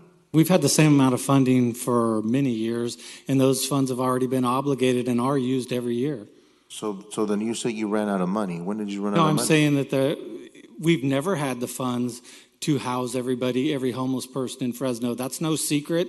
That's come up at the city council meetings. That's come up at the Board of Supervisors meeting. That's come up at every single point in time count that we've talked about, that there's never been enough resources to house all the homeless in Fresno. Right, but you said that the plan that I referenced, the 10-year plan that you guys were a part of and spearheaded, ran out of money. I want to make sure we're clear with the No, I public. said the adequate money was never allocated to execute the plan. So there was no... So you even didn't though run said- out of money. Well, the money's used. Right. Yes. That was my point, that it's been a funded plan No. that you've had. No, you're talking about two different things. You're talking about the funding for the continuum of care and the services that the continuum of care has that comes through HUD. So those services have been utilized and have been full. We've still had, without sufficient capacity, to service all of the homeless in Fresno or Outside- Madera. So you were working outside of the plan? I'm a little bit confused because this is the 10-year plan that you spearheaded, and earlier you said you ran out of money, that you didn't have enough No, you're money. putting words in my mouth. That's what you That's not- said. I didn't say we ran out of money. I said it wasn't funded. There was no additional funding to achieve the plan. So then if- what were you doing with the money? What do you mean, what were we doing with the money? Yeah, if you're not going by the plan that you established, what services Okay, were so you wait a provided? minute. So hang on. So if you have a need in the city for $10 million worth of shelter services, but you only have $2 million, and if you spend the $2 million on shelter services, you still have the greater need. You still have an $8 million need. That's what we had. We still had a greater need than what the plan could, than what funding we had. Council So the President, plan, I'd like to when you call do for a the plan, question. the plan is to end homelessness. So we're trying to say, what does it take to end homelessness? It takes additional rapid rehousing. It takes these additional resources. Those additional resources were never received. So the plan that we are debating now, Mm-hmm. how long do you expect that to have funding with what we have now? How long do I expect it to have Yeah. funding? 30 months is going to be funded for 30 months. 30 months? And then That's what what happens? And then after that's what 30 the months? 14 million is, and then the governor has another 500 million. And that is outlined in the funding plan. That's all, those are the questions I had. All right, I want to make comments, but I'm going to call for the question. I do want to thank everybody for coming today. I want to thank especially, I want to thank everybody equally, but I thank the Chinatown Residents Association for showing up. It was really you a couple years ago that forced me to get engaged, and then I came up with the no camping ordinance. And that was an effort to reach and help the citizens of our community. Now I think we need to add more bed space. So I've been working on that ever since. So we have a motion with all the friendly amendments. We have a second that agreed to those friendly amendments. All in favor? Aye. Any opposed? And the motion carries 6-0. We're going to accept the money from the state of California and go through the process here at the city of. We will meet. I've got clearance from our city clerk. We will meet 2 weeks from today on January 31st at 1:30 p.m. Thank you, everybody. And we need to adjourn the meeting in loving memory of Mr. McDonald. One more item. We have another item, huh? We still have the hero team. Okay. Is there any way we can pull that item off in 2 minutes? It's gonna up to be you tight. guys. That would be We're miraculous. happy to do it in 2 minutes if you all are. Okay. The HERO team is about funding the HERO team. I think I can help you in that 2-minute category. You can make a motion? No, I can't make a motion, but I can say that Councilmember Chavez added some language to the Fourth Amendment that allows us to spend the money that you have already allocated for this purpose. And what we ask you to do is to adopt the Fourth Amendment. Here, I'll save you some time, H. Motion to approve. We got a motion to approve. Do I have a second for the HERO funding? Anybody? I'll make a second. We have a motion and a second. Any members of the public that feel like they need to speak even further on any of these issues, including the HERO team? All right. We have a motion and a second. All in favor? Aye. Any opposed? No. Nay. Okay. Then, Councilman Esparza, you were a nay vote. Councilman Arias, you were a nay vote. Councilman Capriola, you were an aye. Motion passes 4-2. And now we need to adjourn in loving memory of David McDonald and Mrs. Reyes. Is that correct? All right. Thank you, everybody, for attending our meeting today.